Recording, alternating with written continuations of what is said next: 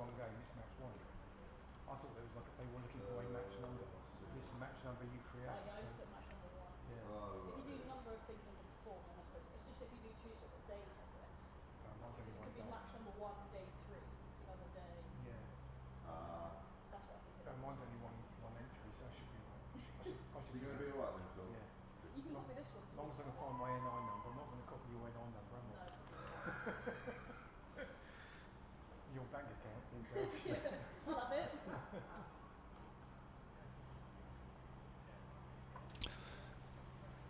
And a very good morning from a slightly cooler Ageas Bowl today. And we are just a few minutes away from getting underway this penultimate round of matches in the Rachael Heyhoe Flint Trophy, a group stage. It is the Southern Vipers against the South East Stars. It is third against second.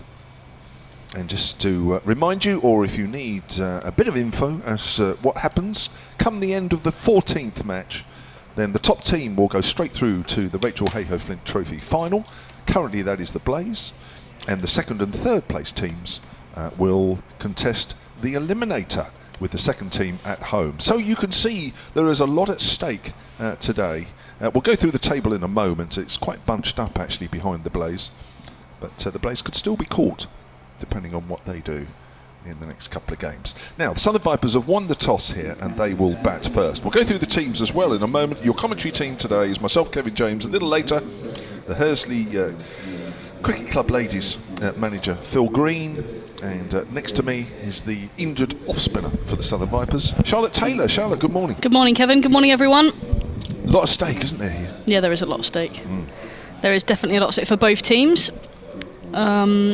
It's just a matter of other results going for the way of different teams. It's all, well, everyone but the Western Storm unfortunately can still qualify. That's all the way down from 1st to 7th. So the Blaze look like they're running away with it at the top. They look like they can't really be caught at this point, especially if they win today. But obviously every other team can still qualify. Of course, the top 3 going through, so the second and third place teams, which at the moment are these two teams in front of us, the South East Stars and Southern Vipers, can qualify for the playoff, which is obviously a big game. Means this one especially is a very big game for both sides. Certainly is. That Eliminator is on the 21st of September. That's next week. And the final at Northampton is on the 24th. So we are rapidly getting towards the conclusion of this competition. So just to remind you, the Southern Vipers have won the toss and they're going to bat first. I'll go through the Southern Vipers side and then Charlotte can do the South East Stars. The Vipers are actually unchanged from the side that beat Thunder at Arundel, a very hot Arundel on Saturday. Ella McGacken, Abby Norgrove, Georgia Adams the captain, Georgia Elwes, Emily Windsor, Freya Kemp, Lindsay Smith, Alice Monaghan, Rihanna Southby, Mary Taylor and Ava Lee. That's how the Vipers look. The two batters are out there in the middle. The South East Stars are there. Charlotte will take you through the teams and take you through the opening few balls. Thank you, Kevin. So for the South East Stars on this Wednesday morning, they've got one change. Alice Davidson Richards, really hard to say, is on England duty, as we know. She played yesterday. So Kalia Moore comes into the side. That's the one change. You got Bryony Smith, Jemima Spence, Kira Chatley, Eilish Cranstone, Chloe Hill, Paige Schofield, Bethan Miles, Kalia Moore, Alexa Stonehouse, Rihanna McDonald-Gay and Danielle Gregory. So that is your South East Stars 11, the two players not playing in that squad, Charlotte Lambert and Maddie Blinkhorn-Jones. So we're going to start here from the hotel end. McCacken and Norgrove, the two opening batters for the Southern Vipers. Rihanna McDonald-Gay has a ball in her hand, number 29 on her back. She got one slip in place and she bowls now to McCacken, who just lays a bat on it and runs it just in front of the slip cordon, which consists of Bryony Smith alone. And there is no run. So the other fielders, she's got a deep third and a deep backward square, quite far behind actually. So there's a massive gap between Bethan Miles, who's at short mid-wicket, and that fielder at deep backward square, McDonagh-Gay. She brings it back into the right-handed McCacken. It goes too far down the leg side, and that's a wide. So that's the first run on the board. And Vipers are 1 for no loss at the cost of a wide. So she just does get that gentle shape in, does McDonald-Gay, back into the right-handers. That's generally the way she moves the ball at good pace. She's in again here, McCacken waiting. And she wafts at that one, does McCacken. It leaves her actually away from the right-hander this time, off the pitch. And there is no run, that's a good delivery. She just needs to be wary out there, McCacken. She's got a long time to bat here. Is probably in need of a decent score. She's had a decent start to the season this year. Her last innings at Arundel against the Thunder resulted in 29 before she was dismissed. That's a cut from McCacken, good shot. Gregory comes around to her right and does well. Doesn't save the second though. Saves the boundary but not the second. That's 2 on the score. Good shot from McCacken, kept it down. Vipers 3 for no loss. Slightly wide from McDonald-Gay there. So McCacken in her last few innings, well the last 2 since the resumption of this Rachael Heyhoe Flint trophy competition. She made 47 at Gosforth against the Diamonds and 29 against the Thunder at Arundel. So she's got 2 starts. So she'll be wanting to just accelerate that even more as we go through. Back of the length delivery that time from McDonald-Gay, and solid in defence is McCacken. And her opening partner, Abby Norgrove, is with her at the non-striker's end, yet to face a delivery. And she'll be wanting to make a good impact on this game as well. These two, a young combination. Abby Norgrove just turned 18, and McCacken only 20 herself. And that's a booming drive from McCacken. Just gets it past Clear Moore at cover. And they pick up 2 more. Cranstone does the fielding. Throws it in with the left hand. She has been known to throw it right-handed as well, Azealia Cranstone, in the last few years. Taught herself how to throw right-handed. As she, I think she went through shoulder surgery. And then had to, on her left shoulder, and then figured out how to throw the ball right-handed as a result of that. Last ball of this first over then from McDonald-Gay, and that's just beating the outside edge of McCacken. That's a brilliant delivery. Back of her length, just left McCacken outside the off stump. And that's 5 for no loss at the end of the first. McCacken just wafting her back slightly outside the off stump. Just needs to be patient. It's first over gone. McCacken, she's on 4. Norgrove yet to face a ball.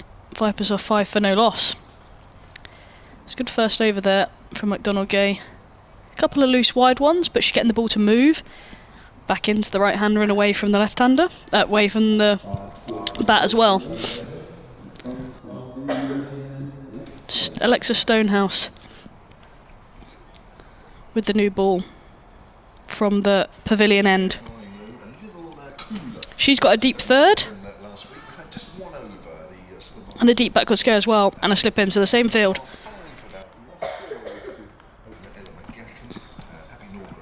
And she's in. Left arm over the wicket to Abby Norgrove, leaves that one alone outside the off stump.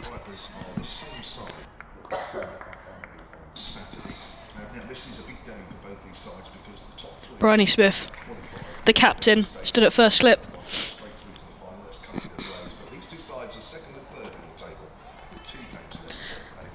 Abby Norgrove wanting to make an impact in this game.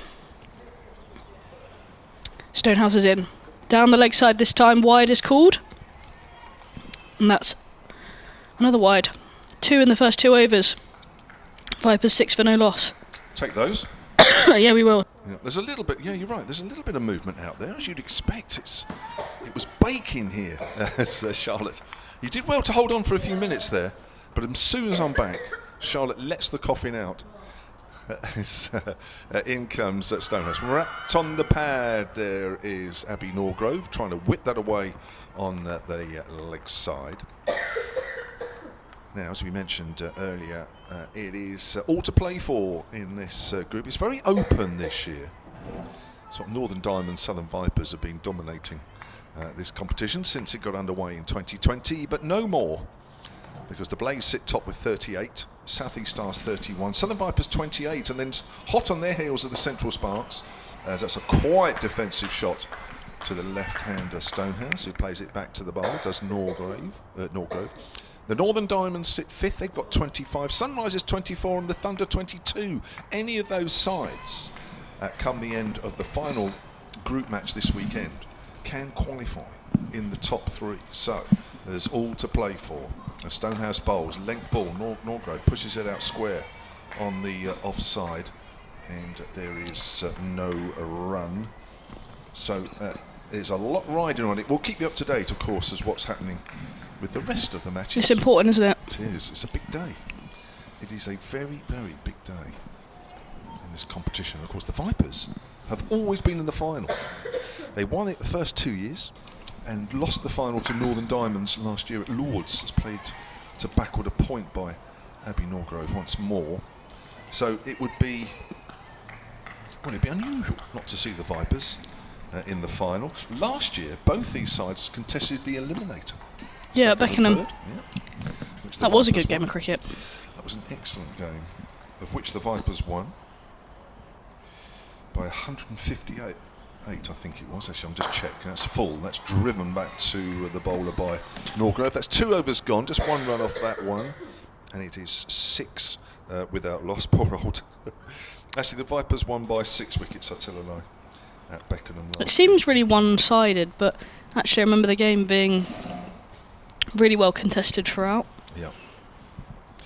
I think what I remember most about last year's Eliminator was a fantastic catch that Maya Boucher took at slip to get. I can't remember who she got rid of, but it just flew at her. Yeah, she's a good fielder. Now, obviously, playing for England, McDonald Gay then start a new one from the hotel end, and again that's wafted out by Ella McCacken. She practices the leave straight afterwards, which I think the shot she should have played. She's got a nice shape on this when she gets it right. She bowls at good pace actually as well, McDonald Gay. She does, doesn't she? I would say out of the 7 balls that she's bowled so far, about 3 have been right on the money, shaping away nicely, and good carry. She's in again. McDonald Gay straighter this time, and McCacken runs that down to Danny Gregory, who's patrolling the 3rd man boundary, and she collects 1 more. Vipers 7 for no loss, and this is the first time today that Abbey Norgrove is going to have to negate McDonald Gay. For me, she's bowling potentially some wicket-taking balls here. Yeah, I think definitely. This is an important first few overs for both these sides. And the ball moves, obviously a bit of cloud cover above. White ball moving around. It's not easy. She's in again, and that's well left by Abbey Norgrove, maybe learning slightly from McCacken. Yeah. Just being patient, don't need to rush anything. Stars obviously looking for early wickets, that will get them into the game. So Southern Vipers just need to hold their horses a little bit. They do. No rush. 50 overs, no rush. It's a long time to bat, and that's just flicked off the legs by Abbey Norgrove. Good shot. Finds that fielder Stonehouse at deep backward square.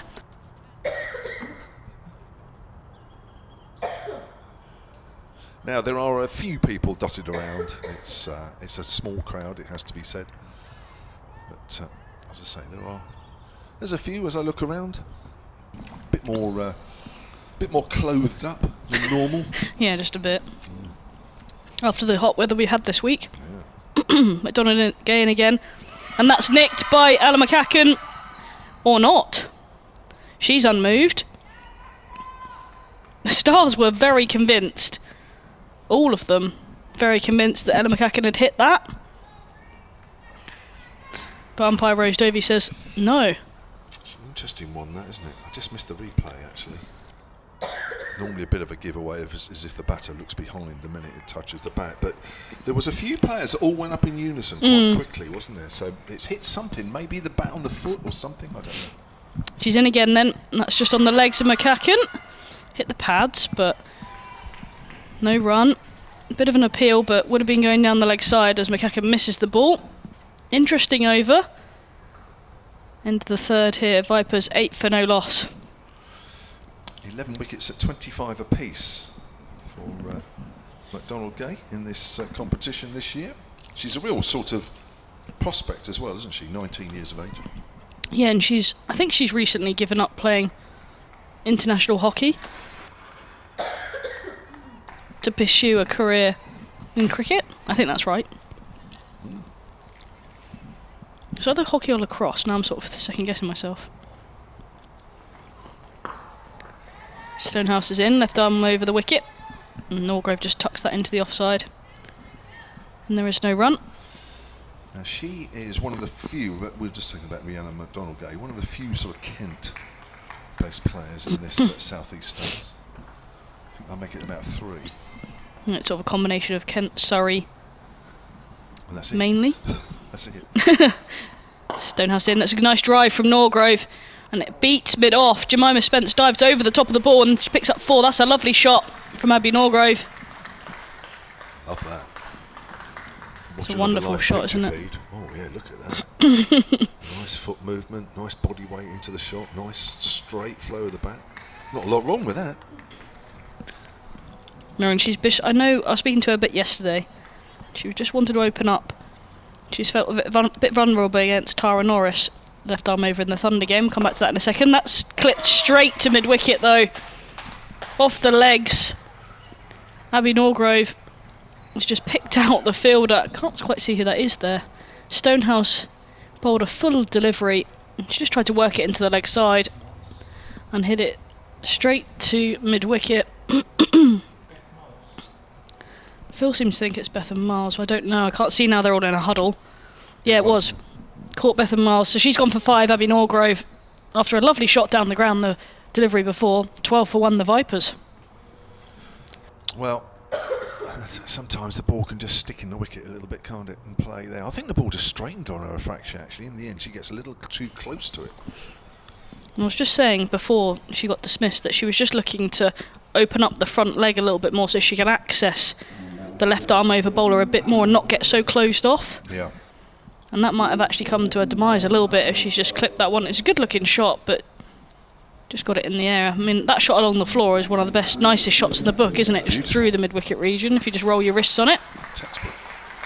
Well, the one before was. Now, here's a player who's having a very, very good season. Captain Georgia Adams, with both bat and ball.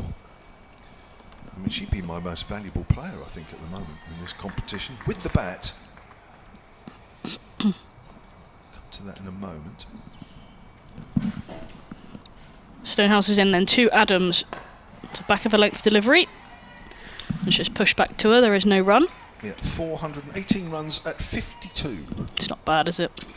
When you add the wickets she's been taking as well, all round she's well, she's very, very, very valuable. 15 wickets in this competition as well, which is the most for the Vipers.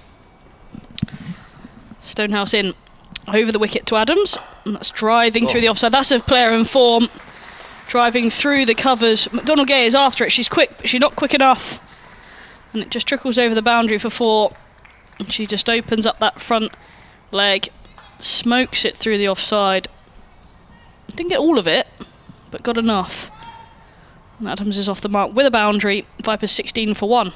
We've seen a lovely straight drive and a lovely cover drive in this over. What more could you want? A booming pull. Well, yes. Not sure she's going to bowl it short here, but we'll find out. Stonehouse, a little bit shorter, hits on the pads of Adams, but would be missing leg stump as it just cushions the blow. That's the end of the 4th. It's Vipers 16 for 1 here. McCacken is 5. Adams is 4. And 2 good overs from both McDonald-Gay and Stonehouse. Just offered enough. But also good batting when the ball's there to be driven. We've seen that it's available to drive and it's been done well. So it looks like a good battle at the moment between bat and ball. Enough in it for the batters and enough in it for the bowlers. Just wondering if this might be one of the hybrid wickets here. It is, I think. Yeah, I think so, just slightly to the right. Wrapped on the pad there, Ella McCacken. Start of a new over from the right-hander, right-hand bowler, McDonald-Gay. It's down the leg side. Leg by signalled. 17 for 1. McCacken looks disappointed there, but actually she played the right shot, just missed it. Yeah, just missed it. But it's not like a head in the hands, oh gosh, I've made a massive mistake, so she just needs to calm down a little bit. Don't fret. No. South East Stars in their familiar yellow tops and dark navy trousers. That's a nice drive again. as it goes out towards extra cover.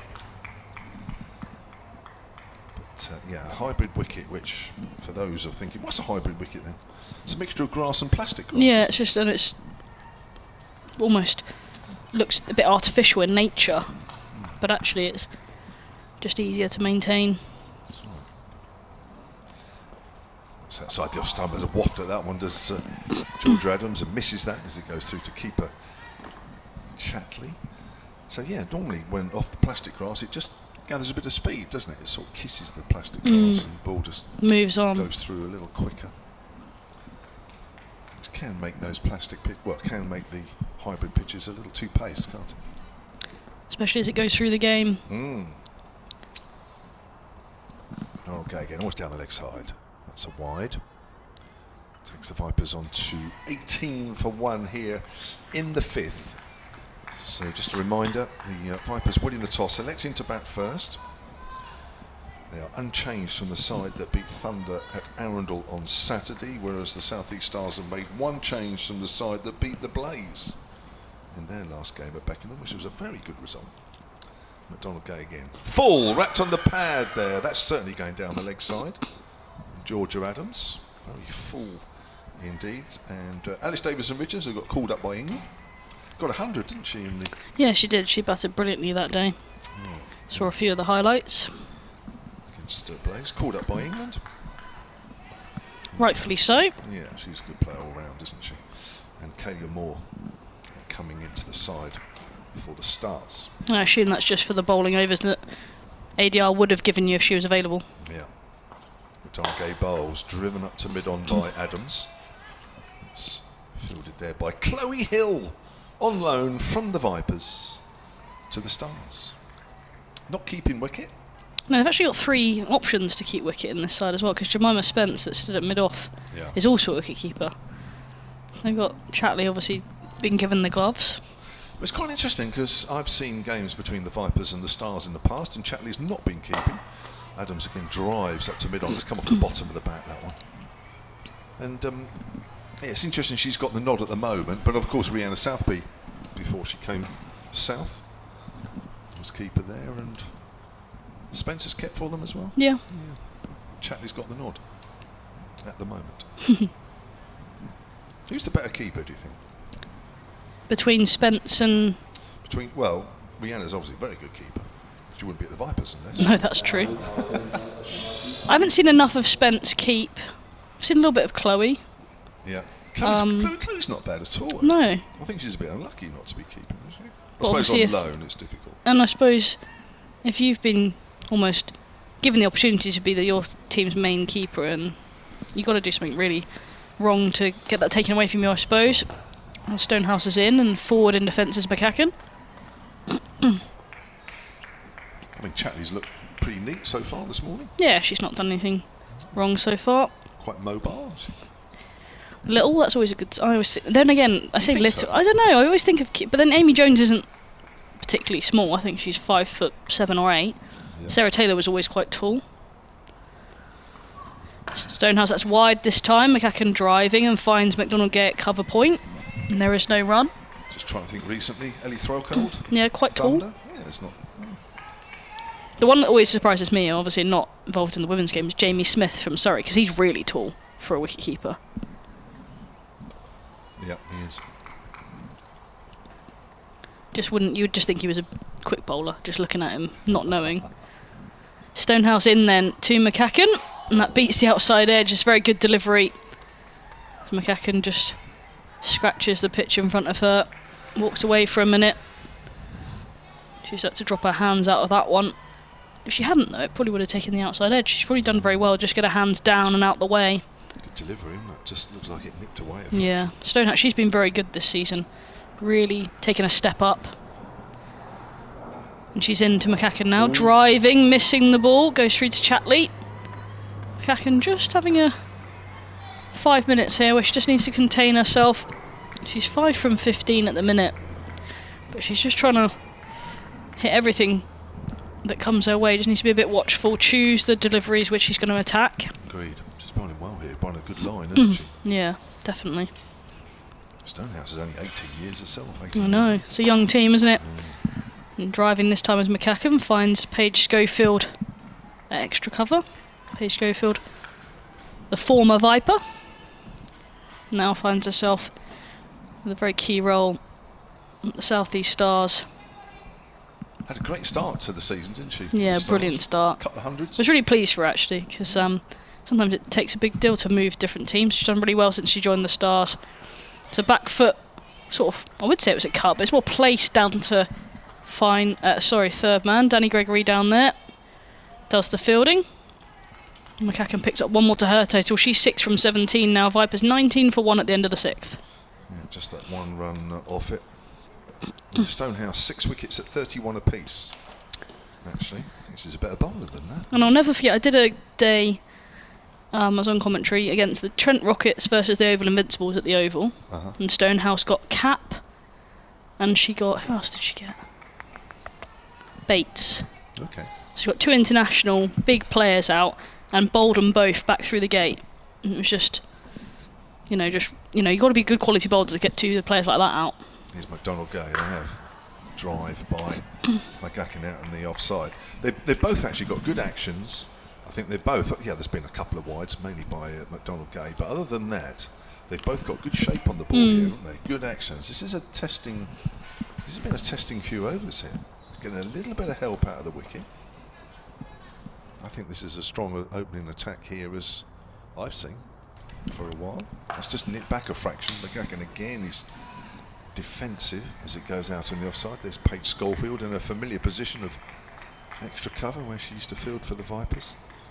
So this is a tough little period here. Just need to work it out as a batter. This is where batting isn't just about whether you're a good player or not. It's actually working out the situation. Yeah, and when you need to attack and when you need to keep a lid on it. McDonald Gay runs away from us straight. McGacken turns that to mid-wicket. Again, there is no run. Keeping the pressure up here are the Stars. So there's no wind, which is good news, but when you look around, the clouds are quite low. It's a scene almost unthinkable in the last couple of weeks here. Yeah, it's quite pleasant actually. I'm quite enjoying the temperature right now. Yeah, it got distinctly unpleasant last week, if we're honest. Drive edge down to third. There's the ball just sort of hanging out there a little bit and just straightening as McGacken tried to execute the shot. Perfectly safe though. Goes down to Gregory at the far end with those long ponytails of hers, which we can see in the distance. That shows you how long they are. And they've been that length for a few years. That was nice, actually. The double plaits. They are. I was at Guildford recently for the Metro Bank Cup game, and when you walk up the stairs in the new pavilion, there's all these pictures of players that have represented Surrey, what have you, from Guildford Cricket Club. It's driven back to McDonald Gay, half stop. They called through for a single. That's good running there from Adam. She was running to the danger end. 21 for 1. And mixed in with that was 1 or 2 South East Stars, and Daniel Gregory is a Guildford player. She's halfway up the stairs there. It's quite nice actually. It's quite a nice. It's quite a nice pavilion actually since they've redone that. They have. Yeah. 21 for 1 then. McGacken has 7. Adams has 5. The one batter out, Abby Norgrove for 5. And here's McDonald Gay. Comes in and bowls. Wrapped on the pad there, trying to work that on the onside McGacken. And that is the end of the over. So McDonald Gay has bowled 4 overs, none for 10, and Alexa Stonehouse has bowled 3 overs. Will bowl the next one, and she has 1 for 10. Yeah, it's a good opening partnership for the South East Stars. They've been known to open with spin as well. So they've gone for the all-seam opening attack on this occasion. Yeah, Bryony Smith's been known to with a raw spin, hasn't she? But they've got lots of options today, as they always do, the South East Stars. Other seam option in Paige Schofield. But lots of spin on offer as well. Miles, Gregory, Moore. No Capsy though. No, and obviously no ADR either. Stonehouse to begin her 4th over. It's a back of a length punch into the covers. McDonald Gay does the fielding inside the ring. So effectively, the Stars, England Stars, are Alice Davison-Richards, Alice Capsey, Sophia Dunkley. Sophia Dunkley. They're the three that they would miss from their starting 11. Yes. Whereas the Vipers have a few more missing. Yeah. They definitely do. Stonehouse at the top of her mark, then over the wicket to Adams, who's driving and misses the ball as it goes through to Kira Chatley. Just suggesting that it's left her away off the pitch. Adams. Not sure if McCacken agrees. She stood on her back, not really paying much attention to her captain, to be honest, but there we go. Yeah, so the Vipers without today Lauren Bell, Maya Boucher, Danny Wyatt. But obviously gaining Freya Kemp back, and obviously Charlie Dean as well. Over the wicket this time. A Yorker length delivery that's narrowly missed off stump. I don't know how that's missed. Look at it again on the live picture feed if you're watching. Can't believe that. Just saw the end of it then. Very good delivery. It's going to be a good one to get rid of Adams, who's in such a rich vein of form at the minute. Narrowly misses the off stump. She's bowling well here. She is. Great line. Absolutely. She's in again then to Adams. Driving this time as Adams, doesn't get all of it. Stonehouse collects on her follow through. Yeah, there's several ways you can watch and listen to us. BBC Sport website and app for the live online commentary, and also for the live picture feed via the Vipers YouTube channel. I'm going to have to keep apologising my cough. I'm awfully sorry. No, don't. No. You've had it for so long now. That we've got Just used to it. It'd be weird if I didn't have it. Stonehouse in then, driving as Adams. Picks up Paige Schofield at extra cover. Good looking shot. Yeah, I know, it's annoying me more than it's annoying everyone else. I can guarantee you that for free. No, it's just interesting. Each game you come with a bigger and bigger water bottle yeah, I know. to help. Just trying to see if I can get it to calm down. You taking any cough syrup for that? Yeah, I have. It's not really working. Emily Windsor from BBC, and obviously in the Vipers Day, I'll come back to that in a second. Just works into the covers, does Adams off the back foot, and there is no run. It's the end of that over. A maiden from Stonehouse, 4 overs, 1 for 10. Vipers 21 for 1. Yeah, she made me last night a honey and lemon type hot drink, and it was foul. It was really bad.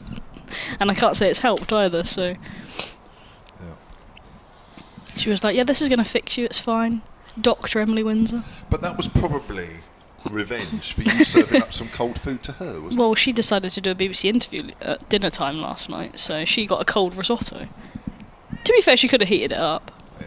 She said it was nice anyway, so that's good. So, Rhianna McDonald-Gay with her right arm seamers is going to continue from our commentary end, the hotel end, and the northern end, comes in again and bowls, and again gets another good ball. She's very watchfully playing from the crease, and this is a very good combination here for the South East Stars. McDonald-Gay and Alexa Stonehouse putting the Vipers under pressure early on. And it's easy to say from this distance, but you just think, well, just hang in there, don't do anything silly. But when you're out there in the middle and you look up and you're scoring at just over 2.5 and over, you're probably thinking, I want to get on with this, That just nips back a fraction, wraps McCacken on the pad. McCacken remains on 7. Just needs to, for me, McCacken just needs to hit the ball a bit straighter. She's trying to find that gap, like I spoke about earlier. Bethan Miles is at a short mid-wicket, and the next field around to her right on the leg side is way behind square, past the umpire on the boundary, and a deep backward square, backward square, I would say. Yeah. That's right. There's a reason there's a gap there. Because the ball shouldn't really be going there. Nice drive, but she finds Schofield at extra cover. And there's no run. But McCacken is trying to find that gap. Yeah. And she just needs to look to play the ball a little bit straighter. So, today, there are plenty of other games going on in this competition. Penultimate round. She's wrapped on the pad again, but this time it's past the diving Chatley behind the stumps, and that might actually go all the way. It's close and it's gone. Now, you look at the far end and you think, well, the rope is a little bit closer than it would normally be. 3 fielders converge on it, and Hall had roughly about the same chance of catching it up, and actually neither of them did in here. And a welcome boundary even if it was off the pad. It was almost like a running race between Danny Gregory, who was at third man, Yes. Bryony Smith, who was at first slip, and Stonehouse, that was at that backward square leg. Who was quicker? None of them. Okay. Almost a Yorker and dug out there by McGacken. So, today the Blaze are taking on the Sunrisers. The Blaze top of the group. The Sunrisers are still in with an outside chance down towards the lower reaches. The Sunrisers are 37 without loss in the 8th. We'll change, you two can change at the end of this one. Thunder playing in the Northern Diamonds. Northern Diamonds 30 for 1 in after 6, and Western Storm, who are the only team that can't qualify, 15 without loss in after 6 against the Central Sparks, who are up in the mix as well. That's turned away. This time she does find that gap square on the leg side, does McGacken, and at the same time she'll keep the strike. Thank you, Charlotte, who's going off to have more water to treat that cough. And the Vipers at the end of the 9th over, having won the toss and elected to bat first, are 26 for 1. And McGacken has 8. Adams has 5. Let's just make sure that Phil can get in. Let's have a look. Hang on. That there will be the one. Morning, Phil. Morning, Kev. Morning, everyone. Been watching patiently there for the first half an hour. Yeah, I think Vipers will be actually very pleased. We've got past through this half hour just losing the 1. I think you're right. Here's Stonehouse again. Nice drive, McGacken. Quite a strong drive, but only as far as mid-off. And there is no run. I think you mentioned about the pitch being hybrid, and I think it's got more pace in it than maybe was anticipated, because at the start the keeper was stood up to the stumps for about 3 balls and then has been back ever since, so obviously it's caught him a little bit by surprise, the pace. Yeah. Left arm over again, Stonehouse, good length ball. Gacken just steers that up to mid-off this time. But you're right, it seems to be coming on quite nicely. Yeah. Maybe the hard ball as well was helping, but they just can't get it away, the Vipers. There's no width. They've bowled well, these two. I mean, both of them are very promising bowlers, of course, but I can recall previous games against Vipers, they both struggled a little bit with the new ball. I remember Stonehouse at Hove once spraying it all over the place in the first She couple did, of didn't overs. she? Down the leg side quite a lot. She certainly tightened up here. That's full outside the off stump. Steered down to third by McGacken. Daniel Gregory, I can't believe she's doing third at both ends, but she's doing third this end. She was doing third at the far end not so long ago. She'd be calling for a bicycle soon. She will. Yeah, and McDonald Gay in the Charlotte Edwards Cup game up at Falkland this year had a really bad start with the ball. I think she went something like 18 off the first over, but they've certainly both knuckled down and done a really good job today. Certainly have. Stonehouse in again and bowls. Adams drives and misses. Not for the first time outside of the off stump. Now the umpire's just having a word with Stonehouse about a front foot. Actually, it's obviously getting dangerously close to the front foot line. That's interesting you mentioned that, because that was in the Charlotte Edwards Cup earlier this season, which the Vipers won by 6 wickets. Now, these two, they've met a few times now in this regional competition. 6 times in this competition alone, and the Vipers have won all 6. Yeah, they have, yeah. That's right. Now Adams cuts powerfully but finds the fielder in the covers. And of the 3 times they've played in the Charlotte Edwards, that's the 20 over version, the Stars' 1 success has come in that. They've won 1 of the 3, and ironically that was here back in August 21, where the Stars won by 20 runs. So the only time in 6 meetings between these sides in both the main competitions, the Stars' 1 success has come here at the Ageas. It's pushed out into the covers off a straight about this time from Adams. Another good over. 27 for 1 after 10, 1 run off it. Also interesting that Stars tend to have a much better record away from home in this competition. They don't win many home games, so they're probably happy to be travelling today. Need to get away from Beckenham then. And Guildford, I don't think they've won a game at Guildford. I think we're going to have the first bowling change of the day now from this hotel end. So Rihanna McDonald-Gay has finished her excellent spell as well, 5 overs for 11. Unlucky really not to have anything in the wickets column. Oh, in fact, she is carrying on. Sorry, I thought it was change of bowling, but no, she is carrying on. A good spell. So in again, and that's turned away by McCacken down to Stonehouse coming in off the deep square leg boundary. That's the end of the first power play now, of course, but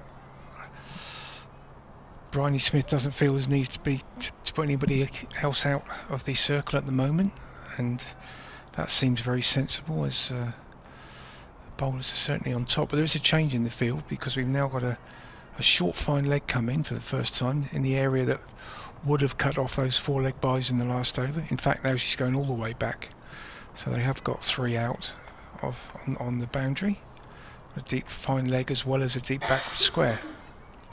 And Smith herself's come out of slip to mid-off. So McDonald Gay in again, and that's a full toss, which Adams, unfortunately for her, picks out the fielder perfectly on the deep square leg boundary for just the single. That was a bit of a release ball for Adams, who's started quite circumspectly here, but probably feels she could have put that in anywhere in that big gap, but picked the one place where there was a fielder. But still, as a single, takes the score up to 29. Adams on to 6. McDonald Gay again, that's short, and that's pulled by McCacken for 4. That was a real drag down from McDonald Gay. It was actually outside off stump, but McCacken had time to pick the gap in mid-wicket, which, as Charlotte was saying earlier, she's been looking for that gap a lot, and this time found it perfectly for 4 runs, takes the score to 14. Good shot as well, wasn't it? It was over a the good top shot. of the bounce, Yeah. kept it down. Powerful shot. Up to 33 for 1. Yeah, it was a good shot from McCacken. McDonald Gay, see if she can come back from that. And that's a Yorker length ball on the offside, and played out to Schofield at extra cover in that position that we were used to seeing her in for Vipers for several years. Always a feature of the Vipers team, several years of her on one side and Boucher on the other in a similar position, and the runs they saved in those one saving positions. Now she's doing it against the Vipers. Those were the days, Phil. McDonald Gay again, that's straight, and again McCacken looking to hit that across the line through mid-wicket. Misses, hits her on the pad.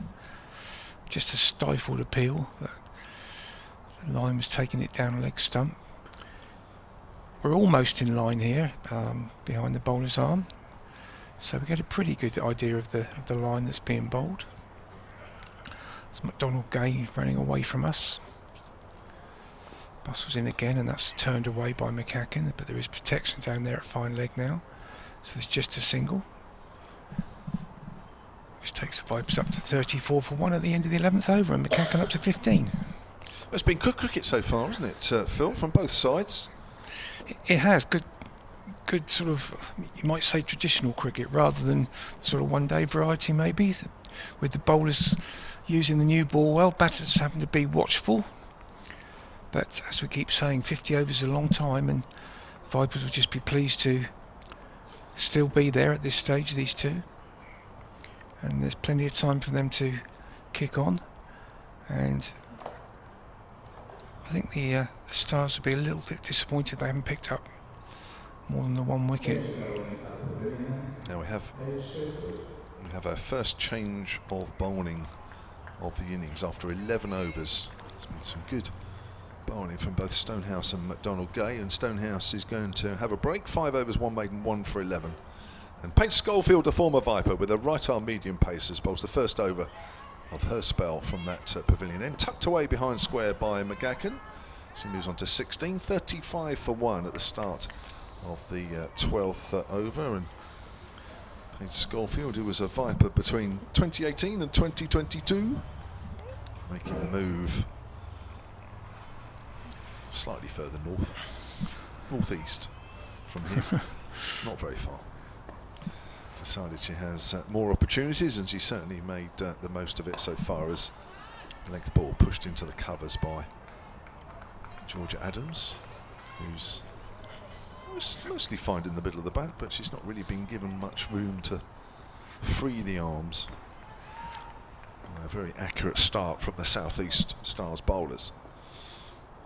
Schofield off a fairly short run, comes in and bowls again and gone big over mid-on. Georgia Adams, now it'll be a couple of bounces, one bounce for 4 up towards the pavilion.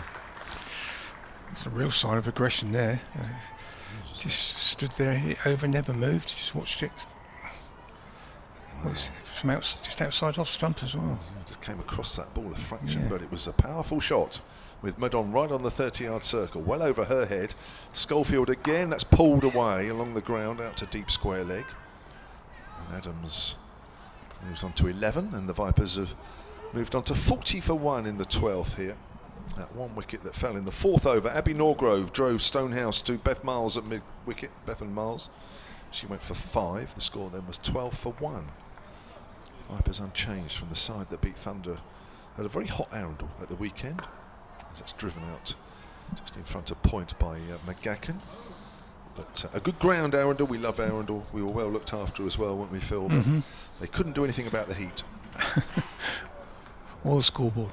Or the scoreboard, which we couldn't quite see. But we're lucky. We've got choice. See, you could have done with one of these at Arundel, because we've got 2 here, one to our right and one to our left. We're spoiled. Here's Schofield pulled away by McGacken in front of square, and that's not going to be cut off. Well, they're big boundary square here, and that has just rolled along the outfield nicely. In fact, most of his journey was across the square, which probably helped. And McGacken moves on to 20. She's played a couple of nice pull shots this morning, Ella McGacken. Last couple of overs, I think the fielder there might not have picked that up too early, I don't think, on the boundary, because she seemed to move for it quite late and then didn't actually sort of go across the line of the ball. She sort of followed it to the boundary more, really. And now I'm not sure it is, but she's landed a bit heavily, I think, as she dived for that. She's looking at her shoulder. Is it Chloe Hill? No, it's not. It's not Chloe Hill. I'm sure it is. Anyway, she looks okay. And we're going to have a change of bowling at this end. And we're going to see Beth and Miles come into the attack. So the first sign of spin today. Left arm spinner, Beth and Miles. I think it might be Jemima Spence out there, actually. Okay, yeah. I think she's okay, but she's still shaking her shoulder. Sent back out there. Yeah, so we've got a left arm spinner in, and we're going to have a slip in, so still quite attacking from Bryony Smith. We've got a backward point, a deep point on the boundary, extra cover mid off. Miles in, that's turned by Adams to square leg, no run. So we've got a square leg and a backward square leg on the 45, and then 2 boundary riders on the leg side at deep mid wicket and at long on. That's Miles in around the wicket to Adams. That's driven by Adams down the ground, lofted, and that's going to be 4 again, as just one bounce perfectly straight back over the bowler's head. There was a long on who wasn't that wide but had no chance of cutting it off. McDonald Gay down here in front of us. So Adams getting into her stride now. Watchful at the start, but she's now moved up to 15 off 24 as the Vipers score moves up to 48. And that was a good attacking shot again, a lot of intent. And Miles in again. Adams cuts this time, but straight to Schofield. Timed well on either side of her. That would have been another boundary, but unfortunately picked out Schofield perfectly. Miles in again quickly, very short run. And that's short again, and Adams does cut it, and this time manages to beat Schofield, but just for a single out to Spence on the deep point boundary. Actually, it's Kaylee Moore, sorry. Oh, sorry, it's Kaylee Moore. Apologies. Yeah, that's okay. Yeah, Kaylee Moore, used to this ground because she played for Southern Brave, of course, in this year's 100. Change of field now for McCacken. We've got deep square going out, and the long on has gone up to mid on. So obviously protecting the square boundaries rather than the straight ones for McCacken as Miles comes in. That's well pitched up, well flighted, and just defended by McCacken back down the wicket. So Miles, 1 ball remaining of her first over. And that's turned away by McCacken into a big gap on the leg side. They're virtually offering a single anywhere there, and then she takes it, accepts the offer, Moves up to 20 as the score goes up to 50. That's 50 up for the Vipers at the end of 13 overs. Bethan Miles playing just her 5th game in this year's Rachael Heyhoe Flint Trophy competition. It's taken a couple of wickets. They've cost her 38 runs apiece. Yeah, she's new into the side this year. First time she's been on a regular basis. Another 19-year-old. As you say, very young side. Alice Cranstone, one of the older statespeople in their side. 29 years of age. She's the eldest in the South East. All three of the bowlers so far teenagers. Yeah. Young person's game, Phil. It is, very much so. So Paige Schofield, who she's one of the older ones as well. 27 years of age now. Paige Schofield bowling from the pavilion end, just making sure she gets the field right with Bryony Smith, her skipper, at mid-off. She's going to be bowling to Ella McGacken. So 50 for 1, 13 gone. The Vipers winning the toss, electing to bat first. Here's Schofield, bowls outside the off stump, and that's guided into the gap, and that should be 4. And it's beautiful placement, but it's also exquisite timing.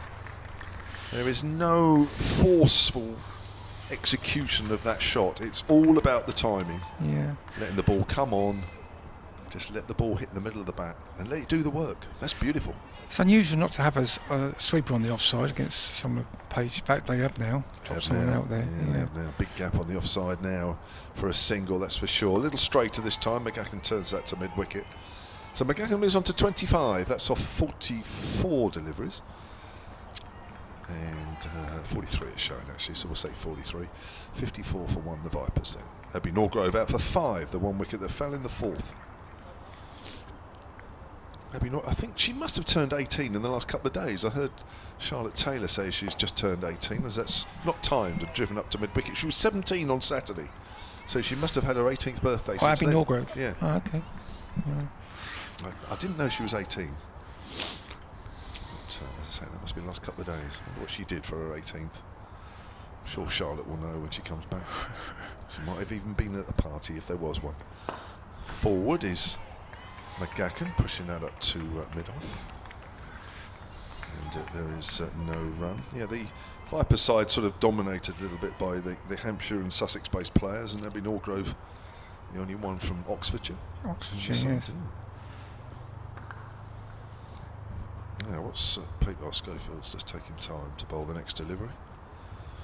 From that pavilion end, comes in again. Short outside the off stump, in the air but safe, hit out point. There'll only be a couple there with the fielder out, sweeping away to our right now. And McGacken moves on to 27 at the, I thought it was the end of the over, it's not. 56 for 1 then, the Vipers. Ava Lee's another one who doesn't come from the Hampshire, Sussex county. She's a Berkshire girl. Yeah. It's nice to and see. Rihanna Southby, of course, from Surrey. Yeah. This is picked on the leg side, and Adams was looking for the single. McGacken didn't want to know. So Adams, having come 4 or 5 paces down, has to quickly turn back to the far end. End of the over, and Schofield's bowled 2 overs, none for 16. Vipers 56 for 1 after 14. And picking up momentum now, the Vipers innings. Yeah, they are. Having a watchful start, which was forced on them really by the Stars bowlers. But Vipers have got through that spell and looking well set now at 56 for 1. Just looking at some of the other scores around the regions. Western Storm, who are the one team, as we've been saying, that can't actually qualify mathematically. But they are 38 for no wicket in the 10th over against Central Sparks. Northern Diamonds 64 for 2 in the all-Northern clash against Thunder. And Sunrisers are 53 for no wicket against the Blaze. And one of the openers there is another former Vipers player, Ariana Dowse. Miles in from our end now, and that's down the leg side. And tried to turn it Adams, but struck on the pad. Yeah, Ariana Dowse, formerly wicketkeeper here, of course, at Vipers. Playing just as a batter for Sunrisers today, opening the batting. And your club player as well at Hursley. Indeed. Miles in again and swept this time back. Oh, and that's dropped. I think that's a chance. It was swept hard. The fielder at square leg which I think is Cranston. I'm not sure if that was... No, it's not Cranston. I'm not sure if that was a chance. Do you I think it was, yeah. It was fairly straight at her, but hit hard and about knee-high. I think it carried, yeah. That is Jemima That's Spence. Jemima Spence there. Put that down, so there's a chance for Adams. That's a big full toss from Miles, and that's got what it deserved from McCacken, who's it could be a no ball as well. I think a very high full toss. Umpires looking at each other. No, it's not a no ball, but it was a poor ball, and McCacken has taken full advantage. And so far, you have to say that the two change bowlers haven't really kept the pressure on here for Stars that the openers had forced. Miles in again, and McCacken, watchful this time, just plays out on the offside. Yeah, 11 overs McDonald Gay and Alexa Stonehouse bowled before they were parted. This time McCacken down the wicket, and she's just driven that straight back over the bowler's head for 4. Miles needs to do something about this assault on her bowling. And that's the 50 partnership between Ella McCacken and Georgia Adams. Off 68 balls in 39 minutes. Yeah, the Vipers had 34 after 11 overs when Stonehouse and McDonald Gay were bowling in tandem. And now here we are coming towards the end of the 15th, and they've got 65. Yeah, it's a big change in the momentum of this game just at the moment. Miles in again, and this time got the reverse sweep from McCacken, but she manages to pick out the fielder at started off at backward point and ended up at short fine leg, if you see what I mean, from the reverse. That was Ailish Cranston. At the end of the over, the score is 65 for 1, and Vipers just getting into the swing of this batting, and Stars need to look at their as we said before, they've got plenty of bowling options, and they might have to start looking at some others. Schofield's bowled 2 overs for 16 and Miles 2 overs for 15. Yeah. You can see why Bryony Smith kept the 2 openers on for so long, which is probably a little longer than otherwise, but yeah. She has got herself, of course, as an off-spin. She's the leading wicket taker for Stars in this competition over the years. Schofield's continuing from the pavilion end, bowling to Georgia Adams. Pushes it up to mid-on. Have to hurry here because it's picked up not quite. A short mid-wicket, but Adams was easily home in the end because it wasn't picked up cleanly, and Adams moves on to 18. It was Beth Miles moving to her left, though, to her strong hand, so it was quite a risky single. It was. McCacken, who's just starting to find her feet here a little bit, drives off a thick outside edge, backward a point. I think there'll be 2 here. Sure, they'll go for 2. They do. As the throw comes in. And McCacken, who's quickly moved on to 37 now, having had a slow start. And it's 68 for 1 here at the Vipers. Just a reminder, the South East Stars starting in 2nd, the Vipers in 3rd. At the moment, those are the 2 eliminator positions, with 2 games to go. Both these sides will be keen to hold on to that, at least, as that's driven out to extra cover. I'm sure one of them might even be thinking about top spot, maybe, depending on the blaze. I guess it's unlikely that they'll both be in the playoff positions at the end of today. Whoever loses this possibly going to be overtaken. I think you're right. There's so many teams just behind these 2 now. There's a real slog wide and mid-on. Well, a hoik. I should say a hoik. It's a bit better than this. It wasn't quite as bad as a slog because he was up there, but it was right across the line with a flat bat as it was pitched up there by Schofield, and she's got the front foot out of the way there, McCacken, and she's just flat batted it over wide mid-on. Yeah, it's really a slog sweep, wasn't it, almost? It was, wasn't it? A very straight slog sweep. McCacken moves on to 41.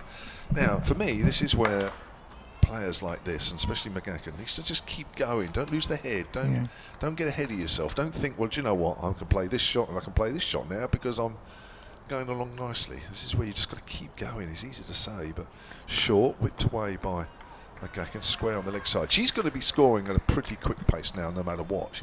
What you don't want a batter to do like this is just get ahead of themselves and actually think that if they're scoring at 3 or 4 and over, then actually think they can score at 5 and 6 and over, and then, as you say, give it away, Phil. But McCacken's going nicely. She's 42 now. She's at the non-striker's end. It's Adams facing slower ball, low full toss, whipped away square on the leg side.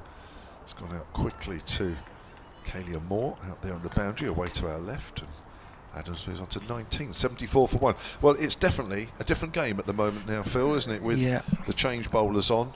And with 16 gone, 74 for 1. Their lengths have not been good. There's been, in the 5 overs they bowled between them, there's probably been 4 or 5 full tosses and certainly 2 very short balls. And we're not talking quick bowlers, so short balls are a bit of a free hit, really. Yeah. But Miles is going to continue at this end, having a long chat with her captain, see what her plans are now. So there are other options. Daniel Gregory, obviously with a leg spin. You've obviously got off spin in Bryony Smith. Yep. Not sure what other options they've got. No, I don't think Spence is a bowler, because I think she might be a little bit of a spinner occasionally, but she's a keeper as well. Chloe Hill's a keeper. Mills is in again, and that's just defended by Adams. Tash Farrant would normally be an option for him, the left arm seamer, but she's injured. And so would ADR, of course, if she was playing. So it's probably just those 2 spinners. Cranstone doesn't bowl very much nowadays. That's another full toss from Miles, and Adams just helps herself. Hits that over mid-wicket for 4, and the Stars really have got some problems here right now. There's been at least 1 full toss every over in the last 5 overs, but they've still got to be hit. You've got to take advantage, and Adams has done that. Up to 23 now, and the Vipers up to 78 for 1. Really accelerating in the last few overs. 66 these 2 have put on. Miles round the wicket, and that's leg stump, and Adams sweeps, and she's going to get a couple more here, I think. As fine leg comes round, in fact, no, good movement from fine leg, and it's just a 1 in the end. Keeps them down to 1. That's a single to Adams, which takes her up to 24. McCacken back on strike, and the field's adjusted slightly. There's 45 in there. In fact, no, she's being moved squarer, and the boundary fielder is being moved finer. Miles in again, and that's swept again by McCacken, but she didn't really get hold of that. And she's still going to pick up 2 though, because there's a gap on that leg side. Stonehouse comes around from deep mid wicket, and runs flowing now, certainly for the Vipers. As the sun comes out for the first time today, we've got sunshine on the field. Crowd filling up a little bit, but still fairly low in number. Miles bowls, and that's a reverse sweep and a big LBW shout, but she misses. But umpire Dovey not interested in that. Of course, there was a big shout against McCacken early on for a caught behind, which might be an interesting discussion point later. They all seem very convinced in that one. Miles in again, and McCacken down the wicket, hits that straight, and this could be going to the fielder at long on, and it is, and it's caught. So exactly what Kev was saying, McCacken may be getting a little bit ahead of the game, taking on the hit down the ground when there was a long on waiting, and Rhiannon McDonald-Gay took the catch, moving in well and taking it low down. So a really important breakthrough you feel for Stars there, as the game was just slipping away. McCacken out for 44 or 57 deliveries. Looks very disappointed. And the Vipers now 81 for 2. Well, I just think the ball before as well, the reverse sweep, it's very full. Rhiannon McDonald-Gay taking the catch, by the way. That was a very full delivery to be hit. That on another day that could be out. That could be out. There will be W or bowled. And then the very next ball, she's done that. And as I say, for me, she just does that. It's almost as you predicted, Kev, isn't it? She's playing too well. She's thinking she's got to do something every ball. I know. Phil Green will carry on, and then next to him will be injured off-spinner from the Vipers, Charlotte Taylor. With a cough as well. Injured with a cough, yeah. So that's a very important wicket for the Stars, because it was just getting away from them a little bit, I think. New batter for the Vipers is the very experienced Georgia Elwis. And we do have a change of bowling at the pavilion end, and the skipper is coming on herself, Bryony Smith, introducing herself into the attack. I think Charlotte's plugged in. Good afternoon, Phil. Hiya. You had a good break? Yeah, I did. I think I've sorted my cough out. I've actually forgot my water, which means I'm going to get really quick. Charlotte's running off to get her water, defying her injury to sprint across the gantry there. No sprinting, just gentle walking. But the water is a necessity. When you've got a tickly cough like mine. Bryony Smith then to bowl from the pavilion end. Right arm over the wicket to George Adams, who's sweeping fine and sweeping for 4. Just a loosener from Bryony Smith on leg stump. And George Adams won't miss out there, especially in the rich vein of form that she's in, Phil. 28 she moves to, 85 for 2. Yeah, she's looks like she's going to get runs every time she goes to the wicket this season. Well, in fact, not just this season, for several seasons, to be honest. We were just having a conversation yesterday, actually. Some of the other girls, we just can't believe she just keeps getting better and better. But then they say your prime, as a cricketer, you don't want to come into your prime too early. Bryony Smith then to Georgia Adams. Tickles that off her leg to short fine. There is no run. It's sort of saying that you come into your prime a little bit later. So she's at 29 years old, almost reaching her 30th birthday, and just keeps getting better and better. Certainly does. Smith then to Adams, takes a couple of steps down the wicket and punches it to mid-on. Long on, sorry, who's out on the boundary. Stonehouse does the fielding. She collects 1 more to her total. She moves to 29. Vipers 86 for 2. Her sister's a good player as well. She promised in blood. Saw her for the first time this year. Good keeper batter. Yeah. Idolises her sister. It's lovely, really. And there's a middle sister, Sophie, as well. Not involved in cricket, but there's 3 of them. Georgia Elwes then facing up to Bryony Smith for the first time. Her first delivery. Slightly short from Smith, and Elwes just works that off her legs to deep square, and she gets her campaign underway. She has 1. 87 for 2 now, the Vipers, after such a blistering little partnership between Adams and McCacken. McCacken hit the ball straight to long on just as she was getting going. Disappointing for her. Adams pushes this one to long on as well, picks up another single. Good batting. Yeah, Kev was saying on commentary about McCacken just needs to kick on from those scores. She's got a lot of 30s and 40s, as was Maya Boucher at the start of this summer, scoring lots of 40s and 50s. You just think there's 100 there for the taking, and absolutely not quite there. Driving as George Elwes misses the ball, hits Kira Chatley on the pads behind the stumps. A full delivery from Smith that time. 18 overs gone, 88 for 2 the score. No, I think you're right. I think she just would be disappointed that she's got the best opportunity open the batting to score 100 every time she goes out to bat. So just to get to 40 and batting brilliantly and just looking to do too much. Got through the hard part of today as well. The first 10 overs from the openers was a very testing time for the Vipers batters, and she got through that. And I think she was just trying to play a shot to every ball at that point, and you don't really need to at this stage. No. But that's all part of the learning curve. Although she's played for a while now, she's still a very young player, of course, McCacken. And you're talking about getting to her prime. She's probably way off that yet. So plenty of years to develop into a real top draw player. Absolutely. We've got Miles still from this end, left arm round. And that's cut away by Adams, and that's going to be 4 more, I think. It's beaten the field on the offside, and that's gone for 4 again. Another loose ball really from Miles. Once it got past Schofield at extra cover, it was always going to run away for 4. Yeah, hit way too powerfully for Kalia Moore out there at deep cover to get round. Went well in front of square. It's a great shot. Hit so powerfully by Adams. She sneaked to 34 from 38 without you really realising, Phil, is she? Yeah, every time she sort of commits, she hits it for 4, it seems. There's nothing in between. That one's just defended, and it's sort of very simple. I mean, we talk about in coaching terms to young kids, don't we? Stop the good balls and hit the bad balls for 4, and that's basically what she's doing. It's a very simple format at the moment. Miles is in again, and this time Adams sweeps in the air, and this could be, I thought it could be out for a minute. She's top edge that, but it was finer than it looked from here, and square leg had no chance actually of getting round, but it was a mistimed shot from Adams, top edge. Yeah, the sweep's probably not one of her strongest.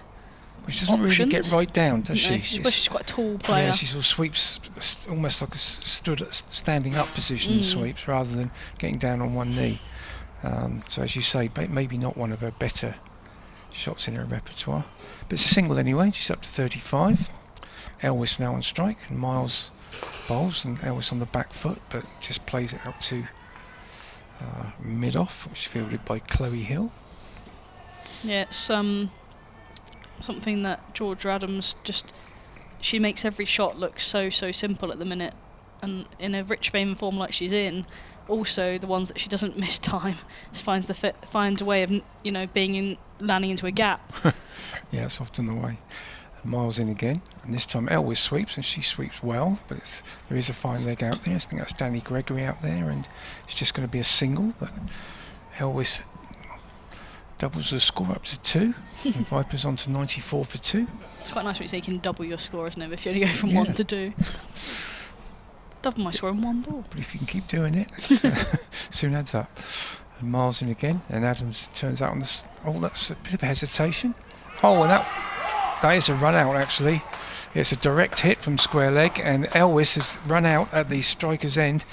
Adams turned it. I think Elwes called it, and there was a little bit of hesitation, and the throw was a direct hit to square leg. Elwes dived. She did what she could, but couldn't get in, and lay flat on the ground for some time, looking really disappointed, and now smacking her pad. I think it was her call. Yeah, it definitely was her call. Jemima Spence at square leg picked up the ball cleanly, and it's just that moment of hesitation, isn't it, Phil, where you're just not quite sure whether to go or not, and it just results in that being, maybe that a centimetre or two short at the end of it. Yep. It's twice in 2 games that she's been run out. Obviously once at Arundel off the deflection with the drop catch onto the stumps. It was in the end from Hannah Jones against the Thunder, run out of the non-strikers end, and then this time run out from a direct hit from square leg as well. You're aiming at 1 stump there, so it's a very, very good piece of fielding by Jemima Spence, but another failure for Georgia Elwes, and through no real it's just those tiny margins, isn't it, which make all the difference. And it was one of those that had to be a direct hit. I think if it had gone to the keeper, she'd have had time to get in, wouldn't she? Yeah. But as you say, a couple of unlucky dismissals for Elwes in succession, and she's a key player in this side, and she looked very disappointed with herself, understandably. But does bring to the crease fellow commentator Emily Windsor. Another player that's in good form at the minute. She has got a good 50. Well, these two had a good partnership on Saturday at Arundel. And it's also prompted a change of bowling, interestingly. Just 1 over from Bryony Smith, and now she's brought Alexa Stonehouse back at the pavilion end. Probably just noticing the change in the game, a couple of quick wickets, just see if they can keep the pressure on getting your strike bowlers back on. The Stonehouse it is, left arm over the wicket to Adams, who's pulling well in front of square, and she's got all of it. It's going to go for 4 more through mid-wicket. So a great shot, 2 loose from Stonehouse to start off with, 2 short, 2 straight, and Adams won't miss out there. She moves to 39. Vipers nearing that 3-figure mark. They're 98 for 3 now. Undeterred by the loss of 2 quick wickets, just carrying on doing what she does, hitting bad balls for 4. Absolutely. She's just on a mission at the moment, is Georgia Adams, so she just keeps scoring and churning out these runs for the Vipers. Stonehouse then fuller this time from Adams, and she pushes that through the vacant cover gap, and she'll just collect 1 to McDonald Gay, who's doing the fielding out there. 99 for 3 brings the new batter Emily Windsor on strike. Her last 2 innings have been quite fruitful. 39 she made at Gosforth. That was coming in later on in the innings, so she was batting with the tail a little bit and did well. 39 there, very good 59 before she danced past 1 at Arundel on Saturday. She'll be looking to go on a little bit longer from there, so a couple of starts for her. She's got an opportunity to go big today. She comes in the 20th over. She faces Stonehouse then, left arm over the wicket, bumper to start with, and just ducks out the way of that one. That's an interesting first ball. Well, she's had I wouldn't say issues against the short ball, but it's not her most favourite when she has to cut and pull, and she's much more comfortable when she's driving. Well, she's had to smash that rather than cut and pull. That would have had to have been a tennis shot, I think. So maybe a little bit too short, bit of that tennis ball bounce. from Stonehouse. Fuller this time, and Windsor is cutting out to deep cover. McDonald Gay does the fielding. She gets her campaign off to a good start. Vipers then have their 100 in the 20th over. It's taken them 69 minutes to get there. That's a good run rate. Well, about 5 and over. I can do the maths on that one, I think. But yeah, it's a good run rate from the Vipers, but they're 3 wickets down, of course. Stonehouse Fuller this time to Adams, who punches that to Chloe Hill, who's at mid-on. There is no wrong. Bit aerial, that, wasn't it? Yeah, a little bit. I thought she might have hit it into the floor, actually. No, I don't think she did. I think it was sort of chipped to mid-on and pitched a couple of yards in front of her. But you might be right. One of those bump balls. Could be. One of those things where you see the crowd catch, so you hit it straight into the floor and then it balloons to a fielder and everyone goes mad. I say everyone, there's about 200 people in the crowd today. This time shorter from Stonehouse, pulling as Adams, and it's almost split. It has split the 2 fielders, but Jemima Spence does well, running round to her left at fine leg and does the fielding. It's good running from the Vipers as well. Adams gets another 2 to her total. She's 42 now. Vipers 102 for 3 at the end of the 20th. Yes, an interesting phase of this game now, because in the 20 overs we've had, there's been sort of 2 distinct phases, hasn't there? The first 10 overs, the power play, you have to say the Stars bowlers were on top and restricted Vipers, took a wicket, kept them tied down, and the next 10 overs, or the next 8 overs, certainly swung back in Vipers' favour with a few loose balls and a lot of quick runs, and then 2 quick wickets have put it back very much in the balance again. So I think the Vipers will still be looking for a quite high total here. You've got to be aiming for 250 plus, I would have thought, at least.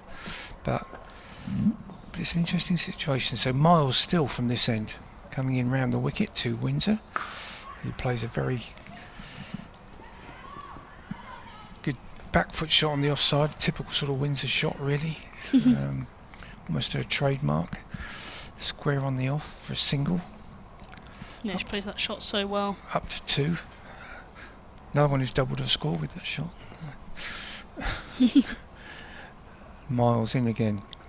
And Adams just leans back, waits for that, chops it away for a comfortable single again to busy fielder out there on the offside. I think that's... It's Killian Moore out there. Killian Moore, thank you. It's okay. Hasn't bowled yet, interestingly. Miles in again. Just defended this time by Windsor. That's a better line from Miles. Actually stump to stump then, rather than that width she's been offering a little bit too much of. In again, Miles. That's turned away by Windsor, straight to mid-wicket. Quite an unusual field for a slow left armer who's looking to turn the ball away from the right hand, and she's only got 4 on the offside and 5 on the onside. And first couple of the balls this over were quite wide of off stump, but she's bowled straight to the last 2, and that again is on the stumps. Windsor drives to mid-on, but it's wide enough to mid-on that she can get through for a single, taking the score up to 3 and the score up to 105. Yeah, Kev said in the last game that Emily Windsor looked like she's hitting the ball harder than she ever has done, and that's definitely confirmed that shot was punched so firmly. This time Adams is very watchful, defends it back, so that's a better over from Miles, just the 3 runs off it, and the score 105 for 3. Beth Miles now 5 overs, 1 for 31. Just commenting on this partnership is a key one for the Vipers, the partnership of Windsor and Adams, because these two have both made it at the moment into the top 10 run scorers in this competition so far. Adams is second, just behind Lauren Winfield Hill. She has 460 runs in this competition, an average of 57.5, and Emily Windsor just scrapes it in on the list at number 10 at the moment, but she's averaging 41 in this competition with 291 runs to her name. So this is the partnership that's key for both teams. The Stars want to break it, and the Vipers want to extend it for as long as possible. And Bryony Smith has said 1 over in Stonehouse is enough, and she's going to come back into the attack. I'm not quite sure what that experiment was about. Maybe it was to see how the pitch responded to the short ball, possibly. And the new batter, I suppose, but yeah, very short experiment. So Bryony Smith then Naomi Windsor pushes that to mid-on. Quick single is taken, and she's very quick, so she gets home easily in the end. McDonald Gay there at mid-on does the fielding, but misses the stumps with the throw anyway, and they collect one more. 106 for 3. Windsor moves on to 4. The fact that she didn't hit it hard that time enabled her to get the single. It was well short of mid-on, wasn't it? Yeah. Adams on strike this time. A couple of steps down the wicket, she digs out a York, ends up Yorking herself, does Adams, and hits that to Bethan Miles, who's patrolling a very, very straight short mid-wicket in there. She's really squeezing. Both these players at extra cover and mid-wicket are squeezing in that ring. Down the wicket again is Adams, and she hits that one to long on. And she picks up another single. 107 for 3. It's a shot of a player that's in form, that getting off strike is so important. Rotating the strike, hitting the good balls, still finding a way to get one. She's doing that brilliantly at the moment, whilst also hitting the bad balls for 4, as you said earlier, Phil. Shorter this time from Smith, quicker and down the leg side. Chatley collects, and it's a wide ball. Another one to the total though, 108 for 3. Windsor just looked at that with disdain, didn't she? She didn't do anything, just watched it go down the leg side. Smith has to bowl that one again then. And she's full and driving his Windsor through the extra cover, the golden gap. Alexa Stonehouse, that is, they look very similar, is after it though. And she's going to pick up 3. She's quick, Windsor. And she gets back for 3 easily. 111 for 3. Good running from the Southern Vipers. I've heard you use this expression, the golden gap. Is that a Vipers thing, or is it? I don't know. Maybe it's something that we've just figured out, but it's the one that's sort of wide of long on and straighter of mid wicket, and then the one that splits extra cover and mid off as well. Oh, so there's 2 golden gaps. Yeah. Ah. Adams just finds Bethan Miles there, diving to her left to cut off that single up to long on. She squeezing at mid wicket to try and cut that one off, which she does successfully there. So yeah, those 2 are the 2 that I don't know where I've got it from, but maybe it is a Vipers thing, and that one is not able to be cut off by Miles or Smith, who's running across as she bowled the ball, but one is taken by Adams. That's 112 for 3 at the end of the 22nd. Adams moves on to 45. Windsor's there with her on 7.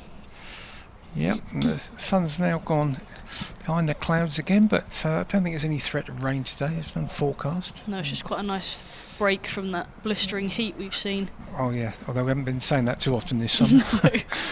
It's nice to have a little break. We're going to get Danny Gregory at this We've got the Danny Gregory fan club we've got down here as well. We've got a fan club, or it might be a solo, I don't know, but somebody just down in front of us seems very excited that Danny Gregory's... her boyfriend Will was down here earlier. I'm just going to say. Will plays for Burridge, doesn't he, locally to here? Will Candy. He's down there, so it might be that... Probably is Will, yeah. Yeah, he plays at Burridge, locally here in... Well, very local to here, actually, just up the road from the Ageas Bowl. And Danny Gregory from our end at the hotel end, introducing to tanks. He's going to be bowling to George Adams with, again, 4 on the offside and 5 on the leg side.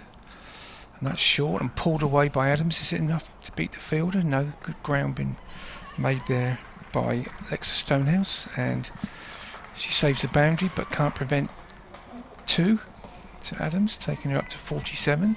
So yeah, Gregory's got 3 and saving 1 on the offside and a deep point, and then 3 out on the leg side, straight mid wicket and a square leg on the 1. Gregory in again with a leg spin, and that's a good area, and just defended by Adams, and getting a round of applause from the fan club down in front of us. Might cheer on every dot ball if we're lucky. Yeah. When there's not too many in the crowd, one person can make a difference. And Gregory's cut away this time by Adams, but there is a fielder out there protecting that on the offside. It'd just be a single. Yeah, Clearmore out there is going to have a lot of work to do. It's quite she has been busy, a lot of space out there to our left-hand side, out to deep cover. She's more of a cover point at the minute. I'm not quite sure the pace of this wicket requests that, but there we go. That one's Windsor trying to turn that on the leg side, and cheerfully cheered on Gregory for beating the bat there. As hits Windsor on the pad.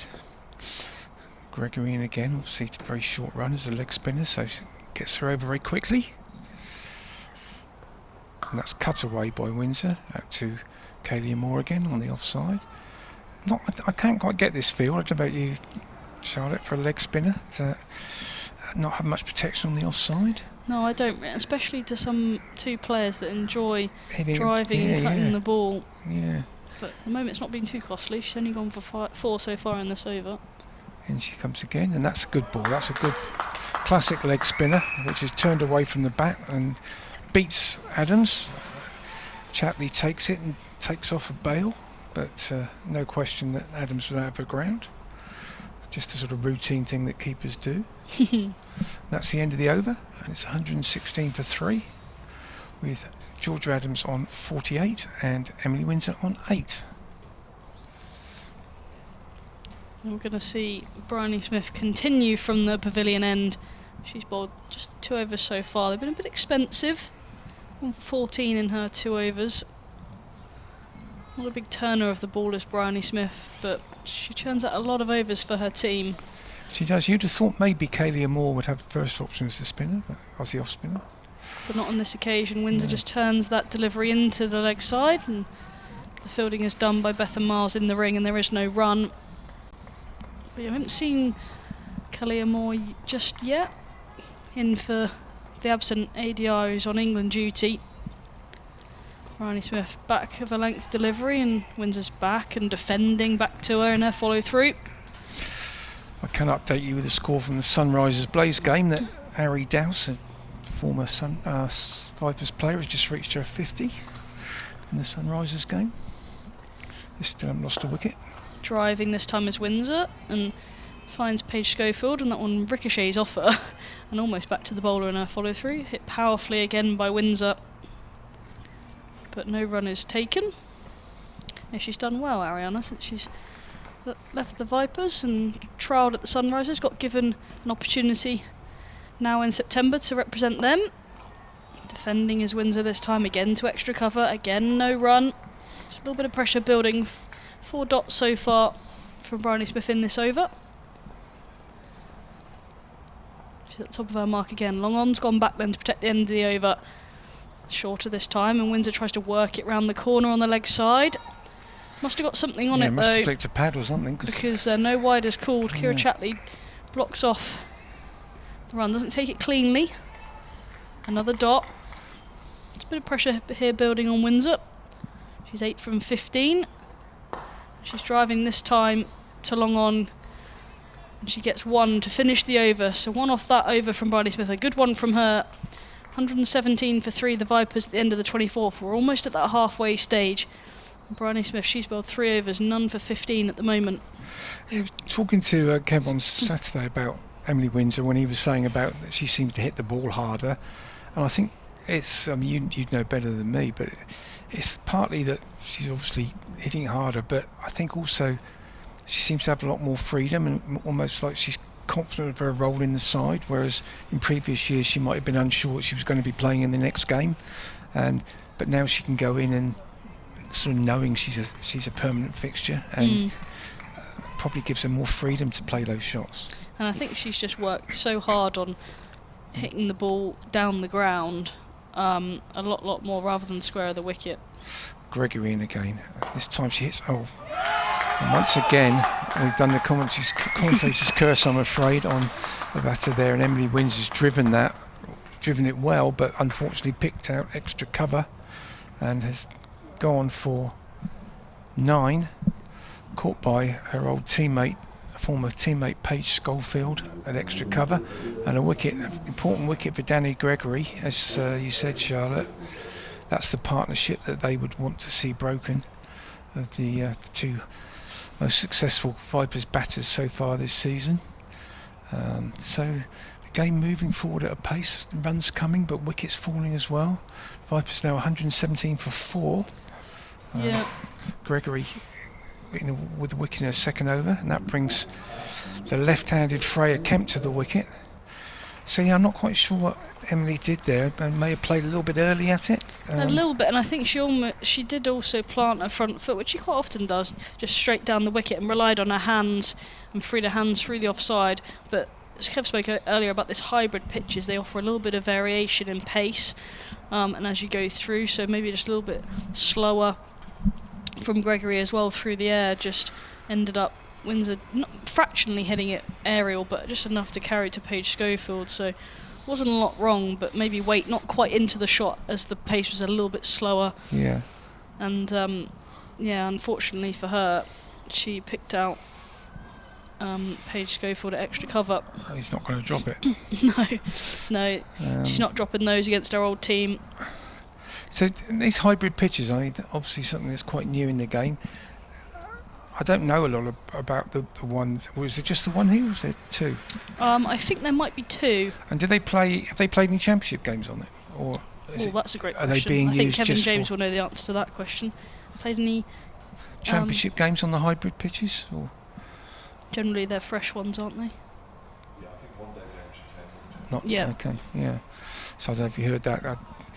Kevin thinks that one-day games have been played on the hybrid, but not so far at championship games. I'm sure that will be the case soon as things evolve and the hybrid wickets become better. Not that they're not good now, but they become more accepted. Yeah, they're just finding their way with them, aren't they? They use them a lot in Australia as well. And quite a few clubs now have gone on. I know they've gone at Sparshot Cricket Club, and Winchester College have certainly got one or two. I think Bashley are putting one in. This provides locally. This provides a different challenge for Danny Gregory, the left-handed Freya Kemp. So the left-hand, right-hand combination of Adams and Kemp now playing in the favour of the Vipers, you would think. Very tight offside field, 5 in a ring on the offside for Kemp, but the leg side field a bit spread. Gregory's round the wicket, and that's full, and Kemp finds one of those offside fielders. And great cheering from the Gregory fan club. They've got a little bit of a squeeze on, haven't they? The South East Stars, with that ring field on the offside, not letting Freya Kemp get an easy single in there. Gregory in again, and Kemp defending on the back foot, just into the mid-wicket. No run. That fielder and Paige Schofield as well, very, very straight mid-wicket. So in line with the stumps, and stump high as they call it. Gregory in again, and that's hit on the pad on the back foot. That must be close. That seemed to hurry on, and Kemp missed it, but umpire wasn't interested, but I don't know if you can see that. Yeah, it's just sliding down the leg just side, sliding down the replay, yeah. She's always going to create that angle. Fielder now goes out to the offside boundary to close out the over. 2 balls to go. Round the wicket again, and Kemp drives this time and does get past extra cover. Bryony Smith misfields there really, so they can come through for a single to get Kemp off the mark. They'll be disappointed in that, I think. The Stars wanted to probably bowl the full over at Kemp. Yeah, it's going to be hard for her to get an LBW round the wicket to the left-hander. You're correct, she comes quite wide on the crease. Yeah. So it's going to keep going on with the sort arm. of skidded on a bit, yeah. Didn't it? She might be better coming over the wicket. Gregory in over the wicket now to the right hand of Adams, who's down the wicket, but just plays it back to Gregory, and that finishes a really good and successful over for Danny Gregory. He's bowled 2 overs, 1 for 5, and the Vipers are 118 for 4. So you're going to keep chatting for 30 seconds while I move across. Okay. I'll be joined by Kevin James in just a second. So yeah, I'll keep going. Kev's going to come back and replace me. But we've got an interesting position in this game. I say it'd be hard to say who's actually on top right now. I think both teams will be relatively happy with the situation. As it's 118 for 4 at the halfway stage. I still think the Vipers will be looking for 250. You'd think so. Thank you, Phil. Phil Green will be back in a moment. So the wickets that have fallen: Abby Norgrove for 5, Ella McGacken for 44, Georgia Elwes 2, and Emily Windsor 9. There's Bryony Smith with her off spin operating from the pavilion end, and I was just excited by that extra cover drive from Freya Kemp. She found the gap.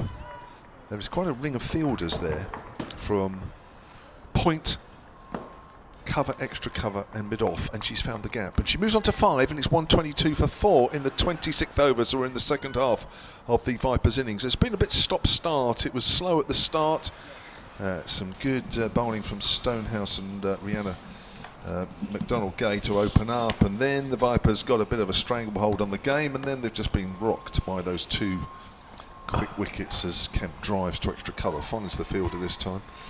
So yeah, it was going nicely with McGacken and Adams were putting on 69 for the second wicket, but from 81 for 1 to 117 for 4, now 122 for 4, it's just slightly different complexion to the innings, Charlotte Taylor. Yeah, it is. Just slowed up a little bit. They're going to have to. Can't keep going at one pace if they're losing wickets. Bridie Smith round the wicket to Kemp. Kemp just plays quietly forward there. She hits a mean ball as well, doesn't she, Freya Kemp? She makes me laugh. I said to you last week, she just makes me laugh. She's just held that forward defensive pose as if there's 25 cameras all waiting to take a photo of her. And actually, I think there might have been half a chance of sneaking a single, but she held the pose regardless. She did. Here's Smith again. Pulls that away in the air, but safe over mid-wicket. Now, there is a fielder at squarish deep mid-wicket. It doesn't pick it up cleanly, allows the batters to come through for 2. Well, if Kemp is out there for any length of time, she certainly will score a quick rate. She's already 7 off 8. Yeah, we've seen her score a good innings at Millfield against the Storm. She got 50 in that game. Almost a Yorker, and almost gets underneath the bat there as Kemp jabs down on that one. But, yeah, she's hasn't really got going in this competition. 115 runs, high score of 47. She didn't make 50 in that game, sorry, 47, an average of 23. She will score quickly. As Saw was an inside edge there as he's trying to play through the line. Certainly not where she was aiming. I think they'll get 2 actually. They do. There's nobody at short fine leg. There's running after that. I think that's Bethan Miles running after that. Is it? No, it's not. It's Jemima Spence. Maybe it's not even. No, it's Kalia Moore. There we go. It's 1 of 11 that have run after that. End of the over, 126 for 4. 26 gone. Close enough. There's quite a few of them that look very similar. Kemp has 9, and Georgia Adams once more holding the innings together at 48 off 56. Yeah, although she was dropped, wasn't she, on 16? Could that be a key moment in this game? That's right. She's had a lot of the strike in the last sort of 10-15 minutes or so. Danny Gregory to continue then from this, the hotel end. She's got a very, very fine deep square, almost like a long leg position for George Adams, which is a bit bizarre. I don't often see that. She's over the wicket to Adams, who's forward in defence. Good length delivery from Gregory.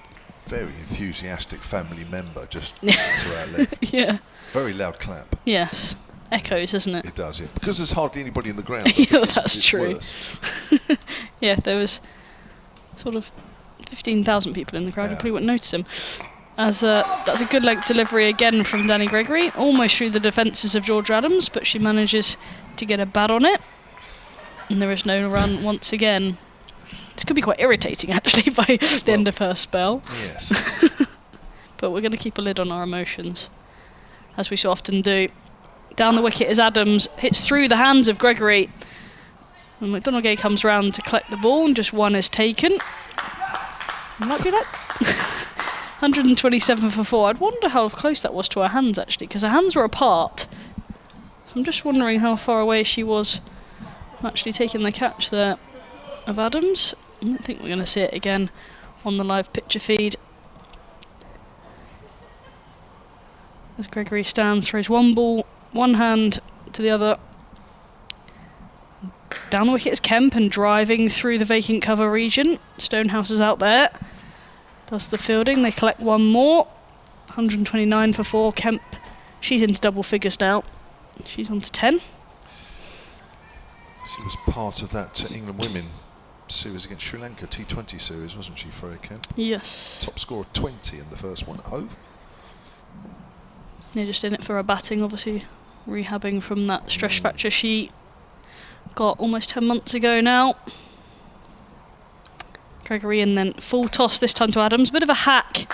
Finds Ailish Cranstone square leg on the ring. No run. That guy must have the warmest hands in the ground. Yeah. Clapping like probably that. the most chapped as well. God. Danny Gregory fan club of 1. She's in again now. And short this time. Adams is pulling, and she's pulled it straight to Cranstone. That's a massive wicket for Gregory and for the South East Stars. Picked up the vital wicket of Adams. She falls one short of a half century. She's gone for 49 of 62 deliveries. It's a good catch by Cranstone. Short square leg in the ring. And it was short. She could have hit it anywhere, Georgia Adams, and so often she does. But maybe that starving of strike for about 10 minutes just allowed her to, well, sort of forced her to have to start again in her innings a little bit. And she's fallen in the end of the 27th over. Vipers now 128 for 5. Having been 81 for 1 in the 17th over, so this is a little bit of a collapse here from the Vipers.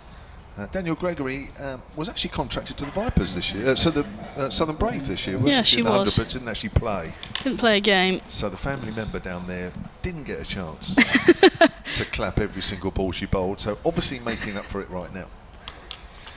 Lindsay Smith is the new batter for the Vipers. Got an email here from Neil Halsworth from Explorer Coffees. Other coffee companies available. silentcricket@gmail.com if you feel the need. Things progressing nicely this morning. Sorry I'm not there to enjoy it, but work prevents me. I shall be streaming all day to keep up to date, says Neil. Lots of rumours and such like emanating from ECB HQ yesterday. And whilst we could debate the merits and disadvantages of all the rumours, I was a bit concerned about the lack of direct references to the women's setup. Is women's cricket going to have to go through yet another transformation in order to meet the demands of format scheduling? I already think there's a bit of an identity crisis with a mix of counties, regions and the 100. A reorg stroke rebrand at this point might put off a lot of newcomers of the last couple of years. I'm generally concerned at this stage, says Neil. I haven't read that article, or I haven't seen that, have you? No, I haven't. So Neil, we can't really comment, 'cause I didn't, we know this is You're ahead of the game, Neil. Yeah, but I don't think anything's happening next year from what I hear. No. Right? I think everything's as As we've is. known in the last couple of 2-3 years. Khalil Moore then. First look at Khalil Moore from the pavilion end to bowl to Kemp, who's driving back to her. Doesn't get enough of it. She collects in her follow through. She bowls a little sort of skiddy off spin. Not an awful big turner of the ball, but will rush you for pace a little bit. As Kemp's back foot cut that out to deep cover. Fielder does well. They just get one more.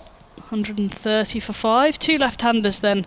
A rarity in women's cricket, to be honest.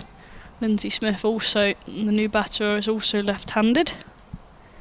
Danny Gregory now taking 18 wickets.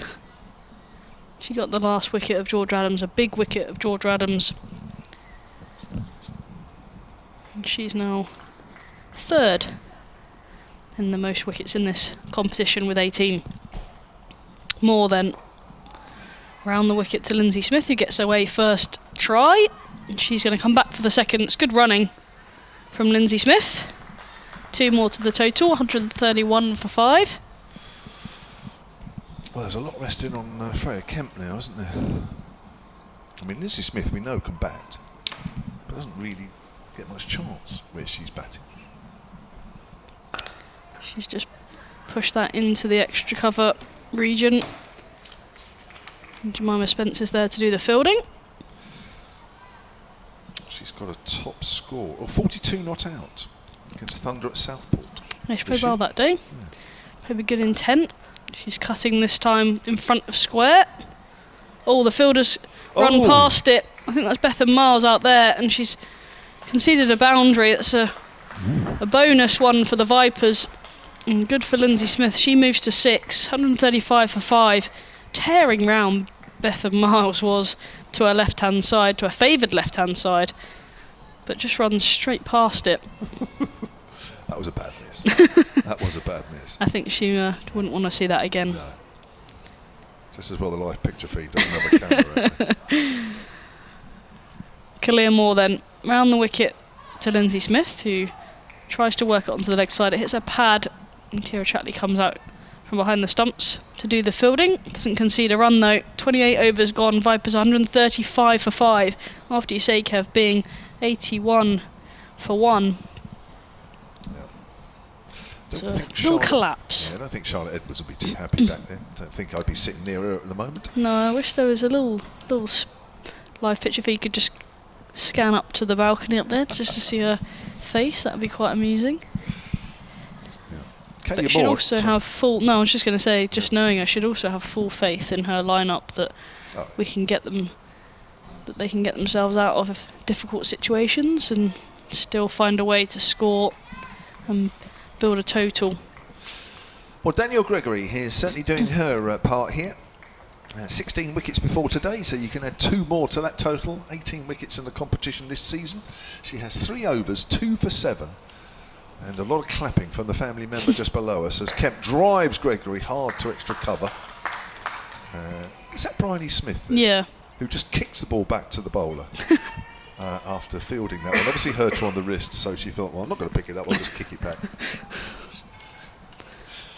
Got a good piece of it. I tried to kick the ball. I think it would go about 10 foot to the left. As it's hurting, she's still wringing her hand out.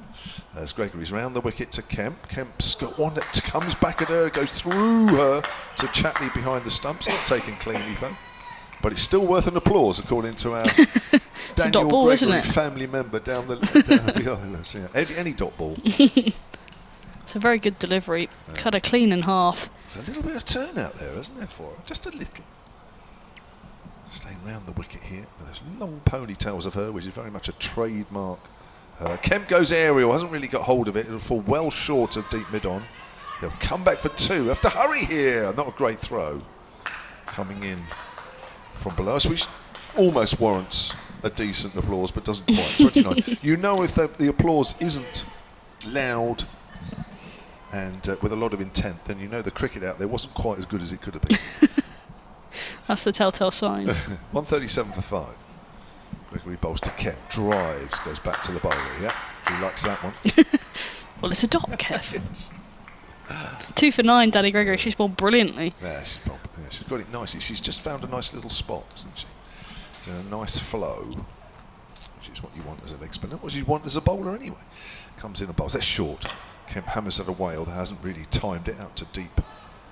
Square, well, deep, actually extra, mid-wicket, isn't it? Where I'm getting my fielding positions mixed up here.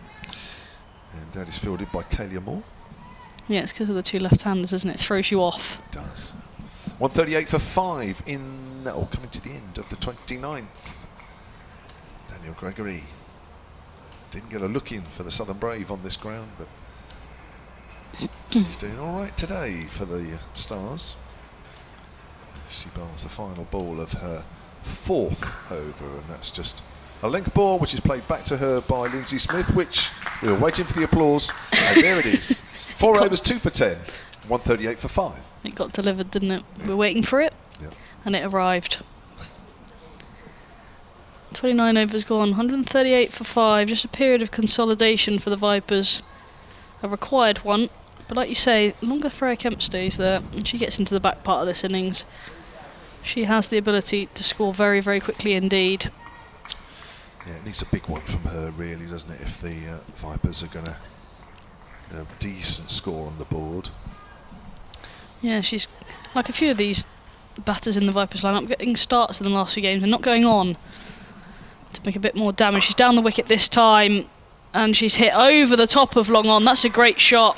For a moment, I thought the fielder down there was in business. Can't quite see who that is down there. I think it might be Stonehouse, but she's got every piece of it and gone all the way for 6. This is a great shot from Freya Kemp. She moves to 20. Vipers 144 for 5.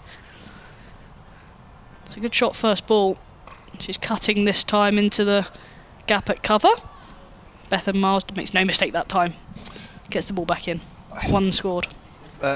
If I'm wrong, tell me, but she was caught a deep mid-wicket at Arundel, wasn't she, Freya Kemp? There were big boundaries there. She was caught right on the boundary. She really was timing the ball nicely. She does hit a big ball. That fielder from long on comes up for Lindsay Smith. Not quite a bigger striker of the ball, but she plays that shot well off the back foot. Running round to her left is Becca Mars. Good running. These two are very quick between the wickets. 2 more is collected. Lindsay Smith, she moves to 8. Vipers 147 for 5. So 2 very different players out there in Lindsay Smith and Freya Kemp. Worked nicely in a partnership for the Vipers here. Worked off her hip this time. Smith, it looks like it's been called a leg bye as the umpire is waiting to signal. And it is. One leg bye is the signal. Just one more to the total then. Vipers 148 for 5. Here, Bryony Smith just has a little conversation with Kalia Moore. Obviously Kalia Moore involved with the Southern Brave as well in the 100. So knows a little bit about Freya Kemp. Would bowled against her in the nets during that competition. And they decide between them that the fielder at fine leg's going to come inside the ring. So that's Danny Gregory down there. Comes up to the 45. And long off goes back this time. It's a shorter delivery and Freya Kemp hits that square on the offside this time. And Jemima Spence does the fielding out there. Looks like she might have swapped with Betha Mars after that misfield. It's the most awkward thing, isn't it, when you get told, oh no, you need to swap now. I made one mistake. One mistake. But you've got to have the fielders in right positions. Could be the difference in a game. It's a length ball that's played back to Kalia Moore. That's the end of the 30th over. There's 20 remaining here. Vipers 149 for 5. Kalia Moore a little bit expensive. Her 2 overs going for 17 so far. Neil's just emailed me, sunnycricket@gmail.com, with the link to that article about scheduling and what have you, and said, here it is, I'm sure you're a subscriber to the said publication. Unfortunately, I'm not. So I'm still none the wiser. Still can't read it. Yeah, Neil, if you've got time in between making coffee, copy and paste the whole article into an email and send it through. Yeah, do whatever it needs, or maybe just bullet points. Just some bullet points. Yeah, just a summary of the important things that we might need to know about. Yeah. Daniel Gregory, in a moment, we'll get another wild round of applause in a moment with this next delivery, I'm sure. 149 for 5 at the start of the 31st, but she's doing a good job. 2 for 10 with her leg spin, driven by Kemp up to mid-off. There's the applause. Right on cue. That's fielded by Chloe Hill. Still of this parish, but not much, because she's on loan. The South East Stars. Here's Daniel Gregory bowls. Kemp drives. Oh, in the gap. Now, I don't think there'll be much of an applause here. Only from the rest of the crowd, the home crowd. That's a lovely shot, as it's wide of mid-off. The family member didn't like that. That's a brilliant shot from Kemp. A couple of steps down the wicket and drives wide of mid-off, like you say, Kev. And brings up the Vipers 150 here in the 31st. It was a golden gap, yeah. My father's actually texted me and said, the golden gap is usually what we just call playing through the V, really. And I was like, okay, fine. Kemp is 26 off 23 deliveries. Here's the next. Short. Pulled in the air. Oh, just over mid-wicket. Just. And it's not going to quite go on the rope. That's a good piece of fielding right on the boundary. It's just 2 to Kemp. And that was Rhiannon MacDonald-Gay there. Sprawled out just in front of the rope. Yeah, that in front of that family member. Wasn't far away from Bryony Smith, was it? Just to her right hand. Couldn't get a hand on it. But it would have been a fantastic catch if she was able to get hold of it. Freya Kemp just needs to be cautious here. Still got a long time to bat. As soon as it left a bat, I thought they could be in trouble here. That's flighted and driven out to the fielder at deep cover. And that will take the Vipers total to 156 for 5, and Kemp on to 29.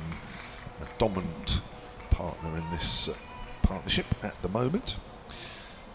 We will, the main contributors for the Vipers so far, Ella McGacken 44 of 58 and Georgia Adams 49 of 61.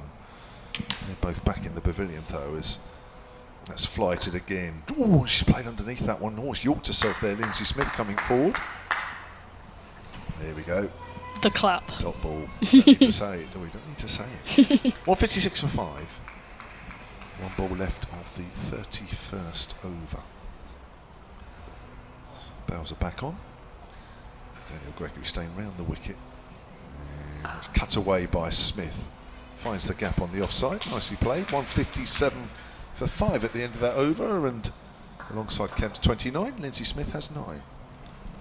A bit of a juggle as the ball came back in. Kira Chatley didn't hit that cleanly, but didn't cost a run. I thought it might have done for a second there. I thought we were going to have an overthrow, but managed to keep it down to just a single. Maddie Blinkhorn-Jones is coming on for Ailish Cranstone. Don't know if Ailish is okay. She's just going off the pitch for a moment or two. She's had a fair share of injury concerned as Ailish. Was she? Yeah, in the last 2 or 3 years, shoulders and wrists and what have you. But this could also be just a comfort break. Who knows? Yeah. But she's got a bib on and she's coming up the stairs. So Maddie Blinkhorn-Jones at the sub-fielder. She's at short third. As Clearmore continues then round the wicket to Lindsay Smith, who's cut that out to the deep cover fielder. Jemima Spence does the fielding out there, gets round well. One more's collected. 158 for 5. Smith moves into double figures, she's on 10. Always busy cricketer, Lindsay Smith, when she's batting, bowling and fielding. More then to Kemp, who can't find a run on the leg side this time as she tries to swat the ball away on the leg side. Bryony Smith, the captain, square leg in the ring. Next to umpire, Rose Dovey, does the fielding. She's got long on, long off back. She so often does to Freya Kemp, who's played that on the back foot and it gets past Clearmore in a follow through. She'd be disappointed not to stop that one. It costs her a single. Freya Kemp, she moves on to 30 from 27 deliveries. 159 for 5, the Vipers. That fielder, long off fielder, comes up to mid-off for Lindsay Smith, who works that off her hip and finds Bryony Smith.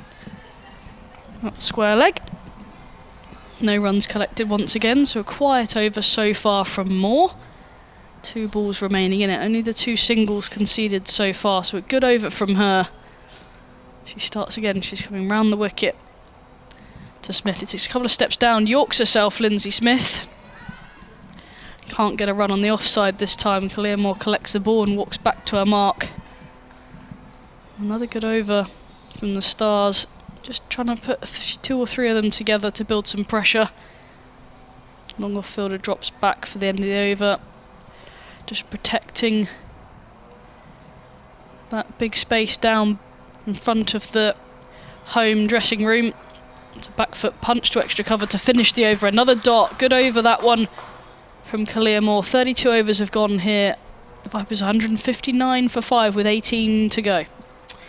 So, a full round of Rachael Heyhoe Flint trophy matches today, a penultimate round of group matches, and only Western Storm, mathematically, have no chance of finishing in the top 3. So there's a lot to play for all of the sides. Oh, and even Daniel Gregory now gets an applause just for having the ball in her hand before she's even started an over. There we go. The Sunrisers against the Blaze. Now, the Sunrisers in 6th. The Blaze currently top the group. The Sunrisers have started well there. 161 without loss in the 32nd over. Ariana Dowse, formerly of the Vipers. Hursley Park ladies, you know her well. She is 88 not out. Well done her. And Grace Scrivens is 66 not out there. Wow, Ariana Dowse has got a bit of a go with the Sunrisers. Here's Daniel Gregory round the wicket to Kemp. Kemp cuts away on the front foot, doesn't time it. Looks like she's just injured herself doing that. What's she done? She just turned her ankle a fraction. Just steps away from the crease. She's a little bit dramatic, is our Freya. So there's probably nothing wrong with her at all, to be perfectly honest. She won't mind me saying that either, I don't think. Because it is true.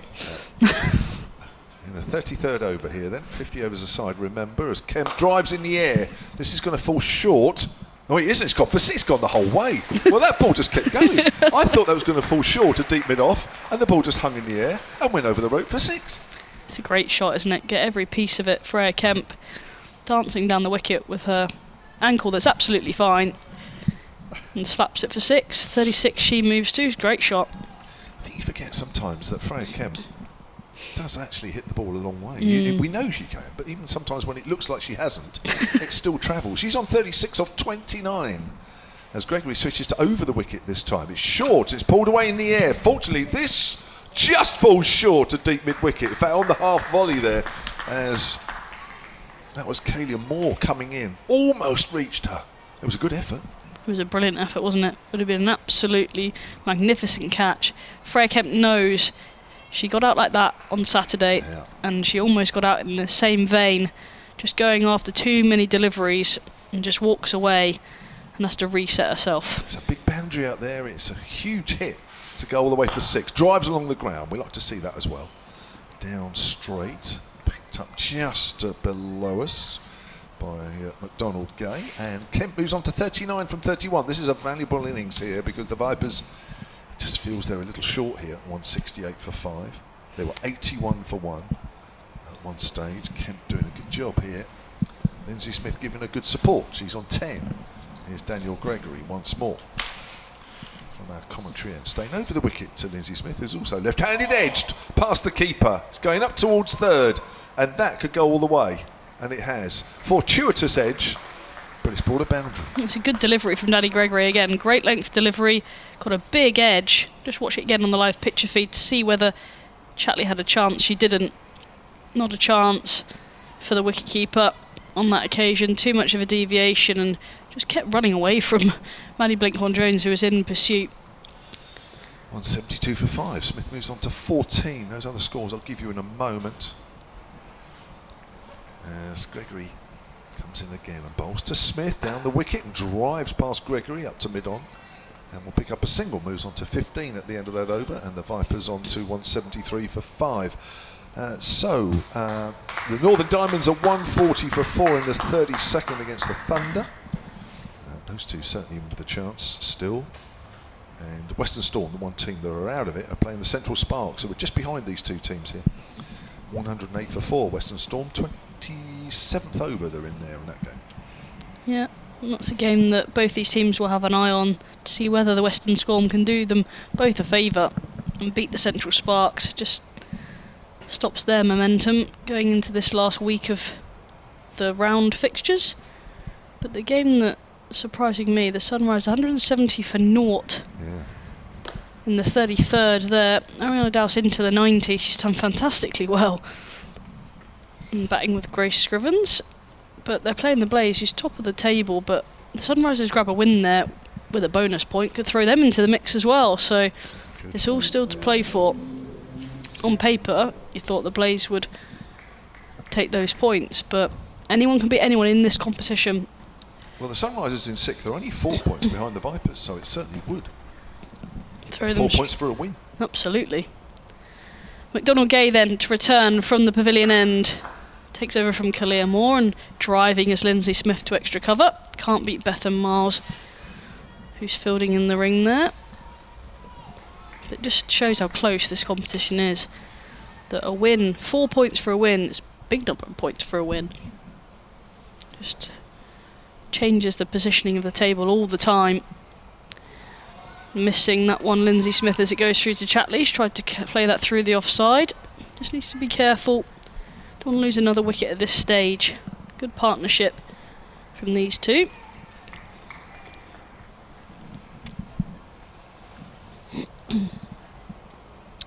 So that's up of our mark again. McDonald Gay runs in round the wicket to Lindsay Smith. Plays that into the offside, into the leg side, sorry. There is no run. The coughing has started. I've done well actually for the last sort of half an hour. I've been okay. You have actually, yeah. It's just, I'm just going to leave you for a couple of minutes, and then after a couple of minutes we'll bring Phil back in. McDonald Gay round the wicket. She bowls and Lindsay Smith plays at that one, but misses.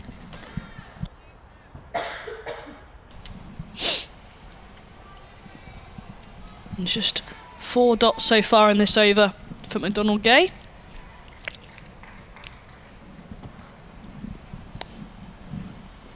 Pressure building by the opening bowler. Driving is Smith up to mid-off. There is no run once more. I can help you out for a minute. What a time for the tickle. I know. It's very irritating. She's just having a conversation now, Bryony Smith, with her bowler.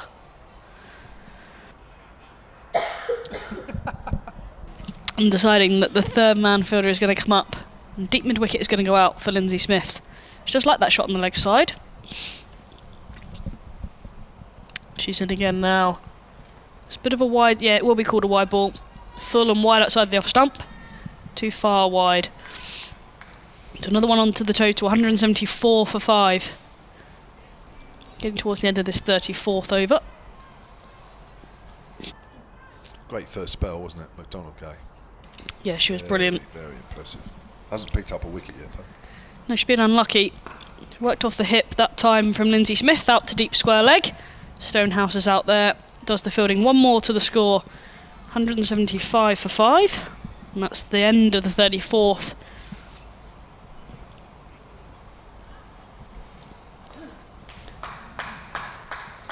Another clap as Danny Gregory probably is going to continue, I suppose. And that's why she's going to get a clap from the supporter down here. Yep, she's going to continue. She's bowled well so far. 6 overs, 2 for 32.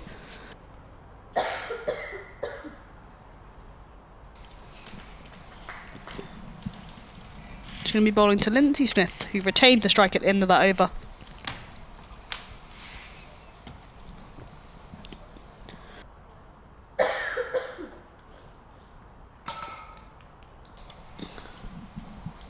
She's got a long on, deep cover, deep, really deep backward square and a deep mid wicket. And Lindsay Smith beats point that time. Alexa Stonehouse runs round to her right and they collect one more to the total. 47 runs this partnership's worth so far between Kemp and Smith. 176 for 5 the score.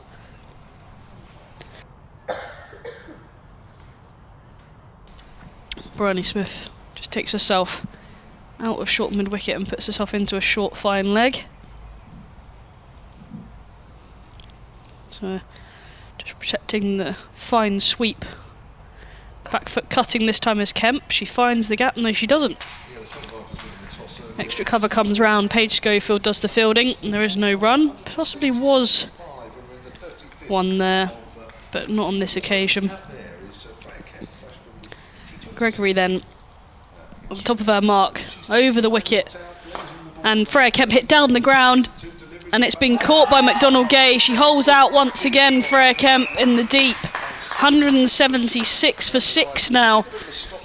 Freya Kemp falls for 39. She took a couple of steps down the wicket and hits down the ground, and she's just doing the slowest walk off I've ever seen, I think, with her bat raised above her head in frustration.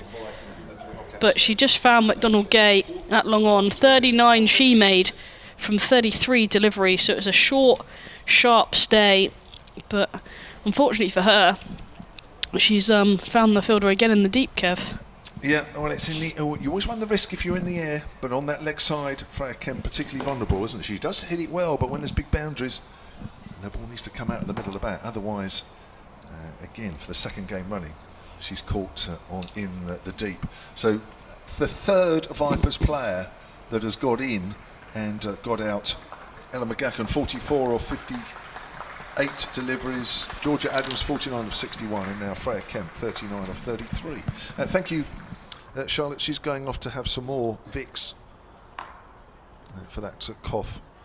So 176 for 6 in the 35th over here, and that partnership between Lindsay Smith and Freya Kemp, as I do quick calculation in my head, was worth 48 for the 6th wicket. The main partnership of the innings so far for the 2nd wicket, 69 between Ella McGacken and Georgia Adams.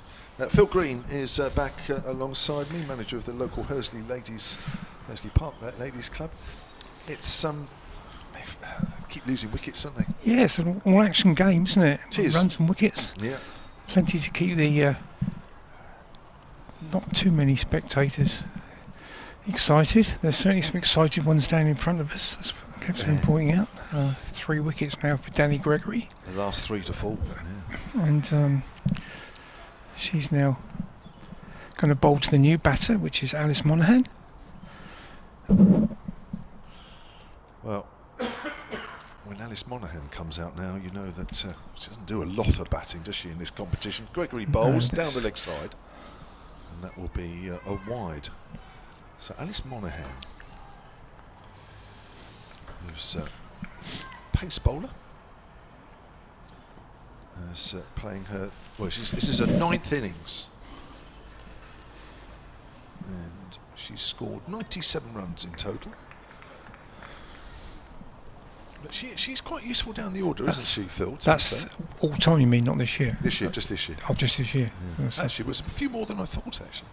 Yeah, because she hasn't batted much over the years. What's happened here? Danny Gregory's pulled up in her run-up. Something's happened. Is she okay? She's bent over. What's happened? Something happened in her run-up there. And she got a foot problem or something. It's a bit of concern for her here. Shin, knee. She's walking back. Hmm. But, Alice Monaghan's top innings this year, 34 not out against the Sunrisers in Chelmsford. Other than that, she bats quite low down, doesn't get a lot of a chance. She hasn't had many chances with the bat over the years, as you say, but she's certainly got a chance today. Certainly is. With 15 overs remaining. So she looks like she's just about ready now. She hasn't got a long run up to worry about, but clearly something's bothering her. Low full toss to Monaghan, who doesn't time that. She is in a bit of pain. Yeah, she doesn't look happy. No, she doesn't. Some concern from the people in front of us down below, I would imagine. Yeah. So she's doing a good job. She's into her 7th over, 3 for 34. The wickets of Windsor Adams and Freya Kemp. 3 big scalps. They are big scalps. Comes in again and bowls, flighty, driven by Monaghan up to mid-off. Wants the single, but it's gone a little too quickly to Chloe Hill. On loan from the Vipers, Chloe Hill. Signed full-time pro at the start of the year. Probably thought she had the wicket-keeping job sewn up after Carla Rudd retired last year, but then they brought in Rihanna Southby from the Stars. There's a drive. This time it's wide of Chloe Hill. That's a nice looking shot from Monaghan. Oh, will pick it up just in front of the rope. And that's all they're thinking about 2, or certainly Monaghan's thinking about 3, but Smith wasn't. And that is the end of the over. 179 for 6, 35 gone. And Danny Gregory, having finished that over, is leaving the field.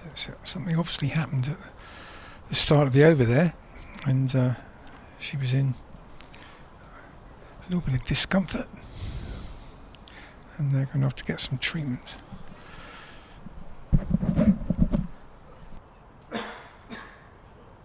Sorry, I don't know if it's anything to do with being in this commentary position, but I'm now starting to cough as well. Had an interesting tweet which Charlotte would be interested in, that someone's picked up on the Golden Gap.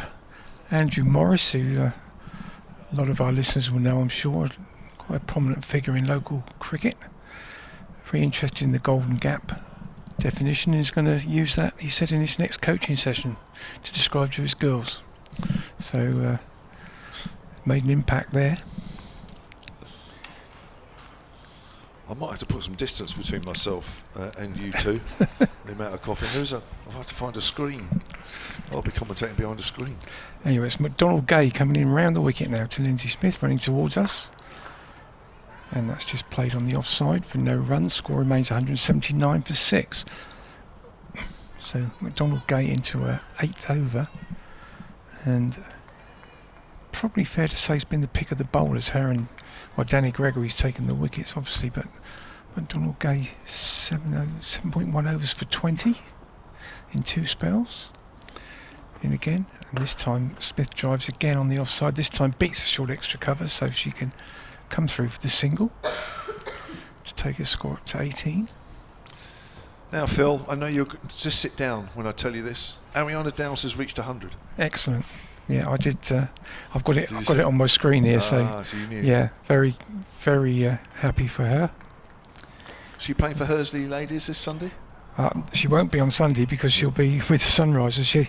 Unfortunately, one of the effects of girls progressing is that we don't see them much at club level. Harry hasn't played too many games for us this year, which is great for her, of course. But yeah, we've missed her a lot this year. Not just her playing, but she's a really good character in the group as well. So we're all very, very pleased for that today, with that news. McDonald Gay in again, and that's down the leg side. I think it just flicked the pad. That's why it wasn't given a wide. Good take by Chatley. So yeah, and to be playing just as a batter, which is an interesting development for her. There's too many keepers around, isn't it? It's like Chloe Hill playing as a batter Yeah, for the Stars. and Jemima Spence in this game as well. McDonald Gay in, and that's played off the back foot by Monaghan for no run. There's some good keepers around too. I mean, if Harry's not keeping, that means that there's a good keeper there in Amara Carr. So, yeah, a lot of good keepers around. I thought the one on Saturday for Thunder, Threlkeld, Yes. really good as well. Oh, and that's inside edge from Monaghan. She's just got it somehow down just past leg stump, and that's going to run away for a very fortunate 4. Very welcome 4. Sort of tentative shot outside the off stump, and it went between. I'm not sure it missed the off stump or the leg stump. Leg stump. It's missed the leg stump, yeah, but it's gone down very fine and run away for 4 runs. So McDonald Gay continuing to impress here with the ball, but on that occasion it's cost her 4 runs. In again now, 3 out on the leg side. As Monaghan pushes out to backward point, but Cranston, who's now come back onto the field to replace Gregory, manages to save the single there. So the 12th man still on, 12th player still on, sorry. Which I think is Maddie Blinkhorn-Jones. Yeah. So we had 36 overs, haven't we? 184 the total. So the wickets that have fallen so far in the 4th over, Abby Norgrove was caught at mid-wicket off the bowling of Alexa Stonehouse for 5. 17th over, Ella McGacken caught at deep mid-off by Rihanna McDonald Gay off the bowling of Bethan Mars for 44. Georgia Elvis run out for 2. Bit of hesitation, wasn't there, as Georgia Adams hit it towards square leg, and there was a direct throw from Jemima Spence. Elvis diving to the keeper's end, couldn't quite get there in time. Emily Windsor drove Daniel Gregory to extra cover. Paige Schofield picked that up. She made 9, and Georgia Adams mistimed a pull shot off Daniel Gregory, and ball just looped up to square leg.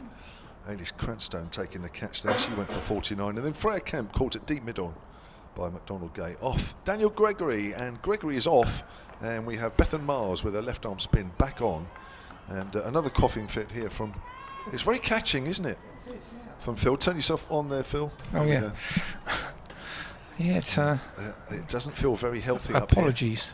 Up here. As Miles bowls, driven by Lindsay Smith down towards deep mid-on, and she moves on to 19. 185 for 6. This is definitely not the place up to be if you want to be healthy, because I'm accompanied by 2 people who are coughing. I'm glad it's not an enclosed space. I'm glad in front of us we've got quite a wide area out onto the field of play. But I think if I was in one of those small commentary boxes that you have and enclosed, I would be a little worried with the like germs flying around. Like at Hove or somewhere, or Beckenham. Yeah. Other grounds available, of course, with small commentary boxes. Well, I wouldn't say the Oval is.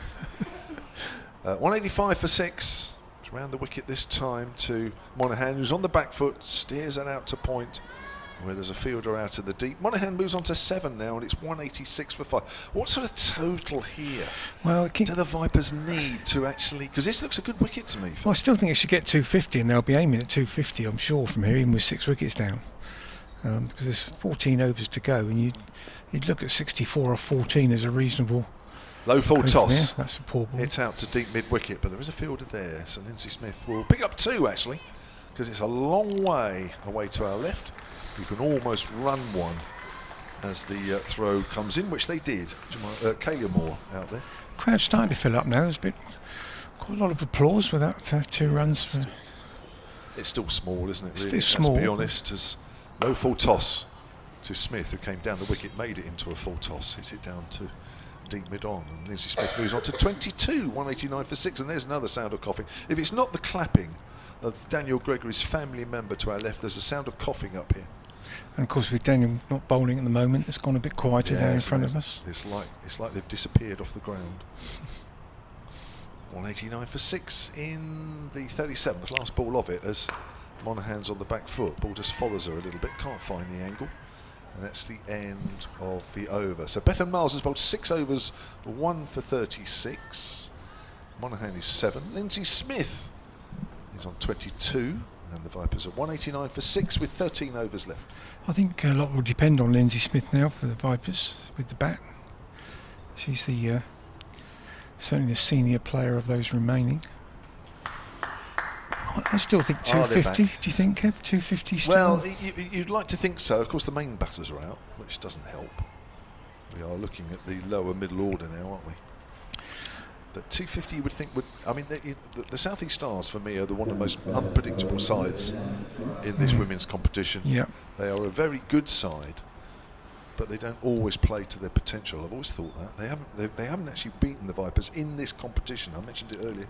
6 matches these two sides have played in this competition over the 3 years, and the South East Stars never won it. And only 1 in 9 overall over the 2 competitions, I think you said. Yeah, one out of 3 in the Charlotte Edwards. Danielle Gregory now back on the field, so obviously the injury wasn't too bad. She's out deep square leg or deep backwards square leg. And we've got Bryony Smith back into the attack. Just bowled 4 overs so far, 23. She's going to bowl round the wicket to Lindsay Smith. So Smith to Smith. And that one's just played out gently on the onside for no run. Schofield fielding.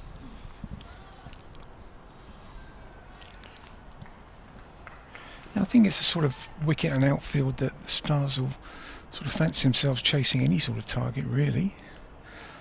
And that one's beaten the bat, and there's a stifled appeal for LBW, but no real interest, and the ball just trickles out on the offside for another dot ball for Smith.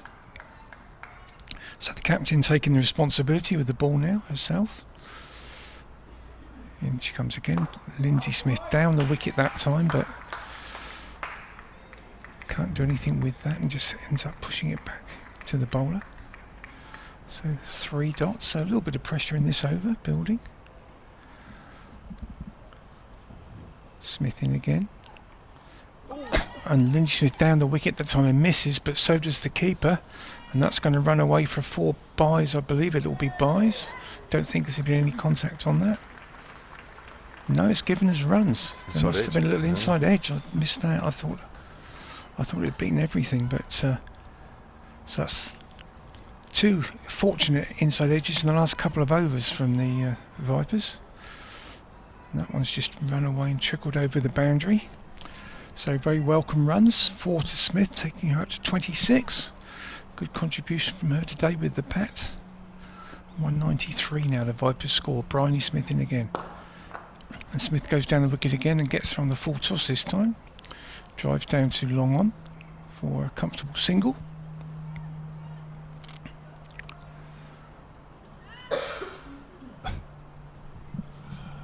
Charlotte Taylor in the background, you can hear. Field changing now for the right-hander, right-handed Monaghan.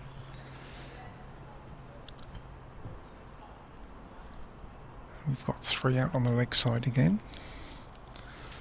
Smith is now back over the wicket, and that's just a bit quicker ball and just forcing Monaghan to the back foot, and she plays it back down the wicket for a single. So 5 off that over, and the Vipers have moved on to 194 for 6 off 38.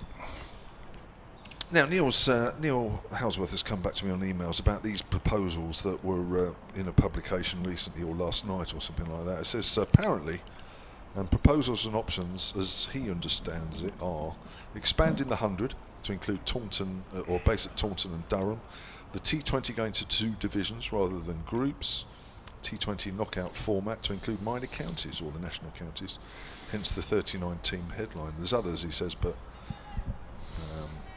those are the main ones. Listen, I haven't read the article, but I think you'll find that a lot of these meetings, lots of proposals are discussed, and publications that find out about it just print them, it doesn't mean actually that anything's ever going to happen. As a new over from Bethan Miles is driven strongly out on the onside by Lindsay Smith, wider mid-on, hence they come back for 2. Total moves on to 196 for 6. So, listen, I haven't seen those, but I think you'll find that lots of things are discussed at meetings that never go any further than that particular meeting. So it doesn't actually mean that that's actually going to happen. But we'll wait and see, because some of them obviously are at the end of the day. Driven in the air, but past the bowler. Down to deep mid-on once more. Smith moves on to 30. Again, this is valuable runs here towards the back end of the Vipers innings, and another batter that's got in. None of the Vipers have really gone on to big scores. 44 from McGacken, 49 Georgia Adams, 39 Freya Kemp, the main scorers so far. Smith has 30 from 36, but it's Monaghan to face the next delivery as the field changes for the right-hander.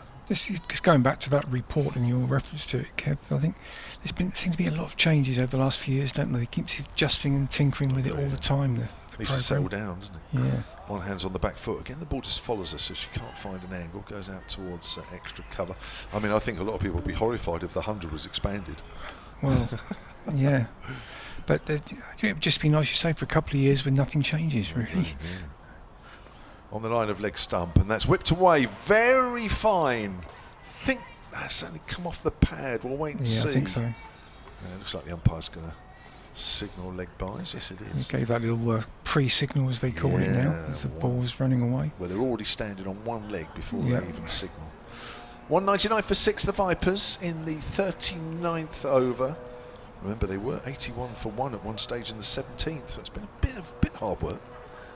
On the back foot there, Monaghan cuts, only finds the fielder at backward a point. No run. I think if you look at the evidence of this innings, that the key time with the bat for the Stars could be the first 10 overs, which was a tough time for the Vipers, but so it'd be quite interesting to see how they open up.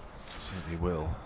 Oh, that's where their left arm spin. Again, it's following Monaghan, but she does manage to hit it out towards extra cover and will keep the strike. And that's the 200 up for the Vipers at the end of the 39th. Yeah, the Vipers usually open with spin, don't they? Of course, in the form of Lindsay Smith, that's their sort of go-to tactic. But I would have thought maybe, having seen what happened in the first innings today, that they might look to open with the all-seam attack today. Yep. Which would probably be, I guess, Taylor and Monaghan. But yeah, it's been an interesting wicket. A bit more pace in it than we're maybe expecting. Yeah, it was coming on nicely, but McDonald Gay and Stonehouse bowled really tight. They did. Bowled really well. Vipers could have been in a lot more trouble than they were. Penalty balls missed the outside edge of the bat. Yeah, the keeper was kept very busy in those first 10 overs. So we're going to have Bryony Smith again from the pavilion end. And Monaghan waiting and surveying the field. Smith in and Monaghan drives up to long on. That's a nice confident shot. Bring her a single. Take her up to 9. So again, a handy little partnership building here for Vipers. Smith on 30, now on strike. And field changing round again with the left-hander. Deep backward square going out.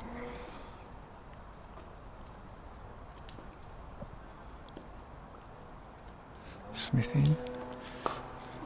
Lindsay Smith down the wicket, but can't get it past. Well, she did actually get it past Schofield, but unusual mistake in the field by Schofield. But it didn't go far enough away past her to enable him to come through for a single.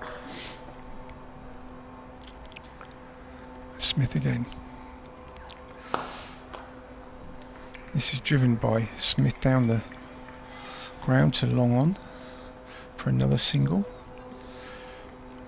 As long as they can get to the pitch, there's a fairly straightforward single down the ground either side of the wicket.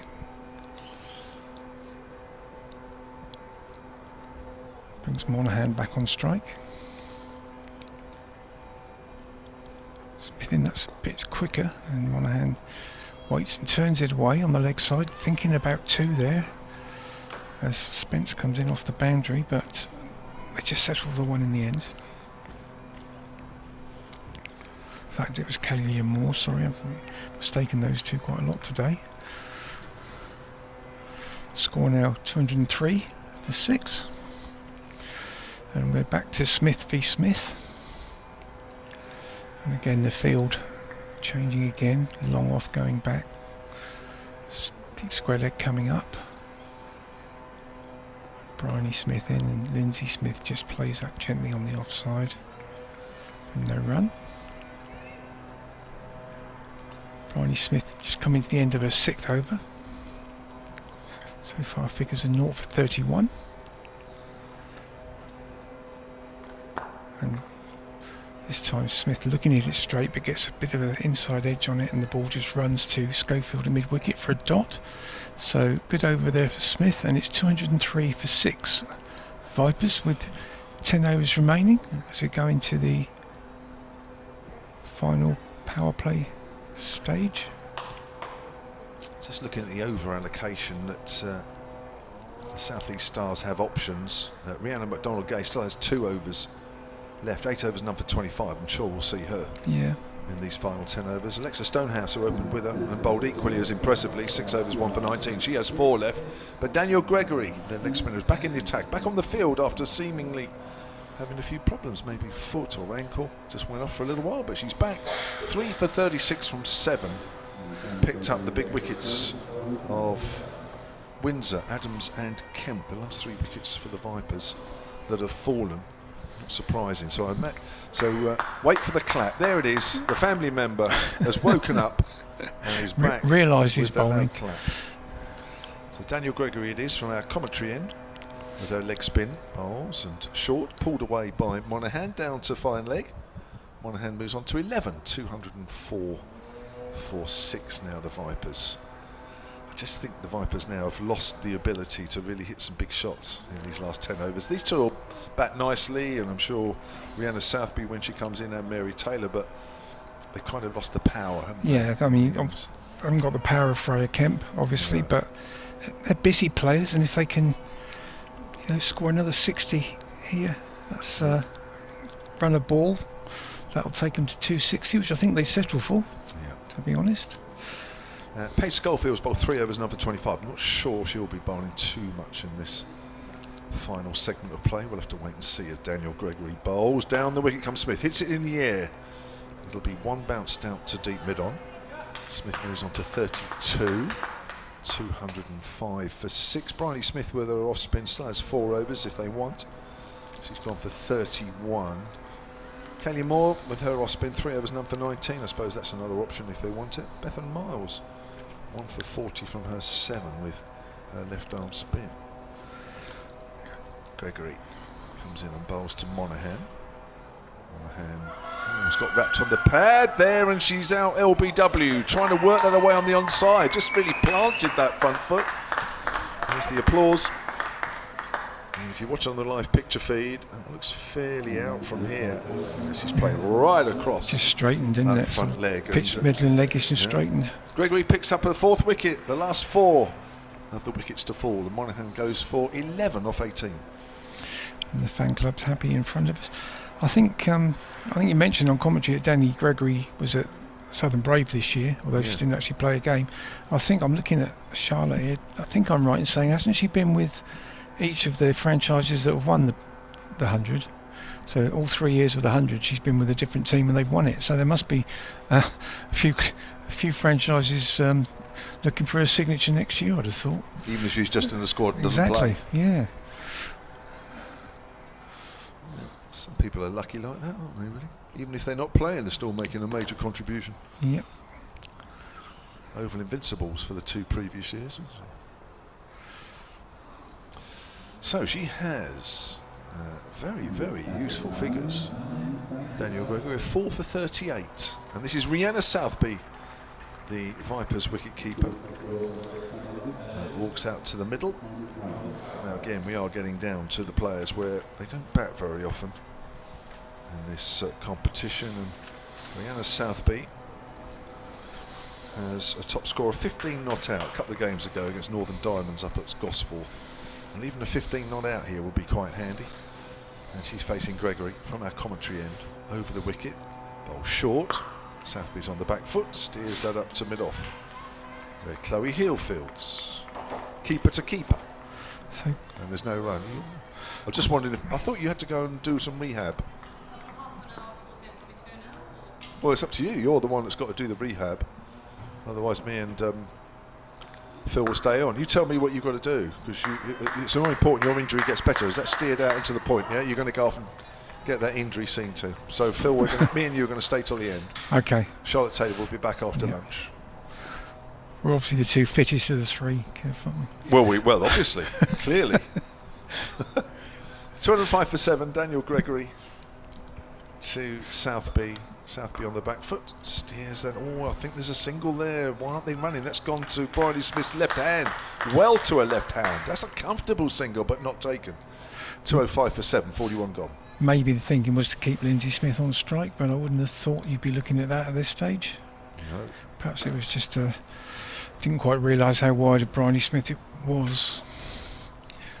But a successful over again for Gregory, 4 for 38 now. She'll be looking for that fifer.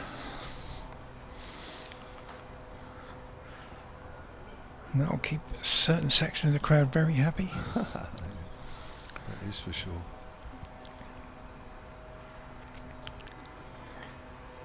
So again, ringing the changes, Bryony Smith, and we're now going to see Stonehouse back in the attack. Bowled very well in her opening spell, then came back for 1 over, a little 1 over spell. Wasn't quite so successful.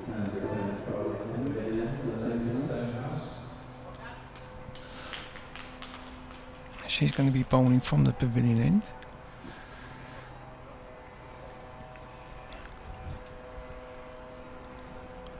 At the moment she has figures of, just checking that, she has 6 overs, 1 for 19, so good figures at the moment. 4 overs potential for her to still bowl. Left arm over the wicket. There she is. Smith chips that to, well, it's just evaded Paige Schofield at mid-wicket. That could have been a spectacular catch. She dived to her left, but couldn't get a hand on it. Smith's going to come back for 2, which takes her up to 34, but not far away from the fielder there. And one of the few people who you would back to take that sort of catch. Wasn't to be. Stonehouse in again, and Smith hits that hard to mid-on, and she scurries through for a single. Better running that time, unlike the last ball of the previous over. Smith goes on to 35, a very useful contribution from her. Returned to the Vipers this season, of course, having started out with the Vipers and then moved away for a couple of years.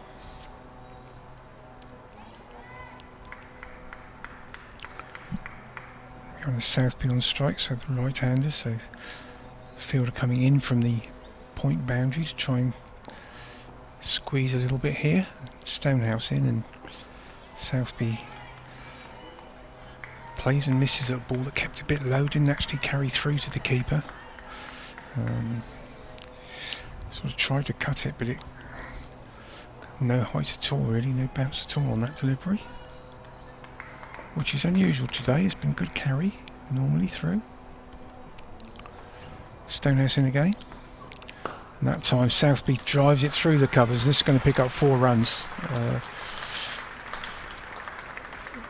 It was a full ball, but she almost played it as a sort of back foot drive rather than sort of fully committing to front foot, but really good contact and found the gap, and it's raced away over towards the Shane Warne stand. Bit of width though. Yeah, bit of width, and took advantage, and fielder now does go back, having been brought up to try and keep Southby on strike. Well, they've kept her on strike, but at the cost of 4 runs.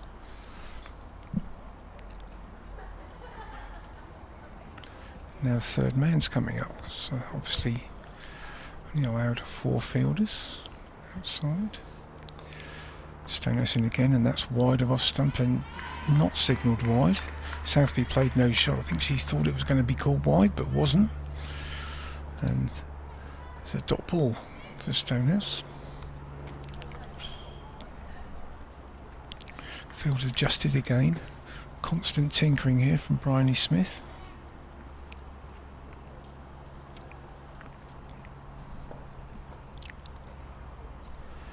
Stonehouse in, that's short, and Southby pulls it. Picks out the field on the deep square leg boundary. Kaylee Moore. But single, good contact there from Southby. And she'll take her score onto 5 and keep the bowling as the Vipers move to 213 for 7. You're keeping an eye on Ariana Dowse? She's out, actually. Oh, I am, yeah. She was out for 105. Oh, But I think she'll settle for that. Oh, gosh. Yeah. That'd be her first 100, wouldn't it? Certainly her first regional. 100 regional cricket. Yeah, I'm sure she's got them. I don't think. Oh no, she's never got one for Hersley, but I'm sure she's got them at some stage in her career. Ooh. That'd be interesting. Well, I don't know actually. I don't know. Well, I'm trying to look up actually one or two landmarks, and I can't actually get through on the website that I normally use. It's going funny on me. To be honest, she hasn't batted that high over her career, so she might not. It might well be her first ever century. Yeah. Well, I'll try and find out. I'll have to reboot the computer at the half break. Short from Daniel Gregory, pulled away by Southby, deliberately kept it along the floor because there was a fielder at deep mid wicket, and that is Alexis Stonehouse. And Southby moves on to 6, giving Lindsay Smith some good support here, who's on 35. And for Lindsay Smith, I think that's her top score of the season in this competition. Very useful contribution. It is much needed. Well, no, 42 not out she made against Thunder at Southport. So she's approaching that milestone. And very useful runs and much needed runs really from the Vipers.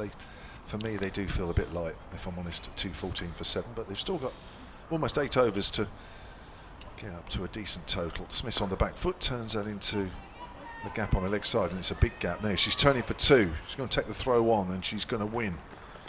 As the throw comes in, that's quite a lot of work out there because it is a big area. Ailish Cranstone out on the boundary, on the tunnel side here at the Ageas. 216 for 7, and Lindsay Smith moves on to 37. Bit of encouragement from the family member now from Daniel Gregory, who's into a 9th over here. Bowls, and Smith comes down the wicket, hits it in the air. Fortunately, didn't get enough on it, so it bounces twice out to deep mid wicket. Now Lindsay Smith wants 2. No, says Monaghan, and Smith has to turn from about halfway down. And now Monaghan says, well, take another run because the throw goes past Gregory and nobody's backing up. It was a bit lapse from Gregory, to be honest. The bowler, she didn't make much of an effort to actually stop that throw. As if she thought someone was behind her, and there wasn't anyone behind her. Wasn't applause for that one. That bit of cricket. Oh, there is now. 218 for 7. Never far away, that loud applause, just to our left. Or below us to our left, I should say. Lindsay Smith comes down the wicket again, works that into the gap. There should be 2 here, wider mid-on. And 2 it is for Lindsay Smith. Bit of running out there. So she's going to have to take a moment or two just to make sure she's composed. Bit of huffing and puffing out there as Smith moves on to 41. There's 2 virtually every time on the leg side, isn't there? Unless it goes hard and straight to a fielder because it's such a big area and there's nobody in the circle at all. So they're going to get 2 virtually every ball if they can get it out there. I just got the impression in that delivery Smith deliberately played it into the gap rather than try and go too big. On the back foot this time, steers that out to extra cover. No run, quite obviously. You can hear in the background. It's not, it actually doesn't even sound in the background. It sounds like they're actually next to us, but we're 3 floors up. They are below us, but to our left, but it feels like they're much closer than that. 3 fielders out deep on the leg side as Gregory over the wicket. Bowles. Smith comes down the wicket, drives past Gregory, along the ground. Well, they pick up 2. Now they'll have to settle for 1 this time. And Smith goes on to 42, equaling her top score of the season. And Gregory now with her leg spinners bowled 9 overs, 4 for 46. The Vipers are 221 for 7 with 7 overs left. Southby has 6 to her name. If you're just joining us, the top run scorers for the Vipers, Georgia Adams with 49 from 61. She was the 5th batter out at 128. Earlier on, Ella McGacken 44 of 58. She was the 2nd batter out at 81. Shared a partnership worth 69 for the 2nd wicket with Georgia Adams, and Freya Kemp with 39 of 33. She was the 6th out at 176. So Stonehouse going to carry on from the pavilion end. But the keeper looks like it's going to stand up to the stumps now. She did, in fact, no, she's going back now. Or is she just going to... Yeah, she's going back. She did stand up for the first couple of balls of the day and then soon went back when she saw the wicket was a bit quicker. So Stonehouse into Smith, who drives, gets a single, and that is her highest score of the season. Beating the 42 at Southport, she's now on to 43. And the Vipers on the famous Richie Benno score of 222 for 7.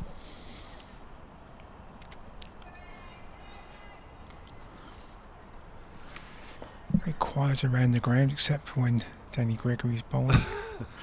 Stonehouse is in. Southby plays that away comfortably on the offside and into the gap for a single. So a run of ball from here would take them up to about 265, which I think would make it an interesting game for both teams. Seems to be a par sort of score, so that might be slightly above par, but they need to keep wickets in hand to achieve that probably. And Smith again working that on the leg side. They're going to look for 2 here, but Schofield's in quickly off the boundary. Throw eludes the keeper, but is backed up this time, and there's just the 1 for Smith.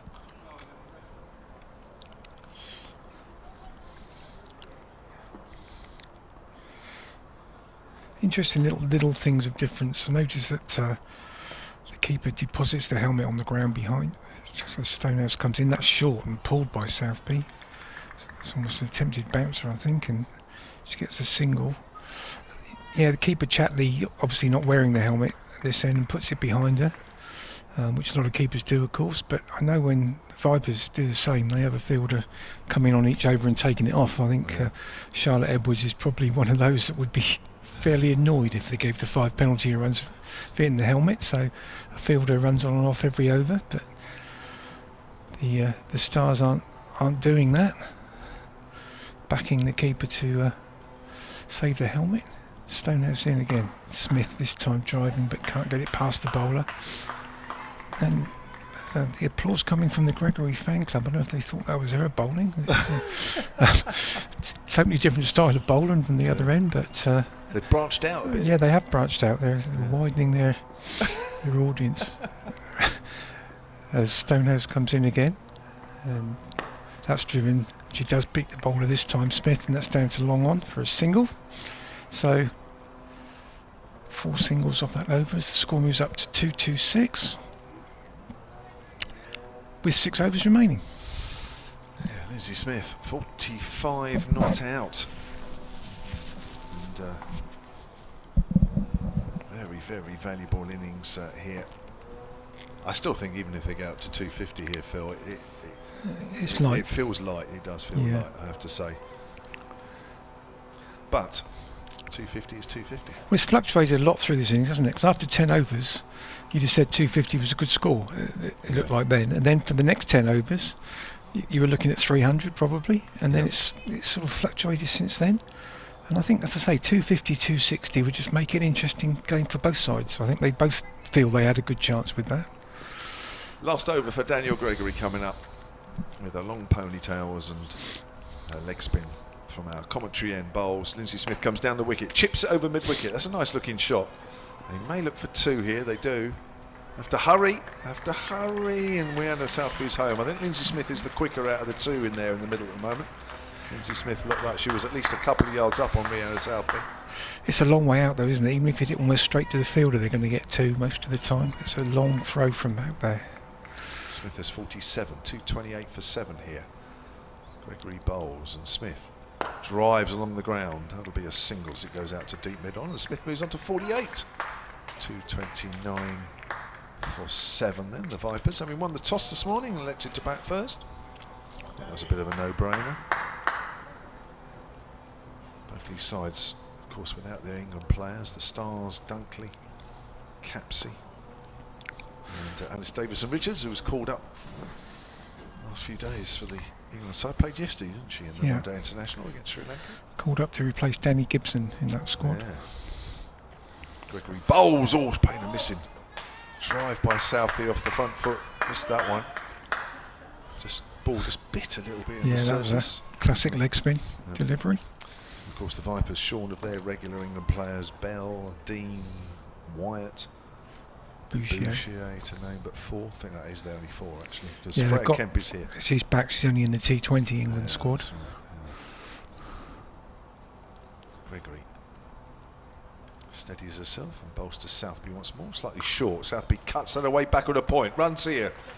Now, is that going to go all the way? I think that it will. Yes, it does, and that's beautifully placed. Just a little too short there from Daniel Gregory. And Southby waited and picked a spot. And she moves on to 12. Again, with these lower order batters that don't get to bat a lot. But when you need them, in games like this, where they're in probably a little bit earlier than ideally you'd want from a Vipers point of view, it's important that they can contribute. Not easy when you haven't done a lot of batting, but they certainly are here. As Gregory bowls again, straighter this time, down the leg side, called him wide. Chatley was appealing for something. Obviously heard hit something. She thought obviously it did. not. Yeah. 234 for 7 then in the 45th.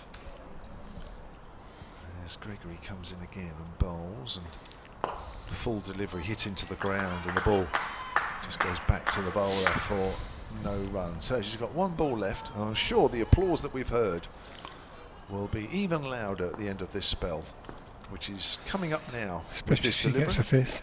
Wow, yeah, 4 for 54 she has. Bowls to Southby. Southby clips that away on the leg side, and that's at least a single. And it is. And that completes Daniel Gregory's spell. It's been a good one. Picked up the big wickets of Windsor, Adams and Kemp, as well as Alice Monaghan to complete the 4 wickets. And 1 or 2 other family members join in with the applause. 4 for 55 from 10. Daniel Gregory, 235 for 7, the Vipers. There's a couple more people sat with that little group now, so I think they might be acquiring members of the fan club as the day goes on. Perhaps they're teaching other people how to clap loud, because it's an art apparently, Phil. There's clapping and clapping loud, and they've certainly got the loud bit going. Yeah. But as we were saying, with not too many people, there's a few people dotted around. All adds to the atmosphere, doesn't it? It makes it easier to be heard. entertaining. Yeah. Certainly be heard with this many people in the ground. I think you can whisper and almost be heard. I think they might be listening to us as well, because they keep looking up and waving as well. Do they? Oh, yeah. Well, perhaps they're just like you, Phil.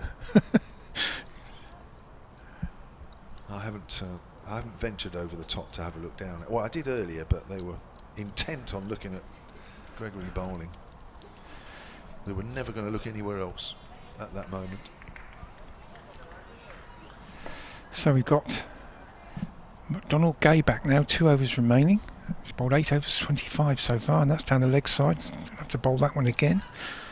As the umpire signals the wide. Constantly changing the bowling. I know it's very common in T20, but they're doing it a lot today. Very short 1-2 over spells, particularly from the far end. 7 bowlers used by the Stars. Yeah. McDonald Gay in again to Southby, and that's a nice drive to mid-on, and she'll get single there. Bryony Smith managing to rein it in, moving to her right. Just single to Southby, and she's up to 14. Pretty impressed with her today. I know she's got 14, but I haven't seen her bat a lot, but she's never lasted too long most of the time. She hasn't, and she hasn't had that many opportunities, of course, but yeah, she's a useful player. She's improving. 22 years of age still. And again, McDonald Gay. So many gaps on the leg side now that Smith just looks for one, but can't find a gap between the 2 fielders on the boundary, and just pick up a single. Just 1 short of a half century here for Smith. She'll be the first Vipers player today to reach that landmark if she does. I've had some others get close, but nobody's actually raised the bat yet. Again, the field adjusting now. Discussion between Smith and McDonald-Gay. And decided to bring both fine leg and third man up, which is interesting, which suggests they might be going a bit shorter here, maybe. Although long ones and deep mid wicket going out, so yeah, bit of a change of policy there, but it's carved away through the offside by Southby for a single. Down to Jemima Spence, who's busy out there on the offside boundary. The field adjusts again. Smith just looking for one for this half century, and as you'd expect at this stage of things, there's quite a few singles on offer. McDonald going round the wicket, and Smith pushes it in the gap on the offside for one, and that will be 50 for Lindsay Smith. A very, very useful contribution by the Vipers left-hander off 56 balls with 3 fours, and her first 50 in this competition. First 50 for the Vipers. First 50 for the Vipers in any cricket. Is that right? She's never scored a 50 in this competition? No, I don't believe so. Right? I think that's what I picked up on earlier on. Southby can't get this one through. There's a dot ball on the offside. Yeah, she's another one who hasn't really had that many opportunities. She's batting higher this year than in previous years for either team that she's played for. She's normally batted a bit lower than this, so doesn't get the opportunity to bat this long as often. McDonald going in again, and that's turned away by Southby, and she'll look for 2 here, and Smith is quick and goes straight away, and it's actually a comfortable 2. That's well played. Good pace on the shot from Southby to make sure it didn't run too far to the long on fielder, and she moves up to 17, and the score moves up to 2-4-2 for 7 with 4 overs remaining. Yeah, it's nice to hear the rest of the crowd now getting involved a little bit in the game. It's been it's sort of threatened at times, hasn't it, to sort of get very interesting, especially with McGacken was getting going, wasn't she, until she was out for 44. Georgia Adams was getting going when she was out for 49, and Freya Kemp's always a joy to watch. 2 sixes in her innings of 39, but you never see her enough, do you? She's never out there for long enough. But even so, the rest of the time it's been pretty sort of standard, isn't it? 50 over fair. Yes, it has, yeah. We've got Paige Schofield coming back now. It's an interesting move. 3 expensive overs earlier on for 25. Obviously deciding that they don't want any more of Kaylia Moore off spin. 3 overs none for 19, which is definitely an option. And Bethan Mars still has 3 overs of a left arm spin, 1 for 40, but Bryony Smith deciding that she wants a little bit more pace on the ball. Schofield, though, very much medium pace. Changing the ends as well. And actually bowls a lot of balls, takes the pace off, doesn't she, most of the time. Yeah. Comes in now and bowls. Lindsay Smith works that full length delivery up towards mid-on and moves on to 51, 243 for 7. This partnership is now worth 38. Very useful runs. It's come off just over 5 overs. Charlotte was saying earlier on the commentary, wasn't she, the Vipers normally seem to find a way, and batters down the orders normally come up with the goods when required. They do. And they're again lower middle orders doing it again today. Just getting the field right on the leg side here. Bryony Smith and Paige Schofield working together to. Well, they're bringing another fielder on the leg side, so it is a 5-4 leg side field with a mid-wicket in now as well as a deep mid-wicket. Schofield bowls to Southby. Southby drives straight to that mid-wicket fielder, so that was a good move. I suppose it's just to stop any runs on the leg side. You so often see fielders deep on the leg side and there's always a single, but well, there has been the last few overs, hasn't there? That's right, they've moved to plug that, and that was successful on that occasion. Schofield bowls. Southby goes in the air. He's going to fall just short of deep mid-wicket. 1 bounce. That's the slightly shorter boundary side away to our right. Southby getting underneath that one a little bit. Fortunately not out the middle of the bat. She moves on to 18. 244 for 7 in the 47th over here at the Ageas Bowl. A much cooler Ageas Bowl, which for most of the 46.5 overs we've had, there's been full cloud cover. Just the odd pocket of blue sky from time to time, but mostly full cloud cover, but it's quite high. Down the leg side, and that'll be a wide. 245 for 7. Every run is vital now. Well, the Vipers have a chance to get to about 270 with these two going well. Yeah, and that's going to be as good a score as there is today, looking at the other scores around. Moves on the leg side, Smith hits it in the air. This could be caught deep mid-on, and it's a comfortable catch below us by Rhiannon McDonald-Gay, and that's the end of Lindsay Smith for 51, and the Vipers lose their 8th wicket on 245. Her third catch down in front of us today. 3 out of 3. That was a very comfortable one at a nice height and pace. Yeah, just looking round the other games, Sunrisers, the one team that are going to score more than Vipers by looks for, they're 258 for 5 in the 47th on the back of that century by Ariana Dowson. I think maybe was it 2 centuries? Yeah, Grace Scrivens as well. Scored 107 in that game, so the openers both scoring hundreds. Northern Diamonds are 196 all out against Thunder in the battle of the two northern sides, and Western Storm in the 42nd over are 186 for 7 against the league leaders Central Sparks. That's a bottom v top clash. Sorry, Sparks aren't top though, sorry, that's my mistake. Western Storm at the foot of the table, 186 for 7. It's Blazer of course at the top of the league. So Mary Taylor is the new batter for the Vipers, who picked up her best Rachael Heyhoe Flint figures on Saturday at Arundel, 4 wickets. And she's tasked with helping Rihanna Southby, getting the Vipers to maybe 260, 270. Full delivery from Schofield, works that out on the leg side. Mary Taylor off the mark straight away. It's all very close, sorry. I was going to say Mary Taylor actually opens the batting for Sussex quite often, and in a couple of games for the Vipers this year she's batted in the top 3.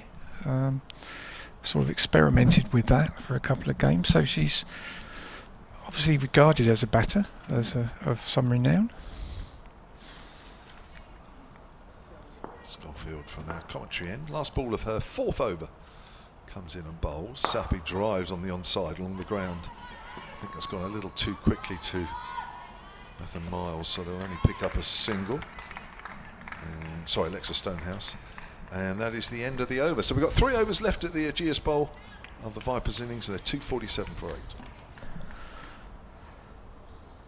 So did you say she was batting high for the Vipers? Yeah, I think a couple of games this year might she be right, batted number 3. I just seem to remember. Not in this competition. No, she's batted around 9-10. Oh, maybe I got that wrong. Was it in the Charlotte Edwards? She batted 3 in the game against Thunder at the Ageas in the Charlotte Edwards. Yeah, so it was the Charlotte Edwards. I knew she'd been put up to up the order at some point. Yeah, just that one game. Was it? Okay. Obviously not an experiment they wanted to. No, it was a brief one. Yeah. Very brief. Phil, I might have to let you sort of just go on your own for a little while, if that's all right. Okay, so we've got McDonald Gay's going to bowl her last over now.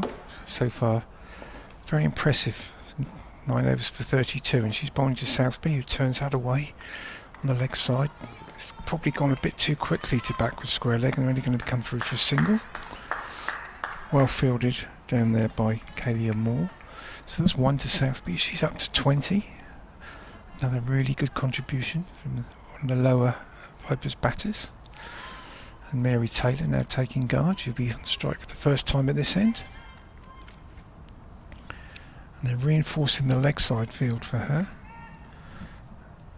Again, as we were saying the other day, nowadays these players know each other pretty well on both sides, so they'll know her strengths. And that's turned away by Taylor, and she's got into a good position. This might go all the way. No, it's a really good bit of fielding down there by Moore, and Cranston does the throwing in the end, but they'll come through for 3. She just helped that down the leg side into the sort of long leg area, and Katie Moore made good ground from deep square leg and flicked it back. And then moved the rope, but it's one of those that had it been on telly we'd have had about 9 angles on that to show that she saved it, but we can say from here that she definitely did, and that's the 250 up for the Vipers. McDonald Gain again, and Southby sort of heaves that out to mid-wicket, going for power rather than style that time, but gets a single. Moves up to 21 and the score up to 252. Again here, this runs at any contact on the leg side virtually. That's McDonald going in, and Taylor just pushes that onto the leg side, and again they're thinking a 2, but Bryony Smith's in quickly from long on for the save. It keeps us down to a single. Taylor up to 5.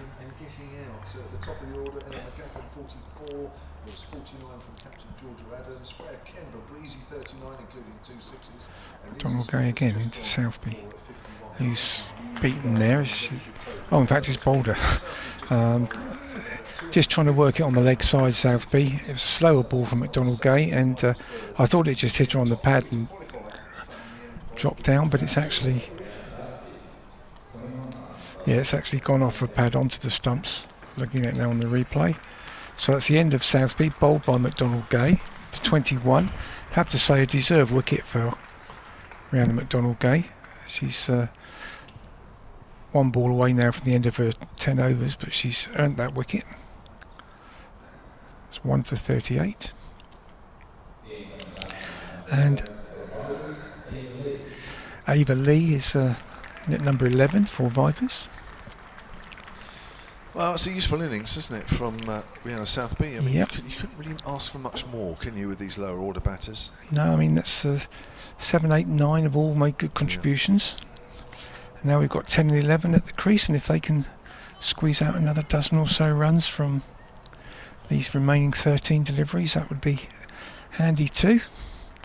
So Ava Lee takes guard, number 33 on her back, looks around the field, facing her first ball from McDonald Gay, and that's on the leg stump. She's turned it to long leg. Oh, and there's a bit of confusion on the running there, and they got back in the end. Taylor wanted the single, Lee sent her back, and at one point they were both running in the same direction, but Taylor got back eventually as the throw went to the bowling end, so no run as a result of that. And McDonald Gay's finished with the figures of 10 overs, 1 for 38. She's had a good game, isn't she? 3 catches she as well. She has, absolutely, yeah. So 2 overs. A cricketer that I think England set up looking at quite keenly. McDonald Gay, yeah, she's mentioned in dispatches, as they say, quite regularly. And I think Charlotte mentioned earlier that she's given up hockey now. I think she played at high level and probably got to the stage where she had to make a choice, and she's thrown all her eggs into the cricket basket, so to speak. Okay. So penultimate over, maybe being bowled by Paige Schofield, bowls to Mary Taylor off the back foot, hits that out into the deep cover area, and that will be a single. Takes Mary Taylor on to 6, and it's 254 for 9 the Vipers. Yeah, a lot of these players, haven't they? They've sort of come into this in hockey. It's been a feature, isn't it? Yeah. The first few years of this regional competition, everybody seems to be a former hockey player or playing hockey alongside. I think it's a feature in women's cricket generally at club level. They all seem to play another sport to a decent level, or most of them do. Lee edges through to the keeper. Yes, that is. And that is the end of the innings, with 254 on the board, with Ava Lee just touching that delivery outside off stump from Paige Schofield through to keeper Kira Chatley, and Schofield finishes with a wicket, second wicket in the innings, 2 for 31 in her 5th, and Lee goes for no score,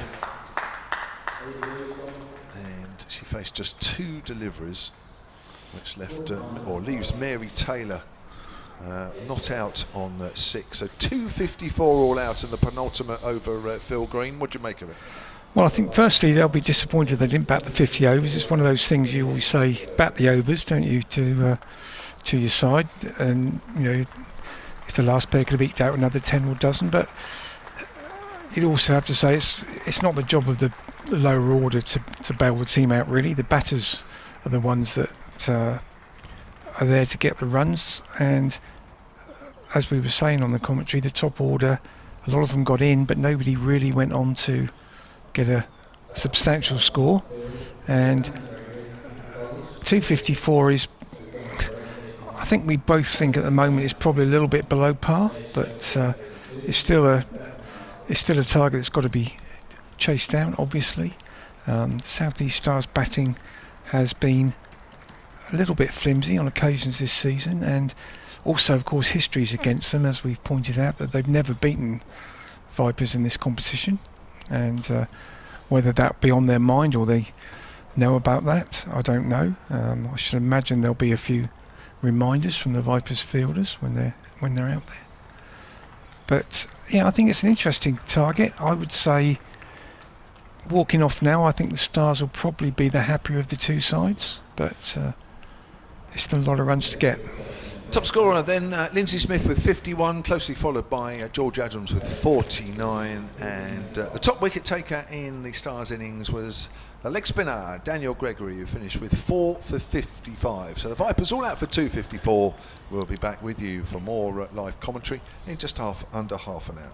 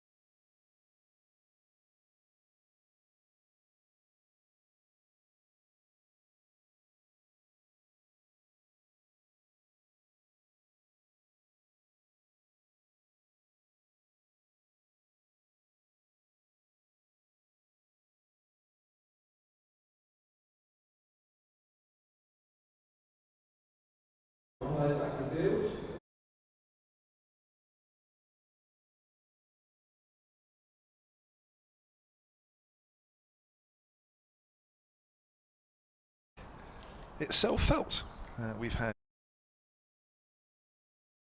first innings of this Rachael Heyhoe Flint Trophy group game between the Southern Vipers and the South East Stars. It is the penultimate round of group fixtures today. It concludes this weekend, and just a reminder, the situation in this competition is that the team that finishes top, which is currently the Blaze, will go straight through to the final, and the teams finishing second and third will contest an eliminator next week, and those two teams currently are the South East Stars and the Southern Vipers. So it is a very, very important fixture, this one, and there are many teams below these two teams that could conceivably finish in the top, well, second and third as well. So there is a lot to play for today. Now, the situation in the game is that the Southern Vipers, having won the toss and elected to bat first, were bowled out for 254 off the second ball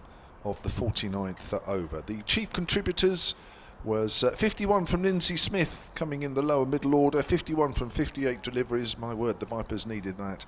A little higher up the order, there was 44 from opener Ella McGacken, there was 49 from captain Georgia Adams, continuing her good form in the competition, and 39, a breezy 39 from Freya Kemp off 33, hitting the only 2 sixes of the game so far. And there was a very, very good bowling spell. Well, 10 overs in the end, split over 2 or 3 spells from Daniel Gregory, the pigtailed leg spinner. She finished with 4 for 55 and picked up the big wickets of Windsor, Adams and Kemp in that middle order. In fact, she picked Alice Monaghan as well and took 4 wickets in the middle. The Vipers going from 81 for 1 to 128 for 5 at one stage. So the Stars begin needing 255 for victory. I'm Kevin James. Next to me in a moment will be Charlotte Taylor, who's done some rehab on her injury and had some lunch in the process. And then Phil Green, the Hursley Park Ladies manager, will be with us in a moment. So here we go, we're getting the innings underway. It's Mary Taylor from the pavilion end bowling to captain Bryony Smith, who hits that out into the covers, and there is no run. Well, Bryony Smith, one of the danger batters in the Stars lineup. She's hit 288 runs at 32. I think she'll be a little bit disappointed with that. In fact, actually, that's not her batting. I've looked at the wrong column. Mary Taylor, right arm over, bowls Smith off the back foot. Cross bat out towards extra cover. In fact, 172 runs at 17. Charlotte Taylor, that's not very good for her. No, it's not. She's a bit of a hit or miss batter for the Stars, Bryony Smith, but she has been in good form of recent weeks. And she's just got a call up to the Big Bash as well for the Hobart Hurricanes, so she'll be looking to put on a show here today. There goes Mary Taylor, bowls to Smith, who's forward. It's a good length delivery. Mary Taylor with 4 wickets at Arundel. Yeah, she's bowled well. Weekend, yeah, a career best in this competition for her, although she only started playing in this competition at the start of the year. This is her 9th, I think this is her 9th appearance this year. No, she's done really well since coming up through the academy programme and given the first team opportunity, and she's done brilliantly since she's arrived. She has, only 18 years of age, bowls again, and Smith drives pleasantly, but again finds extra cover. So how was your rehab? It was okay. It was nice and cold in the gym actually, but now I've just absolutely stormed around the outside of the ground to get back up inside the hotel, back up to our commentary position. I'm actually a bit hot, so I'm going to stay in my shorts for a bit longer if that's okay with you. Don't blame you, because it feels like it's just starting to rise, the temperature. Yeah, it does feel that way. We know what it's like, that's for sure. As Taylor bowls, Smith plays and misses outside the off stump, trying to smash that away through the offside. Ball's a little bit too close for that. Goes past the inside edge. It kept a little bit low for me. Didn't it? So what was the? Did you speak to any of the Vipers? What's the feeling? No, I didn't. I was going to see if I could grab someone actually to get some comments about how they felt halfway, but I didn't see anyone. There's an event going on in the pavilion, of which players and obviously the general public aren't allowed to interact. So. All right.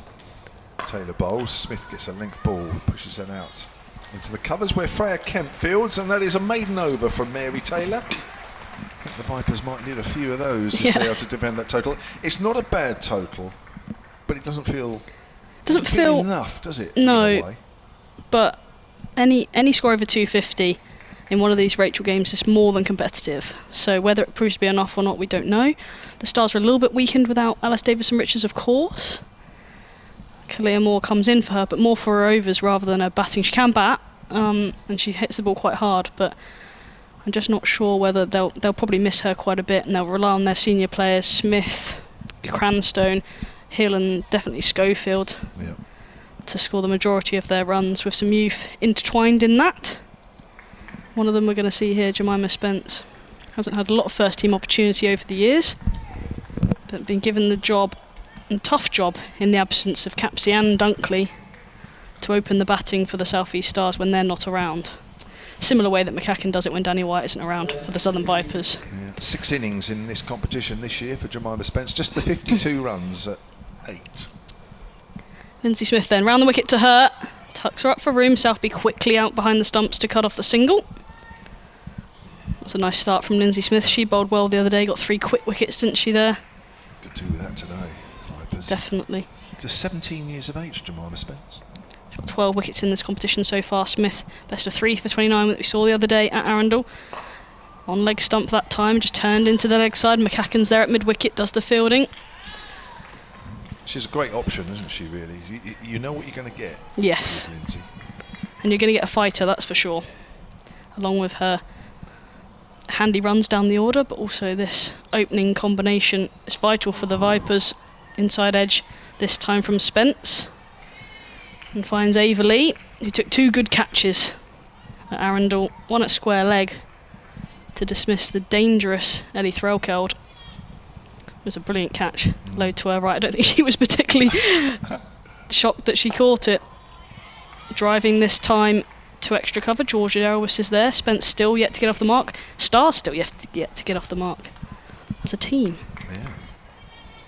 10 dots so far. Great start by the Vipers. Smith again round the wicket, cutting. And can only find backward point. Emily Windsor's there. Cramps her for room.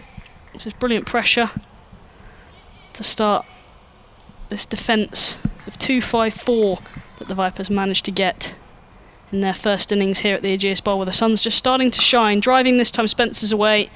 Stars are away. Good nice drive out to Freya Kemp, who joggles it once. Gets the ball back into Southby. Good return throw. And after that over, 1 scored from it.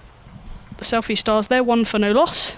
And Jemima Spence, she's got that one. Bryony Smith is with her, but yet to get off the mark. You know what, I don't think it's a bad thing keeping Bryony Smith off the strike even at this early stage.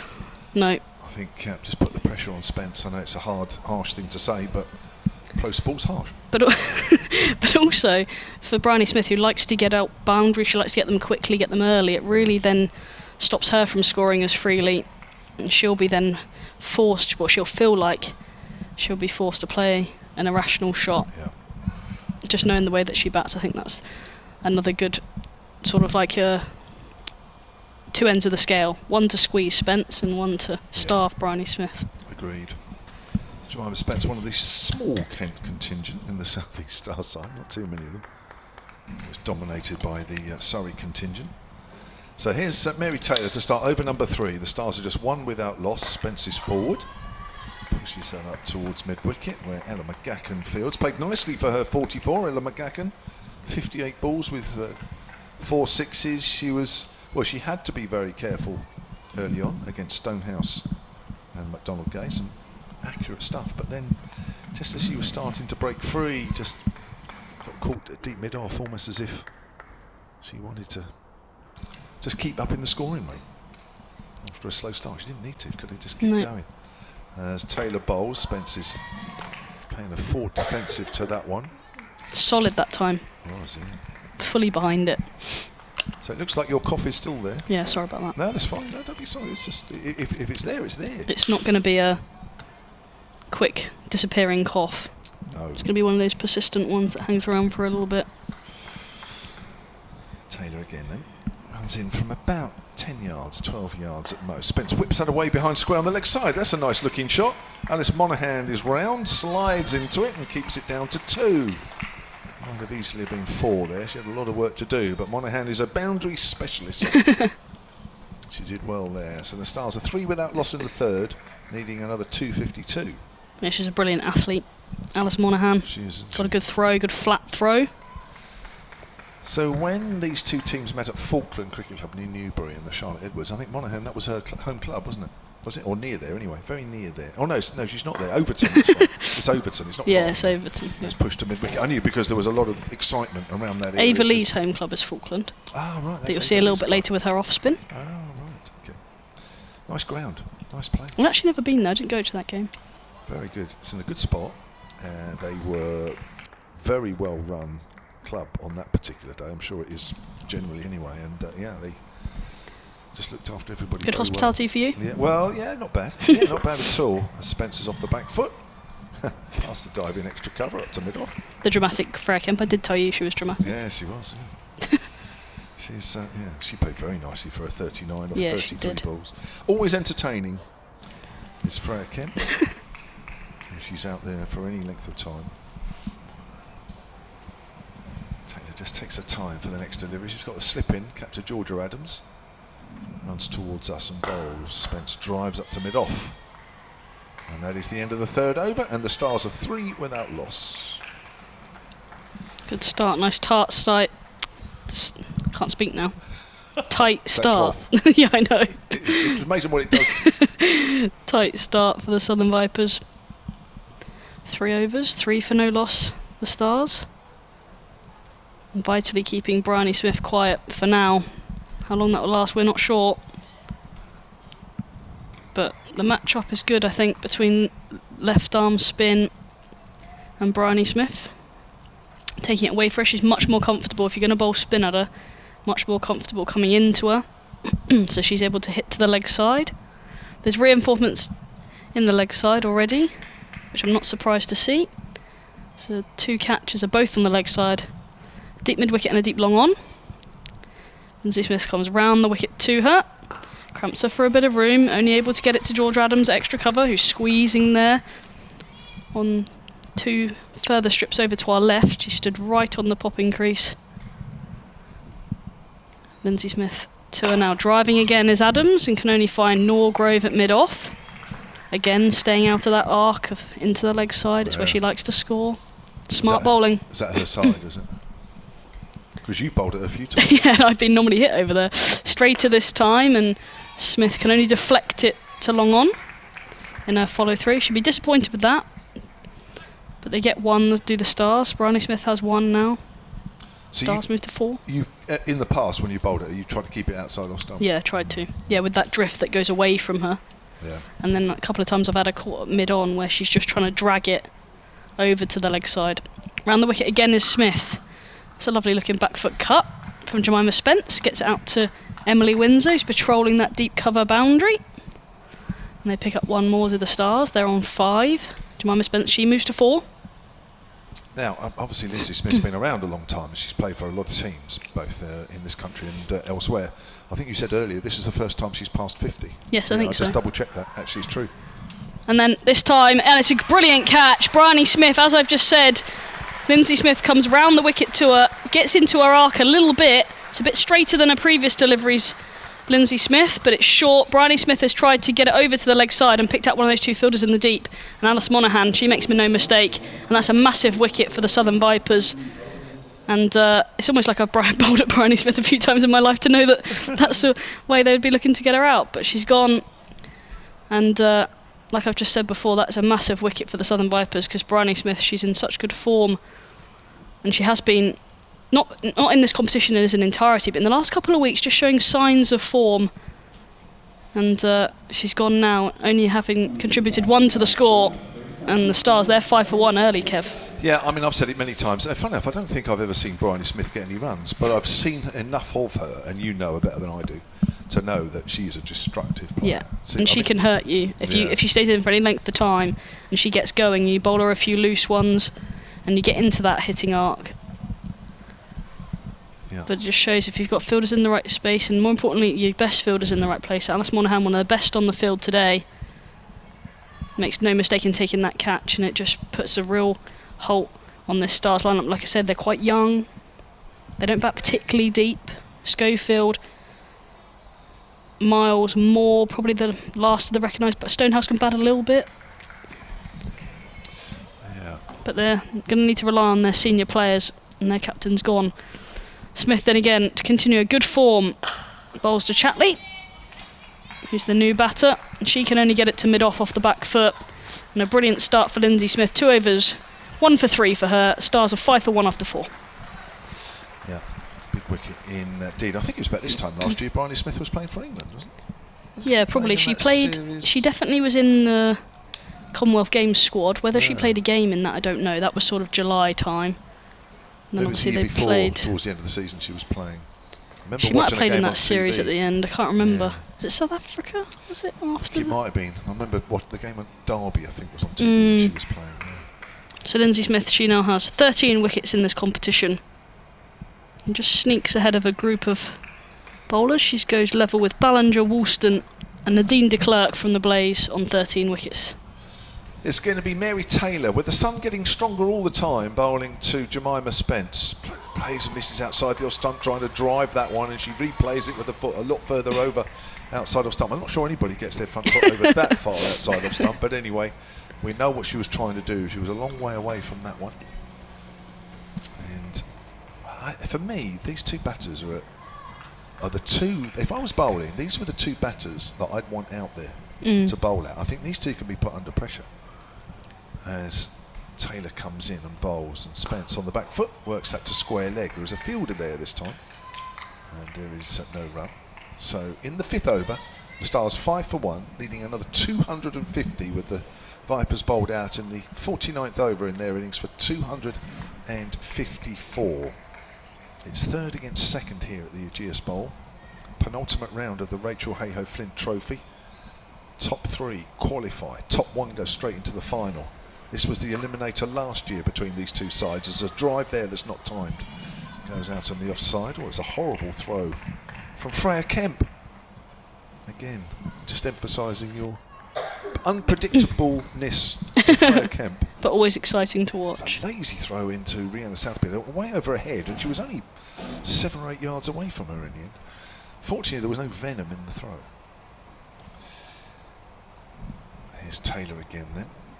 It's conceded just the 2 runs so far off the 15 balls. Oh, it's down the leg side. That'll be a wide. Just catching up some of the other scores around the country. So the Blaze have already lost a wicket in their pursuit of the Sunrisers' massive total of 295 for 5, with both Scrivens and Dowse there getting hundreds. They've already lost a wicket, and it's that wicket of Lizelle Lee that's fallen. So they're 13 for 1 after 3. It's a big wicket. It is a big wicket. I'll come back to that in just a second. Taylor into Spence. Spence playing and missing again, trying to drive on the up. Northern Diamonds, they were bowled out for 196 in 42 and a bit overs. And Thunder, they've lost a wicket in their run chase as well. They're 50 for 1 after 7. Liberty Heap is the wicket to fall there. Smell, Seren Smell that is, and David Tani at the crease for Thunder. Taylor runs towards us once more. Drive by Spence, goes straight to Kemp at extra cover, and that throws much better to Rihanna Southby. And the final game, other than this one, the Western Storm, they managed to get 241 for 8 after being in a little bit of trouble early off their 50 overs. And the Central Sparks, it looks like, they're yet to start their innings. But a good score from the Western Storm, and obviously if they can beat the Central Sparks, that opens up the competition a little bit more for these two teams. Certainly does. Spence drives, not timed.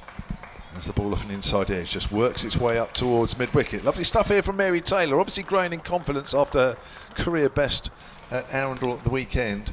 The Stars are 6 for 1 after 5, just 1 run off that. So looking at the rest of the scores in this competition today, Vipers got the 2nd highest. Yes. I know it's only 4 games, but it's still 2nd highest. Yeah, it's a good score, I think. I was just thinking, actually, because bonus points are very important at this stage with so many teams getting close. I think I know the calculation. I don't know if you do. I'm just going to do what I think it is and see what comes out, otherwise I won't say anything. No. Okay. Hang on. I'll leave that with you for a second, Kev. Round the wicket is Lindsay Smith, shorter this time, pulled by Chatley to mid-on, and there is no run. I just love how Kevin James stood next to me tapping numbers into his calculator and then just comes out with no. 203, does that sound right? 203 to restrict them to 203. Oh, that's beaten Kira Chatley. It's gone past Rihanna Southby as well. Ava Lee is after it. It's going to be byes. Lindsay Smith bowled it and just went through everyone. Good delivery. Really unlucky to miss everything. It's very difficult for the wicketkeeper when it beats leg stump and the batter like that. It just keeps coming on with the arm. It just moves the Stars on 8 for 1 now they are. Chatley still left to get off the mark. She's down the wicket this time and hits it straight to Lindsay Smith. And it's I'm not quite sure where. I'm assuming in the stomach maybe. I don't know if that was I don't know if it was a chance. We're going to see it again on the live picture feed if you're watching that. Chatley down the wicket. Yeah, I think it was a chance and just hit Lindsay Smith before she knew about it, and she was keeled over for a couple of seconds. But she looks to be okay, and that was a chance. Slip waiting then for Smith. Cutting this time, misses the ball. Southby does the work behind the stumps. And she just tries to back away, make herself a little bit of room. On a wicket where Lindsay Smith looks like she's skidding it on a little bit. She is a bit, isn't she? I wouldn't be favouring that shot if I were you. Shorter this time from Smith, and that's a better shot by Chatley. Gets it out to deep cover. Emily Windsor's out there, does the fielding. There's too many people called Smith on this team, that's why. With Lindsay and Bryony on the other side. 9 for 1 the Stars. Good start here by the Vipers. Again, similarly, the Stars started well with the ball as well. Good solid defence, this time from Spence. Freya Kemp dives over the top of it. And she's still lying on the floor, Freya Kemp. Mid-off does the fielding in the end. Abby Norgrove mops up. And that's the end of the 6th over. Stars are 9 for 1. Good squeeze on. Yeah, there is. And we have to remember that it was a slow start from the Vipers, but even at this stage they had 19. And it was, as I say, it was a slow start from them. I thought... So we earned 203 for the bonus point. Is that I don't know if that's the right calculation. It feels a bit close to me, to 254. I should know by now, shouldn't I? Fortunately, do you know somebody that would know? Not anyone that wouldn't have been able to have their phones to hand. You're not allowed. They're not allowed. I think it's. I suppose it would be in the regulations. Shall I try and dig those out? Well, it is, yeah, and I should have looked at that by now. But unfortunately, sometimes somebody works it out for me, and I don't have to worry. And sometimes when I have looked them up, like the regulations, I just forget about the next week. Here's Taylor bowls, and that's a nice shot off the back foot by Chatley, who just opened the face, works that behind square on the offside, and Windsor, who's in the fairly unfamiliar position of third, comes round square and keeps the batters down to a single. So the Stars are 10 for 1, needing another 245. That run rate required, which is most important, the run rate required, which is always from a particular point till the end, is just over 5.5 and over. It was just about 5.5 earlier. So walking into that shot is Jemima Spence, showing a bit of intent there. Drives it strongly up to mid-on, and there is no run. So we'll look it up. We'll work it out. I might have to leave you in a moment to do. I'll just do another couple of balls and then I'll leave Charlotte Taylor with you for a few minutes. I'm just getting up the playing conditions, so try and find out. Here comes Taylor from that pavilion end bowl. Spence gets a full delivery, digs that one out to backward a point. Lindsay Smith fields. 10 for 1 the Stars. Halfway through the 7th over. Big game for both these sides. They'll both be looking for 2 wins to guarantee their position in the top 3, which it will, because the top 3 position is within both these teams. They can make that work, as that's driven one bounce up to mid-off by Spence. Good accurate stuff still from Mary Taylor. It's in their own hands. That was the phrase I was looking for both these sides, but it won't be if one of them loses. But for now, it is. There's a calculation of 1.25, isn't it? Is it divided by 1.25? I suppose if you times it. It gets bigger. Yeah, well, that's what I did. No, that's wide. That's called wide by the umpire. I'm just going to leave you for a moment, Charlotte. Yeah, no problem. A slightly loose delivery there from Mary Taylor. She bowls too far away from the outstretched hands of Jemima Spence, the young Jemima Spence. Sun now shining all the way over the GS Bowl outfield. It's lovely out there. Better delivery this time from Taylor. Good length delivery that can only be worked. Telemacacan at mid-wicket. Just trying to see whether I can find anything about points. Points and bonus points. 1.25 is definitely the number, isn't it? A winning team that achieves a run rate of 1.25 times that of the opposition shall be awarded 1 bonus point. Ah, so it depends on what. It's a nice looking shot from Jemima Spence. Full delivery from Mary Taylor. Can only find Freya Kemp at extra cover. At the end of the 7th, Stars are 11 for 1. The team's run rate will be calculated by reference to the runs scored in an innings divided by the number of overs faced, obviously. Yeah, so 203 is right. Yeah, there you go. Yeah, thank you. Right, Charlotte, do you want to have a break and we'll let Phil come in? Absolutely. Yeah. I'll let Phil have a nice lunch, nice leisurely lunch. Thank you, Charlotte. Yeah, so 203 is the target that South East Stars would want to get to, at least to stop the bonus point, as that's Lindsay Smith bowling. It's cut away by Chatley out on the offside where Windsor fields, and it's 13 for 1. And of course, in terms of the number of overs, if the South East Stars were to win, if they got them in a certain amount of time, then that also gives them the bonus point, but I haven't worked that out yet. As forward is Spence. It's taken enough to try and work out the totals. Turn yourself on, Phil. I think it's normally 40 overs, isn't it? Is it like 80% or something? Oh, right. So 203 minimum to stop the Vipers. There's a reverse sweep there from Spence. Didn't quite get hold of that. May have come off the glove, but they'll pick up a single. Spence moves on to 5. And the total for the Stars on to 13 for 1. So 203 will stop the Vipers getting a bonus point, and if they get them in 40 overs, the whole total, 254, then they'll pick up a bonus point as well. It's in the air, and that should be caught at mid-off, and it's a comfortable catch for Ava Lee. No, it's not Ava Lee. It is Abby Norgrove at mid-off, and that's a mistake from Chatley. And I did say earlier that I thought Chatley and Spence was an ideal combination for the Vipers to bowl at. Put them under pressure. Because for me, those two in there is the pair that I would want to bowl at. Yeah, I think Chatley there succumbed. I think you're right. They obviously scoreboard pressure as well on them. I think only 13 on the board at this stage, and yeah, it's starting to look a long way for the Stars now. I think they obviously relied on Bryony Smith quite a bit. They haven't got ADR coming in at 4 as they did in the last game when she got 100. I think that's Ailish Cranston coming in now. Well, she's an experienced campaigner, She's an experienced campaigner, and previously played for Hampshire, of course, came up through all the age groups with Hampshire. Then moved to Devon when she went to university, and now plays at Surrey, county-wise. But a Hampshire girl, I think she still lives in Hampshire. Does she?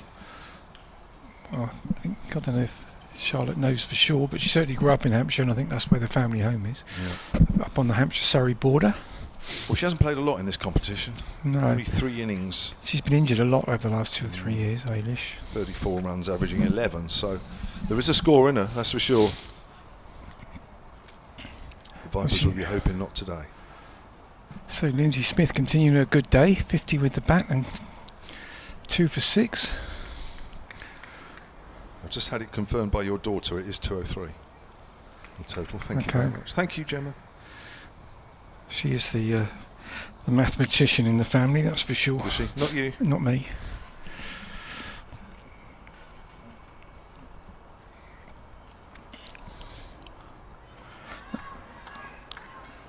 That one's cut away by the new batter, Cranston, for a single. As she runs it down to third, just behind third man. So she's off the mark straight away. The Stars now to 14 for 2, and Spence on strike, 5 off 27, so a little bit of pressure starting to build on the youngster. Smith round the wicket, and that's cut away by Spence, and she has beaten the field this time, or the infield, but she can't beat Emily Windsor running round on the boundary. It's a single. Takes Spence up to 6.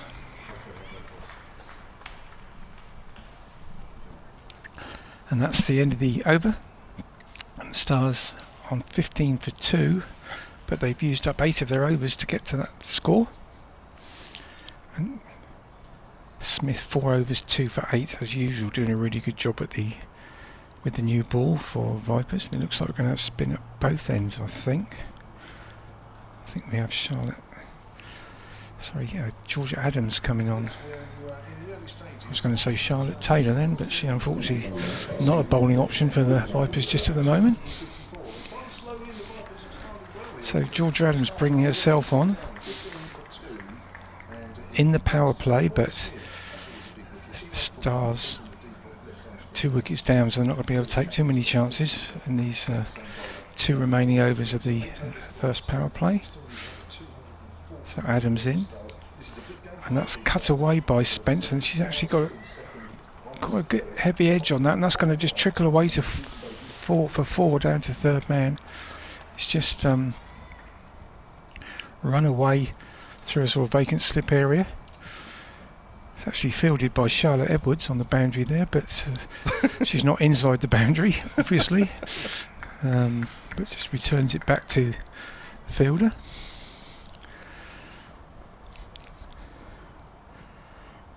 Adams in again, and that's just defended by Spence.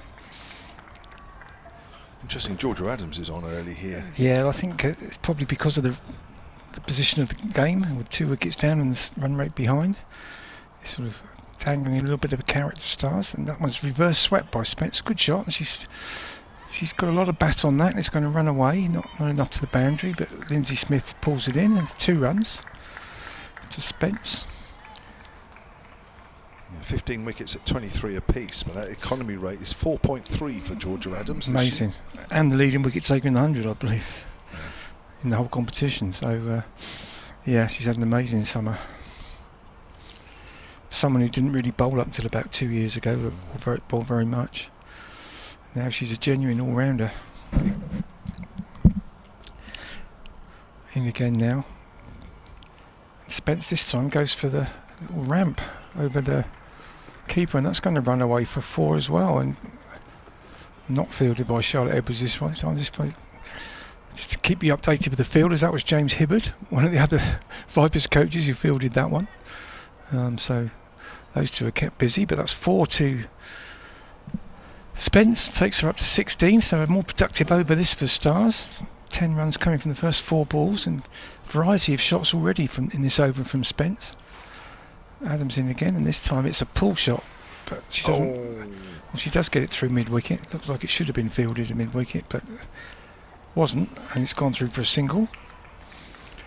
I'm not sure that. I think that's. Is it McCacken who misfielded that in mid-wicket? I think that's hit her on the knee, isn't it? Yeah, certainly didn't. Yeah. So the field changes for the left-handed Cranston.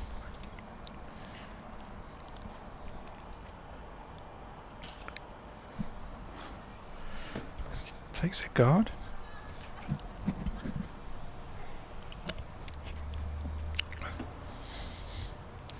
Adams round the wicket, and Cranston on the back foot just plays it back down the wicket.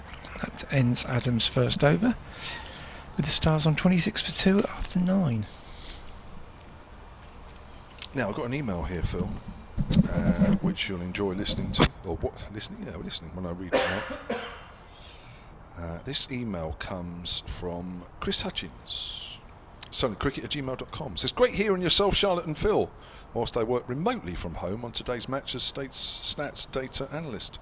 Stats data analyst. I do a similar job to Phil's daughter Gemma, I think. Phil was my boss back in the early 90s. I do remember Chris, yeah. Now connected with Tottenham Ealing, or has been in Tottenham Ealing Cricket Club in recent years. And we used to catch up a few times a season on the youth cricket circuit locally until my children diversified into different sports as Lindsay Smith starts a new over, driven back to her by Jemima Spence. Great to hear him on air, and look forward to our next catch-up. Keep up the good work, and I hope you all get the tickly commentator cough sorted soon. Well, that's just Phil and Charlotte. I'm fortunately free of that. For now. So Because that's far, driven to yeah. midweek. For now. Just stick around a bit longer and you won't be. Look at Charlotte. What a healthy lunch she's having. A box of strawberries. Wow. Lindsay Smith round the wicket. It's full. It's driven out square on the leg side by Spence, who moves on to 18. Looking a little bit more at home out there now. She took a little while to get going. 27 for 2 in the 10th. Yeah, I think I'm right in saying that Chris Hutchins does a lot of stats in football. I didn't know he diversified into cricket, but he certainly was a football statistician for a while. Smith's over the wicket to the left-hander Cranstone. Flighted, driven, not timed up to mid-off. So 228 needed here. That run rate required is just a fraction higher than it was a couple of overs or so ago when I mentioned it's getting up towards 5 3/4 from here on in. Cranstone's on the back foot, steers that to point. And there is no run. Cranstone is 1 of 4. Spence is 18 of 36. The two batters out. Bryony Smith for 1 and Kira Chatley for 3. Both to this one bowling. Low full toss. Oh, is that reached her? I think it might have done. And that might have been a second drop. Looked like a... Watch that on the replay if you're on the live picture feed. You may just be obscured a little bit by the bowler, but have a look anyway. As Cranston drives that low full toss back to Smith, she puts it down. Definitely carried, yeah. And that was a little easier than the one she dropped a few overs ago. So 2 caught and bowled efforts from Lindsay Smith has been put down, but she still has 2 for 9 from 5 overs. The Stars 27 for 2 at the end of the power play after 10 overs. The Vipers were 27 for 1. So very similar, well, exactly the same score, just a difference on the wickets. A different way that we got to 27 because the Stars very much relied on the 2 seamers to bowl the 10 overs, bowled all of the 10, whereas Vipers have actually bowled 6 overs of spin out of those 10. Different approach, but Adams in now to Spence. She beats her outside the off stump as she pushes forward. Southby takes the bails off and then puts them back on again to save the umpire the bother from square leg.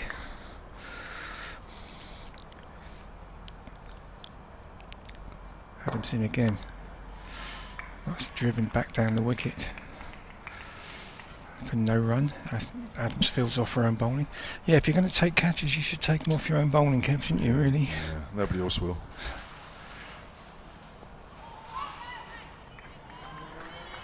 That one's just defended onto the offside for no run. Well, I hope that doesn't bite Vipers, because Cranston's not the sort of player that will give it away. Too experienced for that.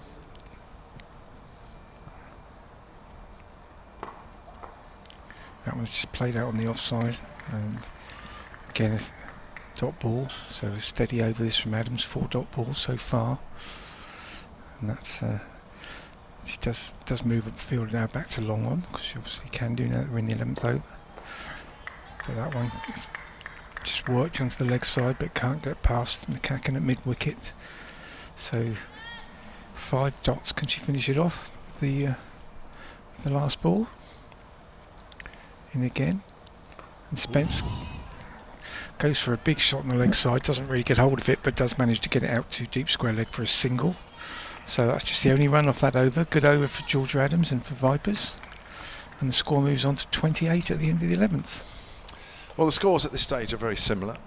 The Vipers then started to get their innings going, so the Stars won't want to be too far behind over the next 15 overs or so, because that's when McGacken and Adams put on 69 for the second wicket.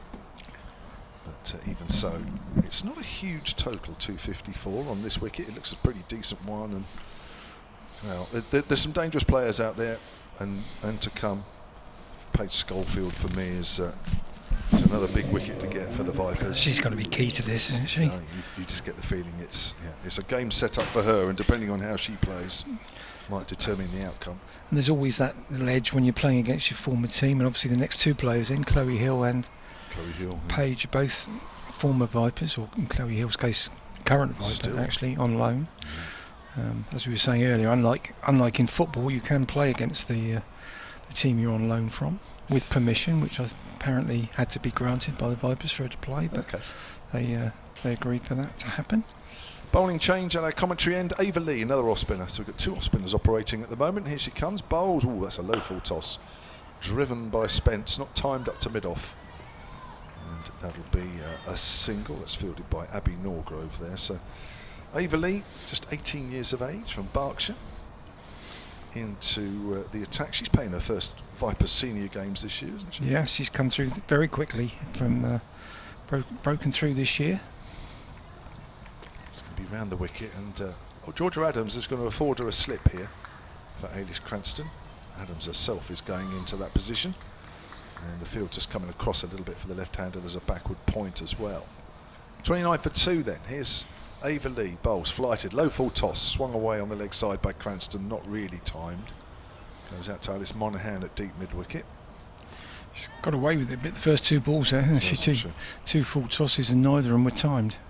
Could easily have been two balls for 8, but she'll be pleased to get away with just 2 singles. Yeah, almost as an effort to make sure the ball's not short. She's overdone it. Still plenty of time to get it right, of course. Bowls to Spence, that's better. Spence forward. Might have been a single there if they were on the money. It was to Monaghan's left-hand side at extra cover.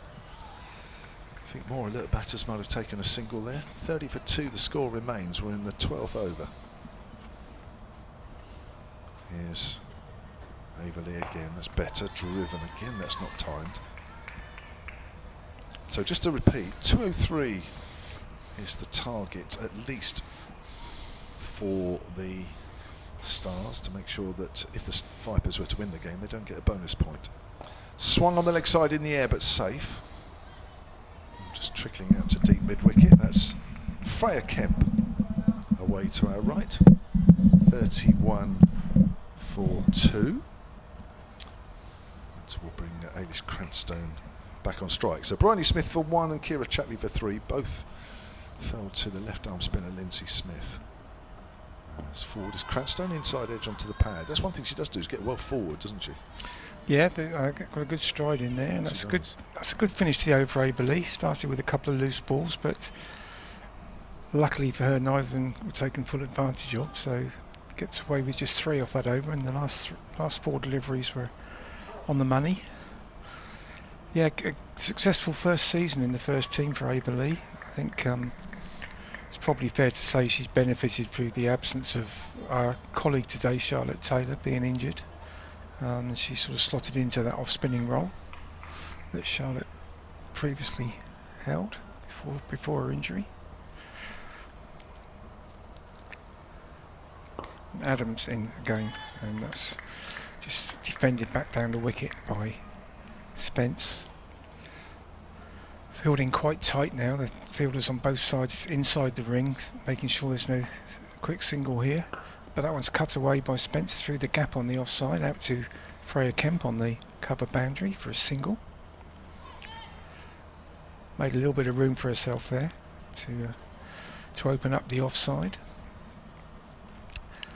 And the left-handed Cranston now on strike, so Adams be looking to turn the ball away from her, although she's not a big spinner of the ball, has to be said.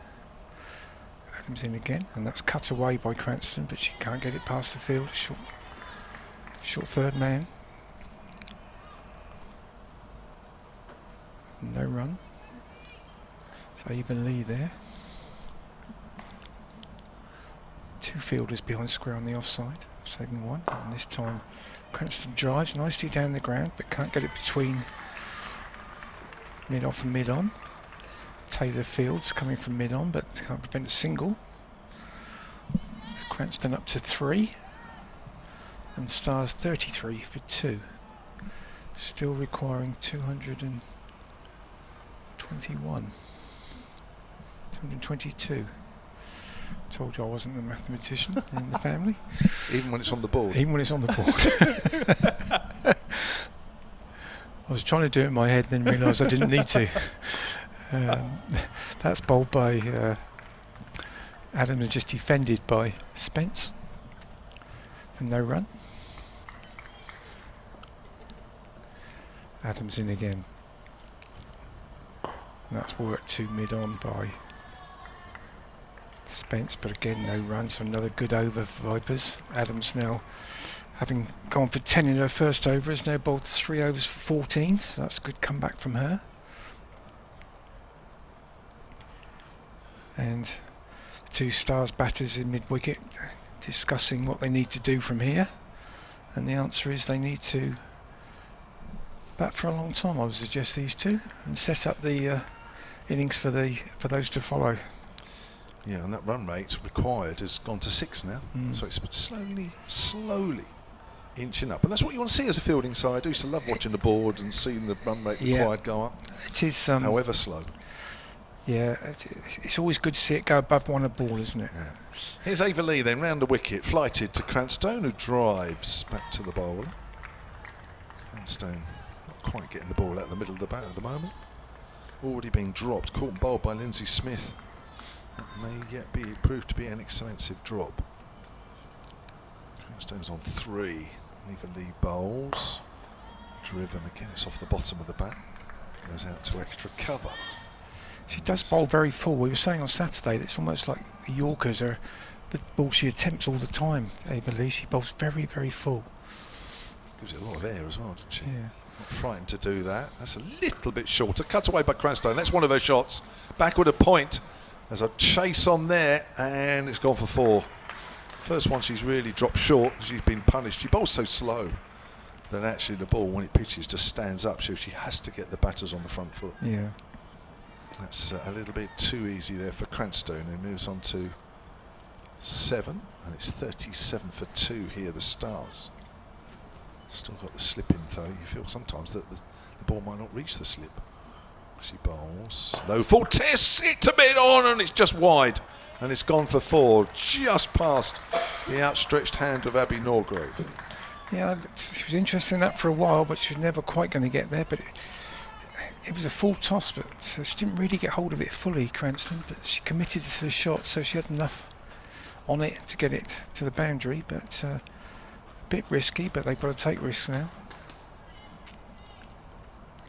But another full toss from Lee. So 41 for 2 then, the Stars. 2:14 needed from here to win the game and maintain their position. The top, oh, that's turned and whipped the bails off Southby. That looked a beauty delivering. Well, one thing you can say, that if there's any turn in this pitch, Ava Lee will find it, because she is bowling very slow. That pace, yeah. Just watch that on the That live was picture sort of feed. classic off-spinner's delivery, wasn't it? Past the bat. That's pitched about middle, and it's beaten off stump. Yeah. So Luckily for Cranston, she didn't move her back foot. it's played out behind square on the offside, and that'll be a single. Oh dear, that's hit. Someone's got injured. Is that Mary Taylor? It's gone She down either banged her head on the floor or yeah, the ball. she's gone down holding her head. I don't think it could have been the ball. You say she might have landed on her head. Or maybe not, because if it was a head injury, they'd have to have a concussion test, I think, wouldn't they? Well, I'm not quite sure. Don't The know. umpire's just having a word with her. Yeah. End of the over anyway. 42 for 2. I think he is calling for that. Yeah, that's exactly what he is doing. He's calling out the physio because it's a head injury. I think she must have landed on her head because the ball was going at no great pace, so I can't imagine the ball hitting it would have caused any sort of problem. But the obligatory physio coming on, ask a few standard questions. Do you know where you're playing and what's happening and where you were born and that sort of thing? And as we said before, I think once there's a lot of players that wouldn't know the answers to those, whether they've been hit on the head or not, some of those questions, but that's what tends to get asked. Not saying that about any of the Vipers team, of course. I'm referring more to players that we might have been familiar with. She's okay. I'm sure they're all very bright, intelligent girls.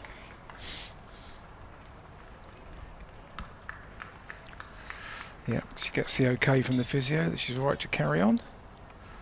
And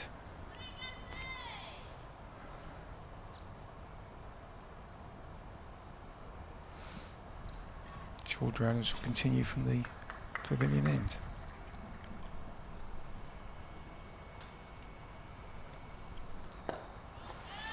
That's just played into extra cover by Cranston. And no run. Adams again round the wicket. Cranston, that's a bit shorter, but very watchful in defence. Just plays it back down the wicket. Stars on 42 for 2.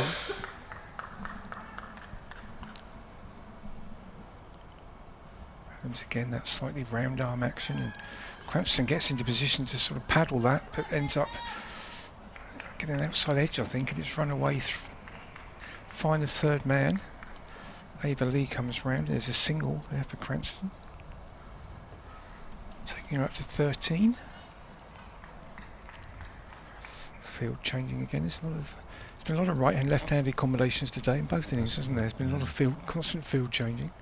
Adams again. That's quicker, and Spence works it into the leg side for a single. 31 these two have put on so far. Very necessary rebuild for the Stars, having lost those 2 early wickets.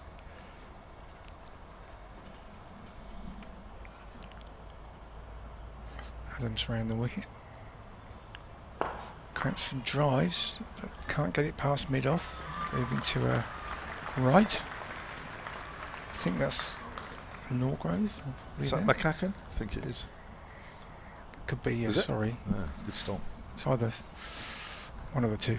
I think it is. Yeah, you're right, because Norgrove's just come down here, so yeah, McCacken. But anyway, it's a single to Cranston.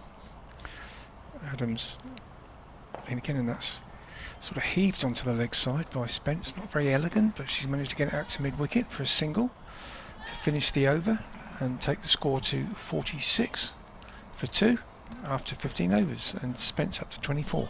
And after 15 overs, the Vipers were 65. That's when they were just starting to accelerate their innings. In fact, well, they're just starting. They'd already accelerated. Yeah, it was those after a overs slow 10 to start. 15, wasn't it? Yeah, Well, it they was, got a lot of runs. So there is a clear gap between the two sides at the moment, and that run rate required is exactly 6 for the Stars from here on in. 209 needed, 35 overs of this game remaining. You just feel this is at quite a tense point, actually. Yeah, they're in that difficult situation to battle on. They need to rebuild, but they also need to keep the scoreboard ticking along. It's sort of classic score runs but don't get out, isn't it? Ava Lee bowls, and that's cut away by Spence. Backward a point. Windsor will pick the ball up. They may take 2. Throw comes in from Windsor after hurry. And in the end, it was comfortably home. It's a bit of a trek there, out there. It's quite a long way to get that throw in. I think, if I'm honest, Emily Windsor has a bit of a shoulder injury anyway, so perhaps not. The throw's not perhaps coming in as powerfully as it once would have done. For now, anyway. 48 for 2. Spence on the back foot cuts it away again. Windsor called into action, but it should only be a single this time. And Jemima Spence moves on to 27, and it's 49 for 2 in the 16th. It could be that if she has got a bit of a shoulder problem, the batters are aware of that, because when they set off for 2, they sort of thought, really? But they got in quite comfortably, so they might be aware that that she is carrying a bit of an injury out there. I don't think it's a huge one, because I mean, she's still got the throw in, but I know she's mentioned it. Alice Cranston back on strikes on 14. Remember, she was dropped, caught and bowled on 1. Straight into the midriff of Lindsay Smith, in fact a bit lower than that, and she put it straight out again. Lovely drive through extra cover. And that'll be 2 as Freya Kemp comes round from deep cover. Cranston will stay on the live picture feed, but you're probably just hearing a noise, which I will sort out in a moment. Phil Green will keep going for you. Oh, I think the noise is gone. Good work, Kev. Ava Lee in, and that's just pushed out on the offside by Cranston. Lee bowling round the wicket.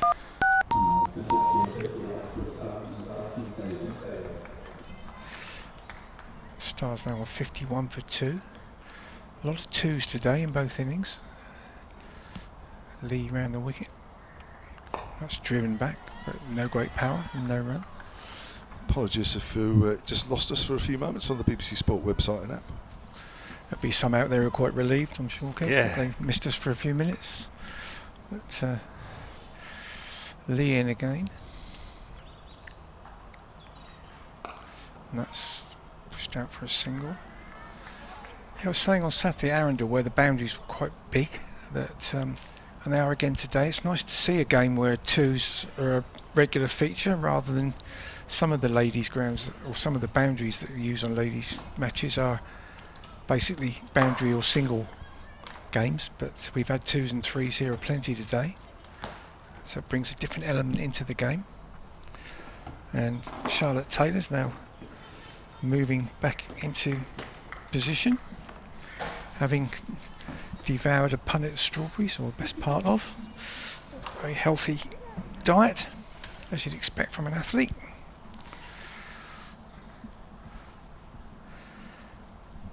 Yeah, they're actually very fresh. Excellent. George Adams then to continue from the pavilion end. Nailish Cranstone's punished her over the top and it's gone all the way for 4. A couple of bounces into the rope. Brilliant shot from Cranstone. A bit out of character for her. She's usually sort of a nudger and a nurdler of the ball, but she's lifted her bat nicely. Second time she's gone over mid-on today. Obviously an area of a game she's been working on. Adds 4 to her total. That was a good shot. 56 for 2 now the Stars. Adams in again. Round the wicket to her. She's opted for the paddle this time. And there's 2 fielders in pursuit of that. Ava Lee is one of them and can't get there. So another boundary to Ailish Cranstone. Opposite end of the ground this time towards us at our hotel end commentary position. And 4 more for Cranstone. So Adams now a little bit expensive so far. In our 5th over, first 2 balls have gone for 4, and 2 very different shots, Phil. Yeah. Difficult to defend then, isn't it? Complete opposite ends of the ground. One straight back past the bowler, one straight past the keeper. She's in again and slower this time, and Cranstone's driving. There's a long on in position now. Does the fielding. McCacken is there. 1 more. Cranstone moves to 26. Star 61 for 2. I guess you played a lot of age group cricket with Ailish, didn't you? Coming through with Hampshire, she's your sort of era. Yeah, we opened the batting together when we were under 15. I remember that. And she moved to Devon to play a bit of cricket down there, and then eventually moved to Surrey after that. Adams in again to the right-handed Spence, who's forward in defence, and finds Georgia Ellis at extra cover. Yeah, she was definitely more of the prolific run scorer than I was. I just supported her the whole entire time, but yeah, she was definitely top of the averages most weeks when we were under 15. Sweeping this time is Spence. Long way in front of square out to Alice Monaghan, who's at deep mid-wicket. Another 1 to her total. She moves to 28. Career's been sort of, or progress has been held up by injuries, as you pointed out earlier. Yeah, she had to sort of rebuild everything at one time and start throwing right-handed because she couldn't throw a bowl left-handed. This time just lent on it. The Cranstone finds Ava Lee at short third. And they pick up 1 more. Dainty touch there from Cranstone. That's the 50-run partnership between these two. Out of 56 deliveries it comes in. It's a good little partnership. It's 2 wickets fell early to Lindsay Smith. Yeah, very important partnership for South East Stars. Very important partnership. And yeah, it's edging them slightly back into the game. They've got the run rate down below 6 now, which is always important. I think it's less than a run a ball. Yeah, just in that sort of mental mindset. It's all important stuff here. So it's Ava Lee back in action again here, coming in for a 4th over from the hotel end, and long on coming back now as a result of those 2 shots from Cranston over the top. And in she comes, and Cranston hits it back straight back down the wicket, and Lee fields off her own bowling, using her feet a little bit there, Cranston, and took a little bit of a divot out the ground, which she's repairing. As all good golfers would. As all good golfers should, yeah.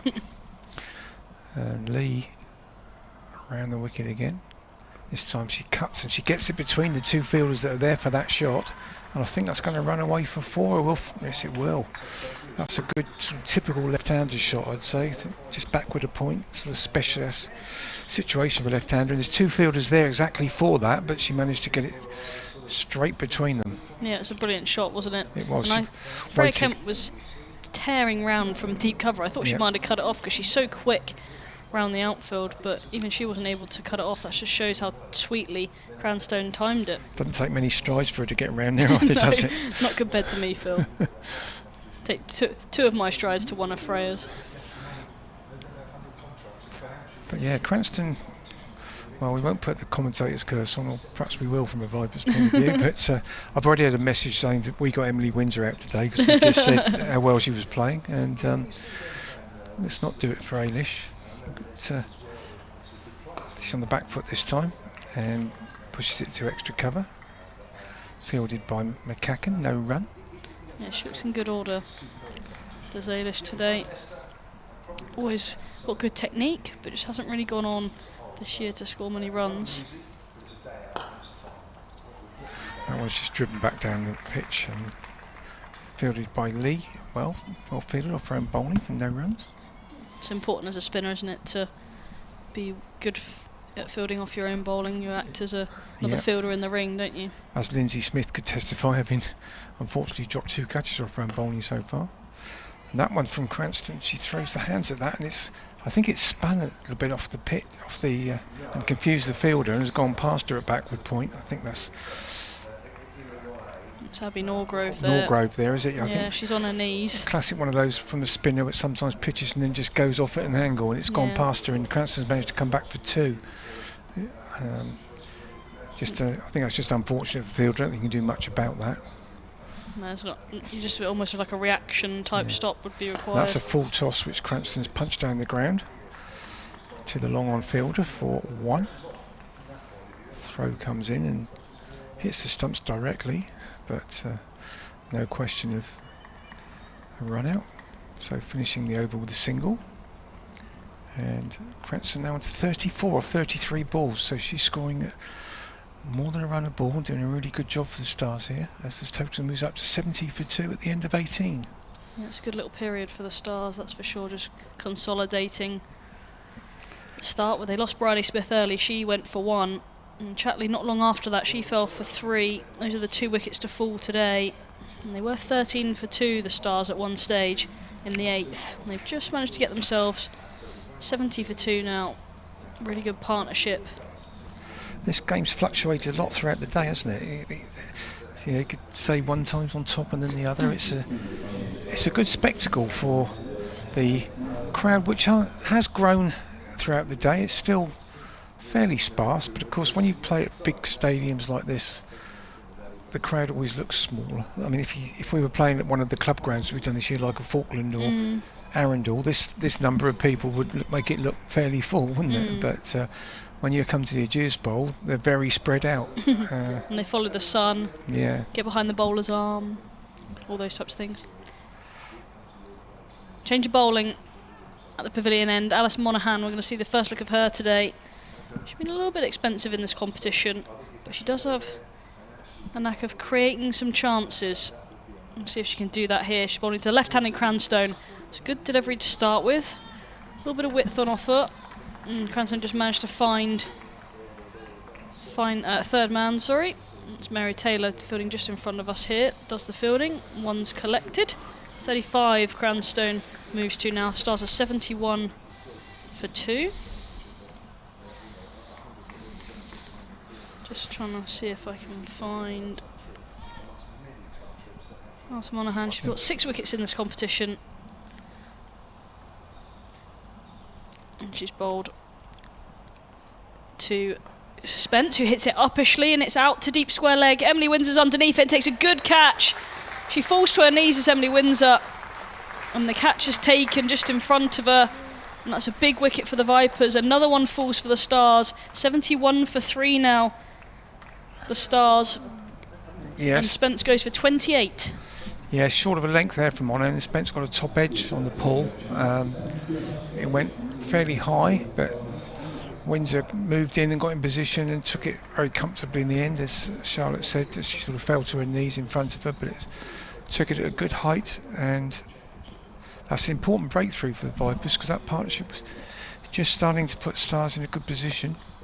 Alice Monaghan can add another wicket to her tally. She moves on to 7 wickets in this competition. I just want to have a look at her economy rate, because it's just above 5.5, which is considered quite expensive, really, and can be. But she also, like I've just said, creates opportunities to take wickets. And you were proving absolutely correct, because she did. She definitely did. And it brings Paige Schofield to the crease. She's been in brilliant form with the bat at the first part of this competition. Lacked in form in the second, but she still got 425 runs at an average of 53. Best of 134 now. That was a brilliant innings. There's 2 centuries in the early part of the season. Yeah, she's got 200s and 150 in this competition so far. Strikes it well as well at 97. That's important, especially when you're chasing quite a large total. But the rate is under wraps at the minute. It's under 6s. It's under a run a ball. She's going to have to face up to Alice Monaghan to start with. She gets her campaign underway. It's a back foot cut in front of extra cover. Schofield, she's coming back for 2. Ailish Tran's going to course her back for 2, and they get home safely. Paige Schofield just wasn't quite alert to the fact that there was 2 there, but it was comfortably 2 in the end. These 2 are quite quick between the wickets. 73 for 3 the Stars. It was to Freya Kemp's right, of course, and she's a left-handed thrower. So Monaghan a bit short on that occasion. She starts and bounds in from the top of her mark. Bowls to Schofield. Good length delivery, and Schofield just tries to work it into the offside, but Lindsay Smith runs round nicely to cut off the single into the cover region. And just the 3 runs and the wicket from this over from Monaghan, so doing a brilliant job for the Vipers here. Got the breakthrough, but also keeping a tight knit on things in terms of run rate. She's at the top of her mark again. She got 4 out. Alice Monaghan beats the outside edge of Paige Schofield, who tries to run it down to third man unsuccessfully. Just looking around the scores of the other games in this competition today, and we've been saying that Western Storm could do other teams a favour, and they're looking like they might do. They scored 241 and Central Sparks 38 for 1 off 11. Thunder a 94 for 4, chasing 196 against Northern Diamonds in the 20th over. Monaghan in again here. And driving as Paige Schofield. Brilliant stop off her own bowling as Alice Monaghan, one of the best fielders in this Vipers side, and does well there. That's the end of the 19th. Stars 73 for 3, Phil. I'd say I'd probably extend it on that and say one of the best fielders in the whole competition, probably, isn't she? Yeah. Certainly as a boundary fielder, she's outstanding. And it's probably, without being unfair to her other qualities, it's probably been one of the reasons that she's played a lot of these games over the years, because her fielding, if everything else is sort of marginal in another player, her fielding will always give her the edge. Yeah, absolutely. If you want, she offers a bit of everything, doesn't she? She can bowl you overs, she can score quick runs at the end, and she's also a brilliant fielder, so she offers you 3 facets of the game. Absolutely. She would get the nod over other players that might be one-dimensional. Just finishing off those scores, Sunrisers made 295 for 5 against the Blaze, who was 79 for 3 off 15. Blaze leading the competition, of course. So some interesting scores around the country as Ava Lee comes in around the wicket from the hotel end, and Cranston down the wicket, but when she gets there realises that she's not quite to the pitch or where she wanted to be, so just defends it back down the wicket. Cranston on 35. Lee again at the end of her mark, not a very long run of course, as the spinner comes in, and Cranston this time turns it in leg side, and there's a single. There's Rhiannon Southby scurries after it from the keeper position, runs as far as the edge of the circle to make sure there's not going to be 2, but just a single.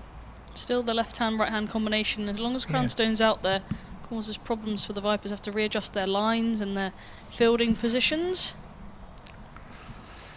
So discussion with Georgia Adams and Lee, and they obviously, Georgia Adams will be very aware of Paige Schofield's particular strength, having played not just at Vipers, but I think coming through Sussex age group cricket and whatever, they seem to be teammates always as far back as I can remember. Lee in bowls and Schofield just drives that back. I remember they both used to play at Horsham Cricket Club years ago. Yeah, should know her very well. Loves to sweep. Lee in again, and Schofield drives that to mid-off, but probably hit it too well. They went straight to Taylor at mid-off and they couldn't run. Especially off the off-spin of Ava Lee. That's where she'll be looking You to think the target. sweep will come out soon? The sweep will be the shot that she'll go to, especially with 3 on the leg side now as long on drops back. Lee in again. And that time she drives, but can't let it past Adams. It's short extra cover. So good over this from Ava Lee. It's her 5th over. Yeah, she's been impressive since she's come into this team. She has done very well. That's a full toss, but that could be another wicket. Schofield's picked, and she's picked it is. Schofield has picked out Freya Kemp on the deep mid-wicket boundary. Not one of her better balls, but often the way. Gets the wicket, and a really important breakthrough for Vipers there. And a blow for the Stars with Paige Schofield. Well, must have sort of eyes lit up at the full toss, but then she just deposited it straight to Freya Kemp. Yeah, it's a good catch out in the deep. Freya Kemp at deep mid-wicket. And that's a... So not one of, you're right, Phil, not one of Ava Lee's best deliveries. Full toss. And Paige Schofield could have hit it anywhere she wanted to, but ended up picking out Freya Kemp in the deep. It's another big breakthrough for the Vipers. Again, they halt the South East Stars' pursuit of their 254. They're 74 for 4 after 20 overs. And Lee's got her first wicket for today. She's bowled 5 overs, 1 for 26. It's going to be a real test of the lower order, middle and lower order for the Stars. So we've got Kaylia Moore coming in now above Chloe Hill. It's interesting. Yeah, new into the side today. Obviously not new into their lineup in general, but new into their side today. Yeah, replacing Alice Davison-Richards in the side. The only change that the Stars made to the lineup from their successful game at the weekend.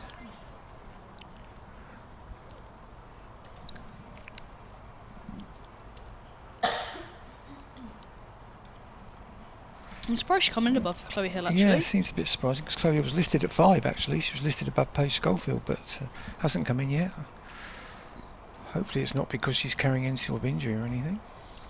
No, she had a thumb injury, gosh, probably just before the 100 started, but I think that was definitely past it, like she'd passed it. Well, she wouldn't be playing if it was something historic. I wouldn't have thought it might have been something that happened today, but maybe it's just a tactical. It probably is just a tactical thing. Kaylia Moore does tend to score quite a quick rate, to score runs quickly, but that's not really required at the minute, so I'm not quite sure what they're thinking here. But maybe they've seen something in training, maybe match-ups. Yeah. We'll find out whether it's the right call or not. Alice Monaghan to start another over from the pavilion end. She's got 1 over so far, 1 for 3. She's got a bowl to Cranstone, who's holding the fort together at the minute. She's 36 not out. And she's dug out a Yorker there, gets away for single to third man. 75 for 4 now, the South East Stars. It's a good start here from Monaghan, actually. Yeah, it's a good start. She's 1 for 4 in her second over. And she's got that important wicket, Jemima Spence. It's that partnership with herself and Cranstone were just building slowly. Put them in control, seemingly. It's a good length of delivery from Monaghan. She works that square of the wicket on the offside. And they're turning quickly, and Kaylia Moore's going to come back for 2, so she's off the mark. 2 for her. 77 for 4. Sorry, Phil. I was going to say, as we've been saying, it's been sort of pattern of the day, though. Every time there's a partnership looking to build a wicket falls, no one's really gone on. No, new batter in, just put a new bit batter more, on strike, build pressure. bit of pressure on the South East Stars. Absolutely. Monaghan in again, and driving this time is Clearmore into a vacant space to the right hand of Freya Kemp. She's got to run quite a long way round to her right and throws in with her left, so they get back for 2 quite easily. Clearmore moves on to 4. Star 79 for 4. 21 overs have gone. Yep, so good over from Monaghan. Just 3 runs off it, I think maybe 4, but certainly less than the required, and the rate now up above 6. Yeah, that's important. You like that, Phil, don't you, when the rate goes above 6? Yeah, I do. And I also like the fact that as a player you can see that on the board. I mean, all the time I played cricket, you were trying to work it out in your head, like what do we need? And sometimes the scoreboard was 3 overs behind anyway, so it didn't really know. Yeah, can someone update the board, yeah, please? that's it. But nowadays it's all there for you, even at sort of club level, where these grounds have electric scoreboards, and you can work it out, and if you can't work it out, it's on the board for you, like in this case. It does make a difference. Yeah, I remember, especially here, where things can change so quickly at the Ageas Bowl. It's one of those grounds where you just feel like you can come back into the game at any point, and seeing that required run rate sort of go up above 7s, up above 8s, it comes back down to 6s. It's just always changing this minute in time. It's just above 6, and the South East Stars, they're going along quite nicely at 3.8, so they're not too far away from accelerating, but when they've lost 4 wickets they quite wouldn't quickly... be happy with the wickets column, would they? And it's Lee in, and that's a full toss. She's bowled a few of those today, to be honest, but Cranston works that away for a single. But as I was saying when I was on with Kev, and I think we talked about it on Saturday, Charlotte, that she tries to bowl very full, doesn't she? Yes, she does. Ava Lee, her aim is to almost bowl Yorkers, and if that's the case, you are going to bowl a lot of full tosses because you're only going to be marginally out. But she's doing a good job. Has done a good job all season. Over the wicket now. And more, I think, in the end left that. I think she was going to try and run it down on the offside, but I think she decided just to leave it in the end. Give her the benefit of the doubt on that one. But it went through to the keeper anyway. Leon again, and that's just defended by Moore. It's a good delivery, isn't it? Yeah, that's just, as Kev said, at the pace she bowls, she's going to get any turn there is out of this pitch. Yeah, she's got to get it full, and when she does, it does turn as well. Yeah. In she comes again. More drives, but can't get it past mid-off. Taylor. It's another dot ball, and the rate just creeping up again. You're going to be the run rate man for the rest of the day, Phil, are you? Well, the run rate police. Goes up ball by ball, doesn't it? Every dot. Down the wicket this time more, but it's a bit wider from Lee, and Moore in the end plays it down to backward point, and again there's no run. Alice Monaghan in the ring, which we don't often see. She's at backward point, maybe because she's bowling, I suppose. Give herself a bit of a rest.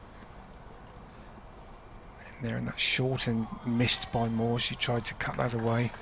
Goes through, and there's just the one run off that over from Lee. So her figure's now 6 overs, 1 for 27. She's bowled 6 consecutive overs from this end. And the Stars have moved on to 80, the end of 22nd over. Yeah, 80 for 4. That's the important part, is the 4 in the wickets column. Just halting their progress towards this 254, so they need a further 175 runs. 28 overs left to get them. Yeah, it's a long way to go. It's you can say that 6 and over is not that difficult a task, but it is over a long period. Obviously, Absolutely. 6 and over 5 or 6 overs would be okay. 6 overs, 6 and over 28 overs, different proposition, especially as you say with 4 wickets down. Absolutely. Cranstone then 38 not out. She is. Monaghan into her over the wicket. And Cranstone pulls that out to deep square leg. Freya Kemp's out there, collects the ball. One bounce into Southby. Kicks up off the length there actually. Southby does well to take that. 81 for 4. South East Stars just looking to take their chances of staying in the top 3. They are in the top 3, of course. They are in second position at the minute, but they want to stay there. So a win here would just help them get one over on the Vipers as well. That's just below them in third. Cutting is Moore, and she's missing the ball outside the off stump. Goes through to the keeper.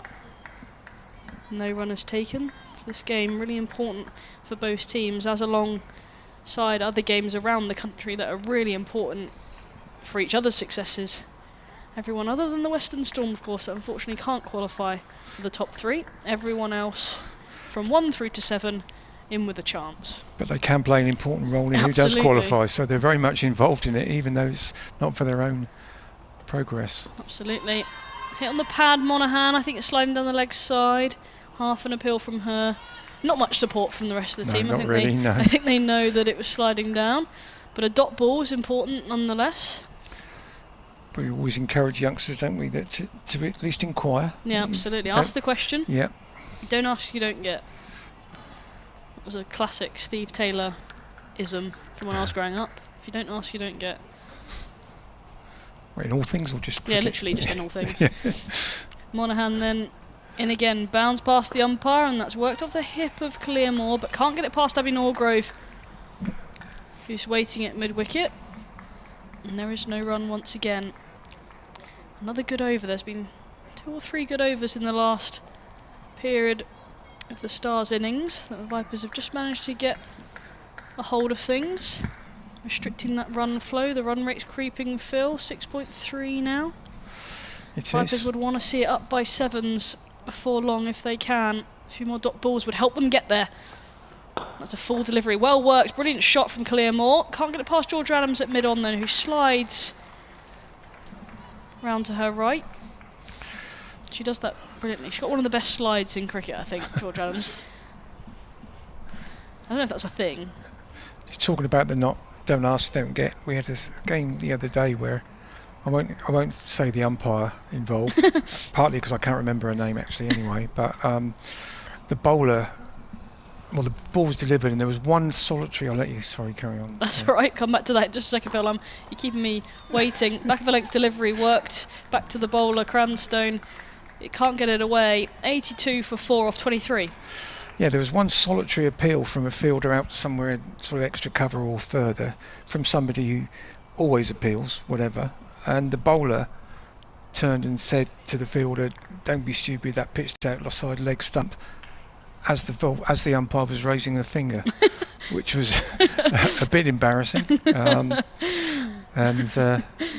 resulted in a wicket, obviously. So, as you say, it's always worth a shout. Absolutely.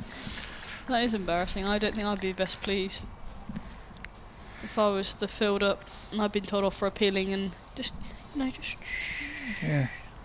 We got this, don't worry about it. Always ask the question. It's one thing for the young ones to learn as you go through the game. Always ask. It's funny how many young cricketers don't actually appeal for Absolutely. Well, they don't play LBWs, do they, for the first part of their cricketing right, careers? for some strange reason. That's Lee into bowl and just played back down the wicket. Yeah, it's amazing some of the junior games that I'm involved in now with the girls, and the other teams say, "Are we playing LBWs today?" Well, yes. Yeah, if it's out, yes. But it's like, of course we are. It's part of the game. Anyway, Lee in and down the wicket, and this is sliced up in the air by Moore, and she's got away with that. It was sliced in the air, and Adams couldn't get around from point, and it's actually run away for 2. In fact, it was Monaghan, I think, from point. But it's almost just like a pitching wedge onto the green, wasn't yeah. it? With a bit of backspin. And then it spun away, and they come back for 2. But pretty fortunate there for Moore. It's sort of a bit of a desperation shot, if I'm honest. Yeah, it was a bit agricultural, to say the least. Yes, just referring back to the incident I related, you'll know the fielder who appealed, I think Ella Cruz-Cotter. Yes. Yeah, who does tend to appeal for everything. But it worked in favour that day. Anyway, Lee in again. Was defended on the leg side. Yeah, a bit more watchful this time by Moore in the last 2 deliveries. Just a little bit more watchful since that, I wouldn't call it a hack, but it was a bit of a wayward swing of the bat 2 balls previous. Yeah. So just So keeping... Probably just reined herself in because of that, and Lee again, and this is, just chipped back and is caught by Lee. That's just chipped back to the bowler. Lee had to move to her left a bit. It was a good catch, but you always would expect to get those off your own bowling. Just watching that again, I think it's just a leading edge really. I think she's trying to turn that to the leg side, and it's chipped it back off the leading edge to the bowler. So a 5th breakthrough for the Vipers, and again this theme of regular fall of wickets, just chipping away at the South East Stars batting. That's Kalia Moore. Yeah, you're caught and absolutely bowled by right, Lee Phil. for 7. 81 for 5 now, and that wicket falling in the 24th over, sorry, of the game. It's just stunted the innings once again. It's just a leading edge from Clearmore. She tries to turn it to the leg side, as you say. Maybe a bit slow wicket. In these hybrid wickets, they slow up a little bit. They've got a little bit of tennis ball bounce at times. And she does bowl slowly, even for a spinner. Absolutely. I would think. So I know you monitor sort of pace you bowl at, even as spinners, and she would probably be sort of 50 around there, whereas I think you tend to bowl at sort of 53 or 4, don't you? Is that I do is that actually. right? Yeah, 53. Yeah. Generally. But yeah, she's definitely a lot slower than that. And just on these slower wickets, you've got to look to play straight for as long as you can, and she's got a bit eager then, Clearmore, to work it into the gap. There was a gap on the leg side that she was trying to find, but just got to lead the edge back to Ava Lee, who's got another wicket. So she's doing so well in this competition so far. She's got 2 wickets now for 29 in her 7th over, and more importantly, it brings another new batter to the crease that Ada Cranston has to start another new partnership with. So it's Chloe Hill that's come to the crease to join her. Ageas Cranston fighting a bit of a lone hand at the moment for the that's what it Stars. feels like. 39 not out. Out of the 84 that Southeast Stars have scored. So she's just, that's the problem though, when you keep losing wickets at the other end and your innings can't find any momentum either. No, but you can't let it stall because you've still got to keep the... Yeah, it's a difficult situation for the batter. But it's one of those situations where you can make a real name for yourself and be a real hero, isn't it? And win the game on your own, but it's a long way to go for that to happen. You need someone to stay with you. But you sort of feel already that she's going to have to get 100 if they're going to win this game. Yeah, she might have to get 100 and a few 100, more, Phil. 100 plus, yes. Yeah, you're right. 171 to win then. And the run rate now at 6.5. And there's quite an extended break here. I'm not sure. So if you just want to keep talking for a few more minutes, and then I'm going to be joined by Kevin James. I think it might just be the standard drinks break, I'm not sure, but there's a long delay. The umpire's conferring, or are they just having a drink? I don't know. If there's any reason there's a hold up here. But anyway, there's lots of coaching staff on the pitch as well as the umpires and substitute fielders and whatever. They're now departing, leaving it to the 11 fielders and 2 batters and 2 umpires to get on with. And as Charlotte said, Chloe Hill on loan from the Vipers is the new batter. Not quite sure why she's moved a couple of places down. She was listed to come in at 5, but is coming in at 7. But wherever she comes in, it's going to be an important role for her to play here. And playing just as a batter, of course. She's a wicket keeper, but as we've said, there's 3 wicket keepers in this Southeast Stars side, and she is playing just as a batter. And she scored. She was quite successful with the bat for Vipers last. In fact, she played some games last year for Vipers just as a batter, when Carla Rudd was still donning the gloves. And she's now going to be on strike to Ava Lee. Just 1 ball of this over remaining.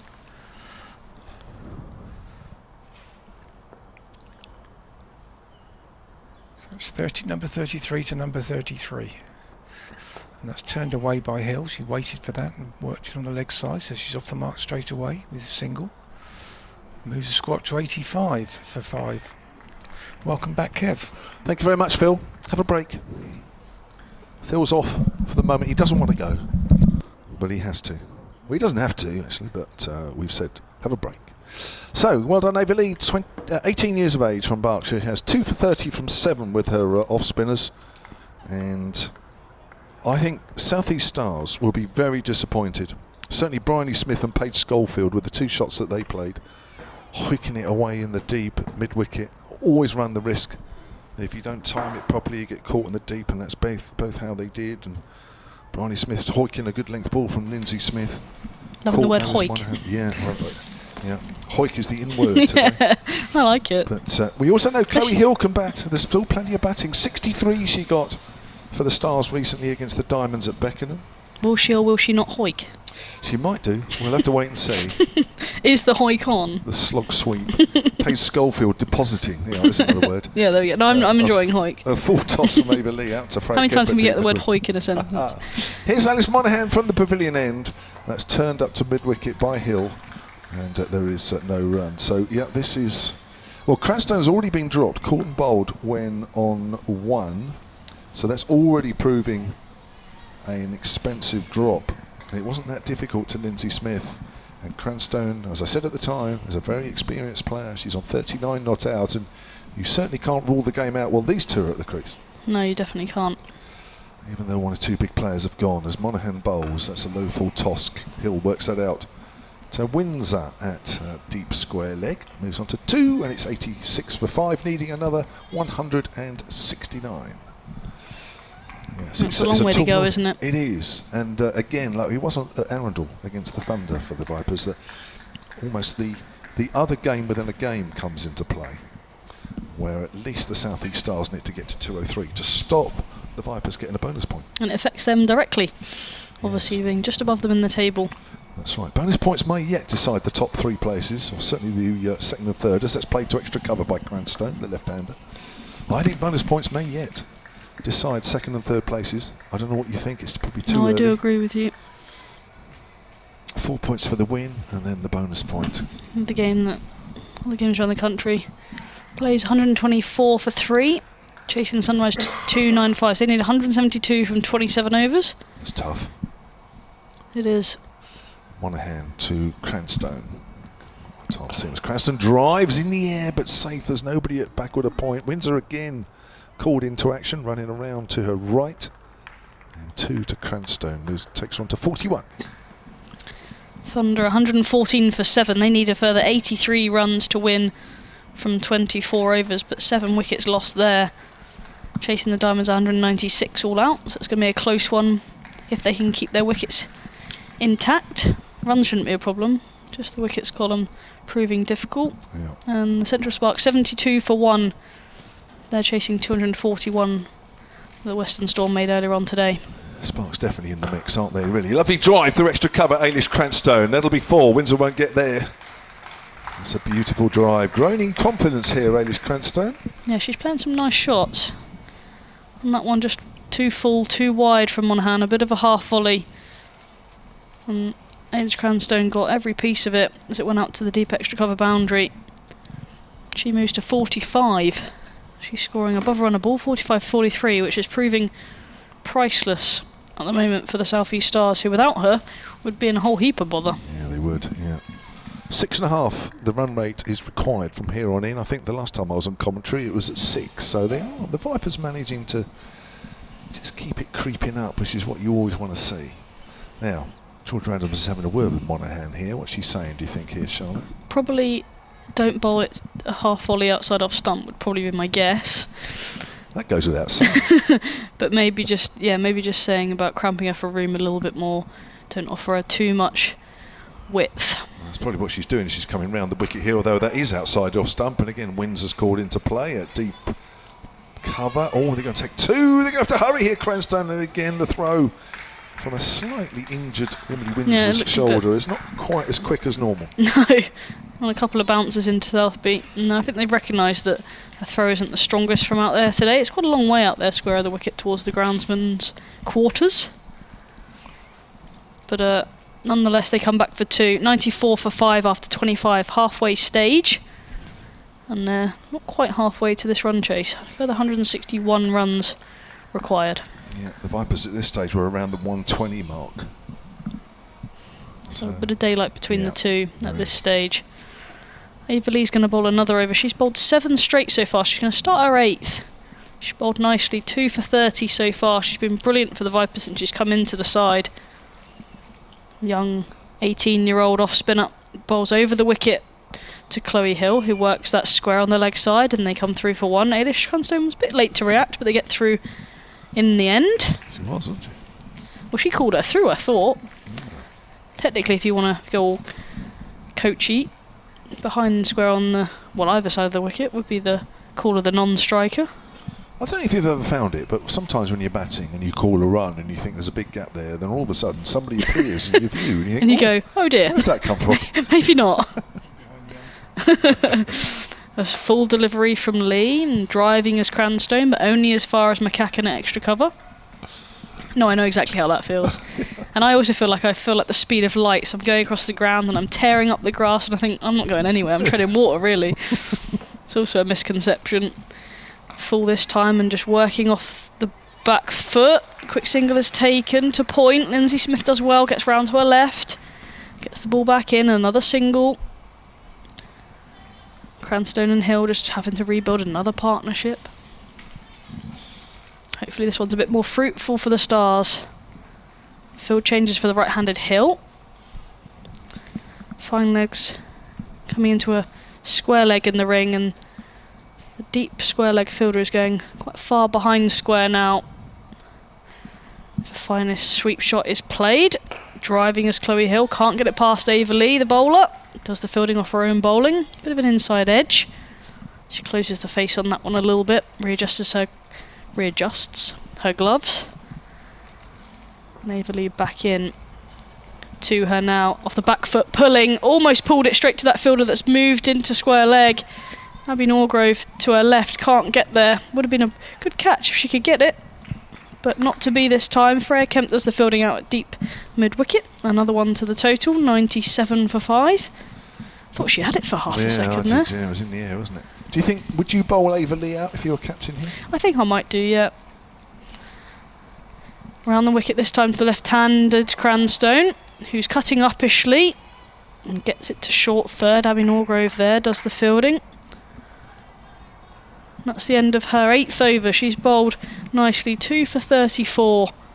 Stars 98 for 5, and that run rate still sitting at 6.5.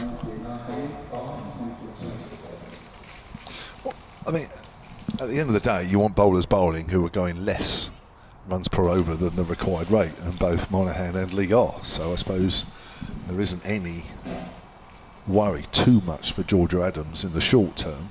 I suppose she has to think a little bit further down the line, but at the moment it's pushing the run rate up. It looks like we might see a change of bowling now, though. I think we're going to see Mary Taylor again.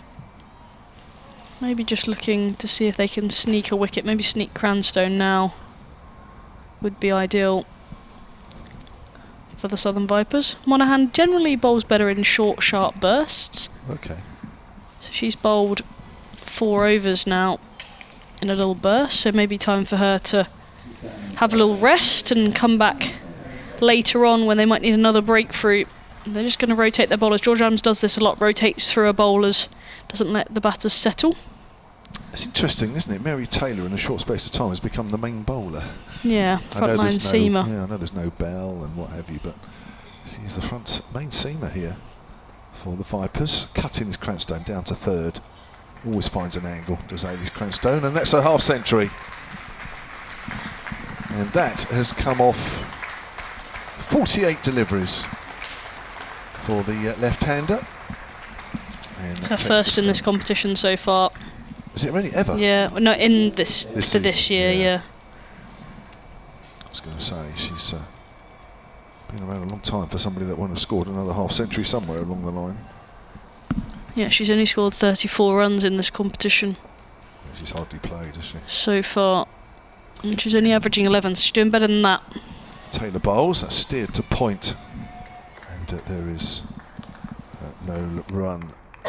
Stars remain on 99 for 5, needing another 156. I'm just going to have a look at her overall figures in this competition. Alice Cranstone. Here's Taylor from the pavilion. Oh, that looks close. LBW has to go. Chloe Hill has gone, stuck on the crease, kept a little low, and the bowling change has worked. And Taylor picks up her first wicket. Chloe Hill goes for 4, and they are 99 now for 6, the South East Stars. Yep, Chloe Hill going nowhere on the crease. Kept a little bit low, but not awfully. Just didn't get a big enough stride in for me, Chloe Hill. Playing all round her front pad, and it hit her dead in front. No arguments there that was out. Big appeal from Southby behind the stumps, and Mary Taylor wanted it as well. It just looked out, didn't it? It did. So another wicket to fall, 99 for 6 now. That wicket falling in the 27th over. Yeah. And that change of bowling working, Kev, as we just mentioned. Well, there you are. So the new batter is Bethan Miles, the 19-year-old. Slow left armour. Just going back to Ailey Cranstone, I say she's a veteran, really. She actually, that is actually her 14th list day 100, which of course includes county, 50 overs. So, and she has 100 as well in the 50 over competition. So she, well, all the time she's out there, they stand a chance, don't they? You can't really say that this game is over. But of course she's running out of main partners. Alexa Stonehouse actually has changed. Alexa Stonehouse is the new batter, so she's moved up the order. Bethan Miles has moved down. Yeah, with one up, one has to move down. Yes. Well, you can't all move up. Oh, I wish we could. Well, I suppose if somebody's injured you would, because Yeah. they can't move down. So that run rate is just a fraction over 6.5 now. As Mary Taylor has done the job already in her first over of the second spell. Cut by Stonehouse to backward of point, fielded by Lindsay Smith, who's had a good game. Picked up the first 2 wickets Saturday against the Thunder at Arundel. She picked up the first 3, and she's picked up her first half century in Rachael Heyhoe Flint trophy. So she's having a good all round. It looks as though we might be speaking to her, don't it, after the game? You have to say at the moment. You did say, didn't you? As that's a push by Stonehouse out into the covers. You did say that she might not want, but she has to at the start of the day. Did you request her? Yeah, I think she's got to at the moment. And I mean, if somebody comes through on the blind side, then it'll be a hell of a spell. At the moment, for me, it's got to be her. There we go then. Never spoken to her before. You heard it.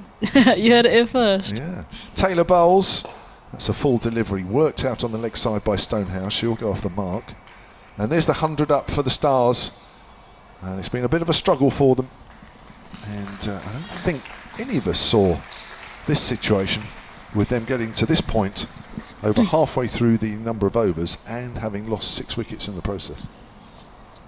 Yeah, it's been a bit of a struggle so far, but the main thing for the South East Stars is that Ailish Cranstone is still there. She's 50 not out. And Alexa Stonehouse, she's no mug with the bat.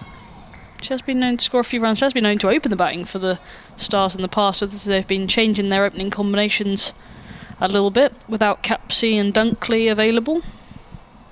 Okay. They've settled on Spence for now, but Stonehouse has been given that opportunity as well. McDonald Gay's had a go. Still yet to bat. So they've got options, the Stars, and batters that can hold their own. Looks like Ava Lee will bowl out. I can't see them leaving her 1, but we'll find out. She's got 2 to go here. She's over the wicket to Stonehouse and moves across her crease and prods outside the off stump. Misses the ball. Southby collects. There's one thing you can say about Ava Lee. She doesn't bowl too many short. She can't though, can she, with the pace that she bowls at. She's got to bowl it up there. It's a little bit shorter, but a good length delivery finds backward point. Alice Monaghan does the fielding there, another dot ball. And she just bowls a good area, can set a field to it. And she just causes the batter to take a few risks. Maybe the back of a length delivery that time from Ava Lee finds extra cover. Maybe the fact that she's a little bit inexperienced, players feel like they maybe have to go after her a little bit more, and I think they're learning now that they can't really do that to her too often. She can definitely hold her own in this competition. It's shorter this time, and Stonehouse works it nicely off the back foot, out to deep extra cover. Emily Windsor does the fielding, and just a single is taken. A big loud no from Ailish Cranstone. I know Emily Windsor. I know she can throw the ball. Yeah. Although not as well No. at the moment. But she's So quick short. to the ball. She'll never lose that, No. unless she hurts her hip. Well, she has in the past. But she's okay now. Yeah. No wonder she's all in one piece. I know. She does moan about it when we're at home as well. Does she really? No, she doesn't. I'm joking. 101 for 6 then. 2 overs to go in this, the 28th. Defending as Cranstone, watchfully. Ella McCacken's there at extra cover. Brilliant over again from Ava Lee. Only 1 conceded so far. She'll be wanting to finish that over in this over, sorry, in the same style as it started. She bowls this time. It's a full toss, sweeping as Cranstone gets away with it. Single to backward square, throw comes in, and another single to Ailish Cranstone's total. She moves to 51, 102 for 6 after 28 here at the Ageas Bowl. The sun's just ducked behind a few clouds. This did come out for a little while, but it's a nice temperature, nice conditions for the players. It's horrible when it was so hot like it was at Arundel. Sweltering. Yeah. Even the players, I spoke to 1 or 2 of the players, they said that was Didn't so enjoy hot that, out there. yeah. Not enjoyable. So this is much more favourable conditions for them 153 more runs to win. Run rate is now at 7, Kev, as we get into these latter stages. So we're into the back half of the innings now with 22 to go, and every single dot ball is going to be climbing that rate up. It's Taylor round the wicket to the left-hander Ailish Cranstone's cutting that one, misses, or it may just have come off an edge. We'll wait and see. Maybe it's just deflected off Rihanna Southby standing up. The umpire is going to signal. Oh, there was an edge. Now, did it go into the ground? She was trying to cut that away on the onside. Maybe just being a bottom edge into the ground, it bounced up over the keeper. It's difficult to tell on their angle. Yeah, she's not the tallest, Southby. We're not going to see a replay on the live picture feed. We can only guess. That's what's happened. Southby doesn't look too disappointed, like she's dropped a catch. So, and those bottom edges are always difficult, even if she'd had. Taylor over the wicket. Stonehouse gets wrapped on the pads, going down the leg side though. Southby's quickly across on the offside. So the batters out. Smith for 1, Chatley for 3, Jemima Spence 28, Paige Schofield 2, Kalia Moore 7, and Chloe Hill the last out for 4, as Taylor bowls, driving up to mid-off is Stonehouse, but no run. Disappointed, as I said earlier, I think Schofield and Smith, who are the two big players for the Stars, both getting out, caught at deep mid-wicket. Off Schofield hitting a full toss in that area. Stonehouse goes big over mid-on, that's a good shot. Whoa, that's firmly struck. High over the head of Georgia Adams at mid-on. And that is 4 runs. Well, for me, that's the most positive-looking shot we've seen for quite a while. Yeah, she can bat, can Stonehouse, and she's a young player with no fear. Lifts that over mid-on nicely and gets a boundary. Welcome one for the South East Stars. You can see why, on the scorecard at least, she's come up a little higher. So 8th innings this, 128 runs at 18. That's struck well down the ground as well. That's 4 more. Almost a carbon copy, isn't it? Gone straighter this time. Belts it over the head of Mary Taylor. The umpire did have to duck out the way, as it's gone firmly down the ground. So back-to-back boundaries for Alexa Stonehouse. She did score a few runs in a game that I commentated on, Trent Rockets versus the Oval Invincibles. She scored quickly to almost bring them back into the game there. She scored 3 boundaries and almost won in the game. Needed 6 off the last and couldn't quite get over the line. 10 off 11. Here's Taylor again. Stonehouse drive now, mid on his back, unsurprisingly now. So there is a gap for her to just push it into that area and always score runs. Well, that's a good over for the Stars. At 112 for 6 after 29, they still need 143. And that run rate has just been pegged back a little bit. It's under 7 and over required from here. Yeah, it's important. They just keep picking up boundaries when they can. Weren't bad deliveries from Mary Taylor, a little bit on the full side, but it's a good full swing of the bat from Alexa Stonehouse. Mary Taylor bowled 6 overs so far, 1 for 17. So those 2 boundaries ruining her figures slightly, but still good return for her again today. So we are going to see the final over from Ava Lee. She's going to bowl trend straight here. Her 10th over starting and finishing from this hotel end. She bowls, and that's caught, I think, by Alexa Stonehouse. Prods it back to Ava Lee. She's not sure in her follow-through. The umpires are going to get together here. Umpires Ben Peveron, Rose Dovey are just going to get together and have a little conversation about whether it carried back to the bowler Ava Lee. Going to watch it again on the live pitch feed. I think the umpire gets in the way of our view. It looks like she's got fingers under the ball for me. Just see her appear to the right of the umpire. Stonehouse doesn't think so, does she? No, she doesn't think so. The umpires are still talking. I think they'll bottle it, the umpires. And I think they're saying that that's not out. Yeah. Saying that the ball has hit the ground, or at least that Ava Lee's planted the ball onto the ground. Maybe you've got to have full control, of course, with fingers under the ball. And Ava didn't look convinced herself, if we're being perfectly honest. She didn't look completely sure. And they think they should have had Stonehouse there, but Stonehouse wasn't convinced. And neither was Lee, so we've got to bowl it again. And then she's played almost a carbon copy, but it's dropped in front of Ava Lee this time. She's just trying to turn the ball square on the leg side. She needs to be careful of that leading edge. It did for Kalia Moore. And Stonehouse needs to learn here.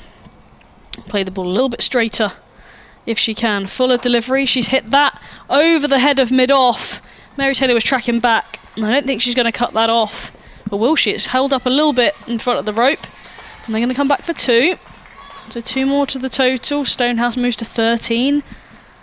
Stars 114 for 6. Good little impetus shown by Stonehouse here. Yeah, she's dangerous here. I don't think the Vipers want to see too much of this. Yeah, I've seen so many situations like that. The umpires don't go with it. They don't. Not when there's No. what's it called? Not VAR.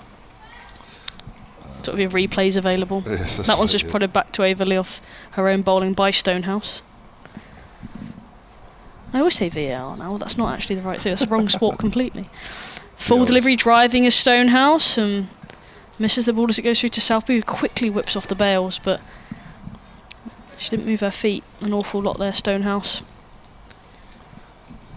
Just searching for that ball outside the off stump a little bit. Lee in again, bowls, good length delivery and challenging the outside edge here. But forward in defence is Stonehouse. It completes her 10. She's bowled 10 overs. No maidens, 2 for 38, so another great return for Ava Lee. Going at 3.8 and over, it's brilliant. As they look to defend the Southern Vipers. 141 runs required from 20 overs for the South East Stars. That run rate is back above 7 now, Kev. Yeah. Pace Schofield and Kaylee Moore, the 2 wickets for Ava Lee there. Yeah, I don't know. I've just seen those situations so many times that in the end, when the umpires are being asked to make a decision, invariably it will go the batter's way, unless it's clear cut. In the case if it's clear cut, then Stonehouse I'm sure would have gone, but would have walked off. But straight away you could see she wasn't 100% sure, and I don't know. I'm not even sure Ava Lee was 100% sure in herself. I don't know. Not sure how Ava Lee normally reacts to those situations, but. Mary Taylor can continue round the wicket from the pavilion end. Cranstone drives. There's a bit of width outside off stump here, and Monaghan's racing after that. Will pick it up just in front of the rope at deep extra cover, but it's 2 for Cranstone. A bit of momentum now in the Stars innings as they move on to 116 for 6, 139 needed. Remember that the bonus point situation, they need to get to at least 203 if they're going to lose the game, to stop the Vipers getting that extra bonus point, which may yet prove crucial come the weekend. Absolutely. Final round of group matches. Several teams vying for the 2nd and 3rd places. One of them may even overtake the Blaze. That's cut away just short at Lindsay Smith, who's trying to get her fingertips under it and can't. That backward a point. My word, that almost carried. Great effort. Yeah, she's a fantastic athlete, Lindsay Smith, especially at point. It's almost like a specialist point fielder. She's brilliant in that position. Just trying to get her fingers under the ball, but did well just to stop it in the end. Just giving Cranstone a bit of room here is Mary Taylor. Just needs to tighten up. She drags that one around on the onside. Cranstone, she'll take a single up to mid-on. That's Ella McGacken who picks it up and has a throw at the bowler's end. Cranstone moves on to 55. You just get the feeling maybe Cranstone's just starting to be pulled along now by Stonehouse. Or maybe Cranstone's realising that that rate, which is just over 7s now required, doesn't really want to be getting too much more. Still a lot of overs left in this game, 19 and a half. Yeah, you don't really want to go too hard for too long, really. No. It becomes very difficult to keep that momentum going. Alexa Stonehouse facing Mary Taylor. Slower ball. Stonehouse drives to point past Lindsay Smith. May look for 2 here. Freya Kemp comes around from deep cover, throws at the bowler's end. 2 more it is. 119 for 6, the Stars. Sun. Yeah, it's lovely, isn't it? Yeah, it's trying to get it's keeping us warm up here. Thick cloud. It's just right. It's absolutely, and we didn't say that at all last week. No. Not at one stage did we say it was just right. We really didn't. Yeah, or Arundel. We moaned like anything. It was too warm. Now a drive in the air, just wide of extra cover this time. That's Georgia Elvis, and again Kemp out at deep cover. Fields, and there'll be 2 more to a left this time. And the Stars move on to 121 for 6, needing another 134. Yeah, that 203 just becoming ever closer. Yeah. The golden 203 to stop the Southern Vipers getting a bonus point if they were to lose the game. South East Stars, obviously they want to win it first. Yeah, well at the moment they'll be looking for the win. The way things are going. Slower ball from Mary Taylor, driven out on the onside by Stonehouse, who moves on to 18. And that is the end of Mary Taylor's over. And might be the end of Charlotte Taylor for a little while. It will be. Thank you, Kevin. Cheers, see you soon. So 19 overs remain, 31 gone. And the Stars are 122 for 6, needing another 133 to win the game outright. 203, the very minimum. It's going to be a couple of drinks for the batters out there. I can imagine it's quite warm out there in the middle. If you're running a lot of 1s and 2s, which they are, then very quickly you're going to start to dehydrate. Mary Taylor then has completed 7 overs. I think I've got one for 24 here. Might be one for 25 actually. Lindsay Smith still has 5 of her allocation left. 2 for 9, bowled brilliantly, although she dropped Canston, caught and bowled, went on 1. That's not too bad at the moment, but things may get worse. Georgia Adams, 5 overs, none for 29. Ava Lee bowled out, 2 for 38. And Alice Monaghan, 4 overs, 1 for 19. Welcome back, Phil Green. Hi, Kev. The whoever's responsible for the scoreboard, just a little bit of a blip there. Said that Bryony Smith was coming on to bowl, which Wrong Smith. got wrong Smith and wrong team, but it is Lindsay Smith in round the wicket, and that's played gently by Stonehouse onto the offside.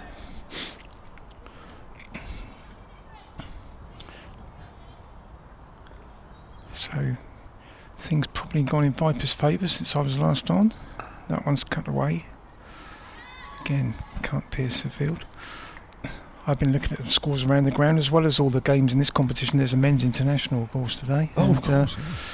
So one of the New Zealand players scored 182 in that, which is quite a score. Ben Stokes scored 182 for England against the country of his birth. England, that's 1-2. Stonehouse driven up the ground. England are going to get quite a substantial score there. I think they're 350 odd with 5 overs to go.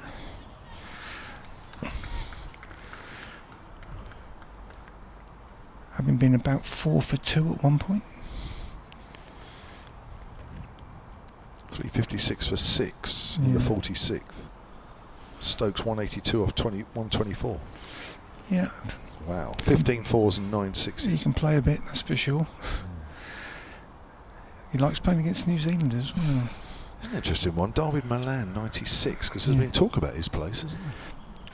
Smith in again over the wicket to Cranston, who just plays the little little ramp shot and gets it well. Southby, the keeper, has actually chased it all the way down to fine leg boundary, but got beaten to it by a colleague, Windsor, and they've come back for 2.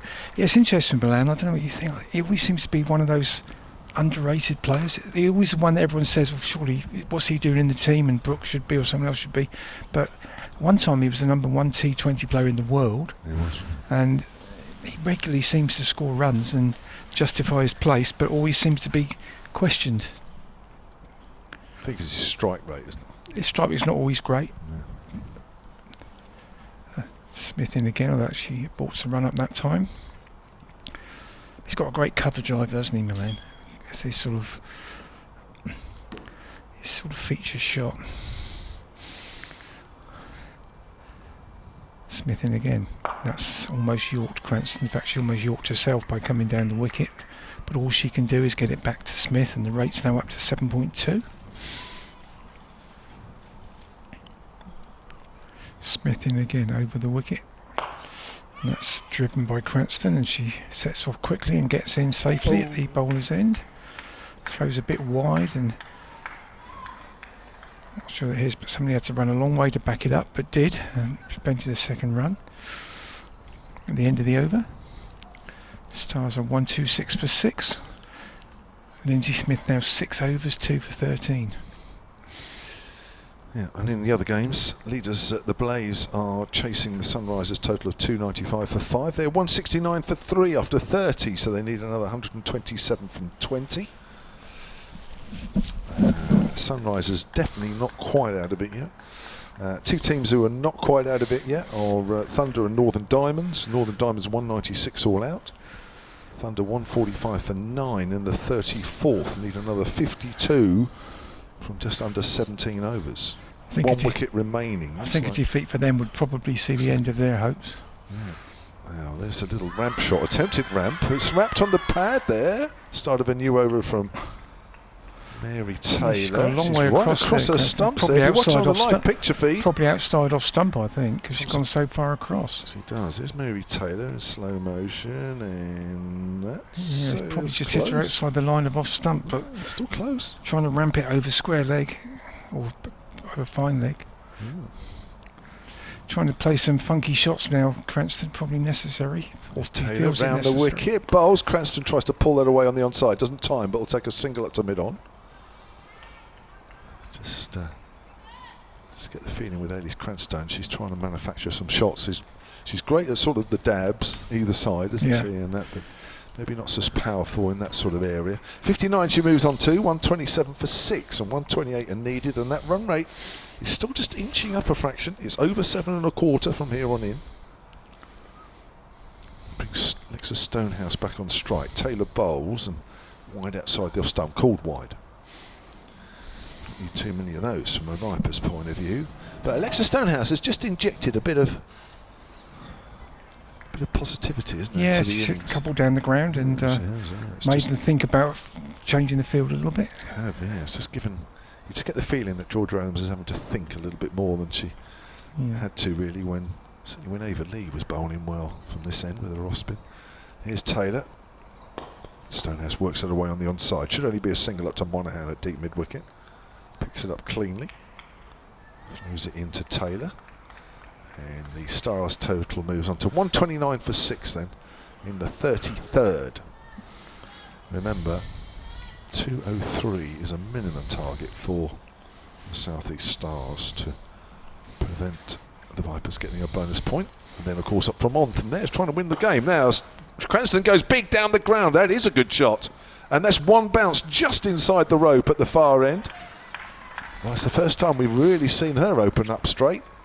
And she moves on to 63. This is now starting to get a very expensive drop. She was dropped caught and bowled by Lindsay Smith, went on 1, and it wasn't a difficult chance. And she's beginning to make a real impression on this game here. 63 from 60. Yeah, she's certainly doing her bit. It just needs a bit of help from one or two others. At the moment, Stonehouse is offering that support. Yeah, the field is changing now in response. There's a deep mid-on. Adams goes across on the other side now to mid-off on the 30-yard circle. And now the Vipers have something to think about.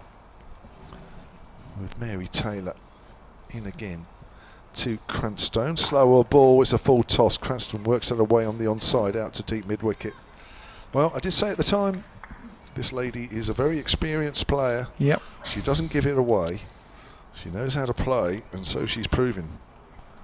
Yep, she's absolutely the key now. It's not like a 17 or 18 or 19-year-old, Phil, is it? No. Where a little bit of an experience that if you drop them, you think, well, okay, might cost a few. When you drop the experienced players, that's when you need to worry. Short outside the off stump. Stonehouse works that into the gap on the offside, moves on to 21.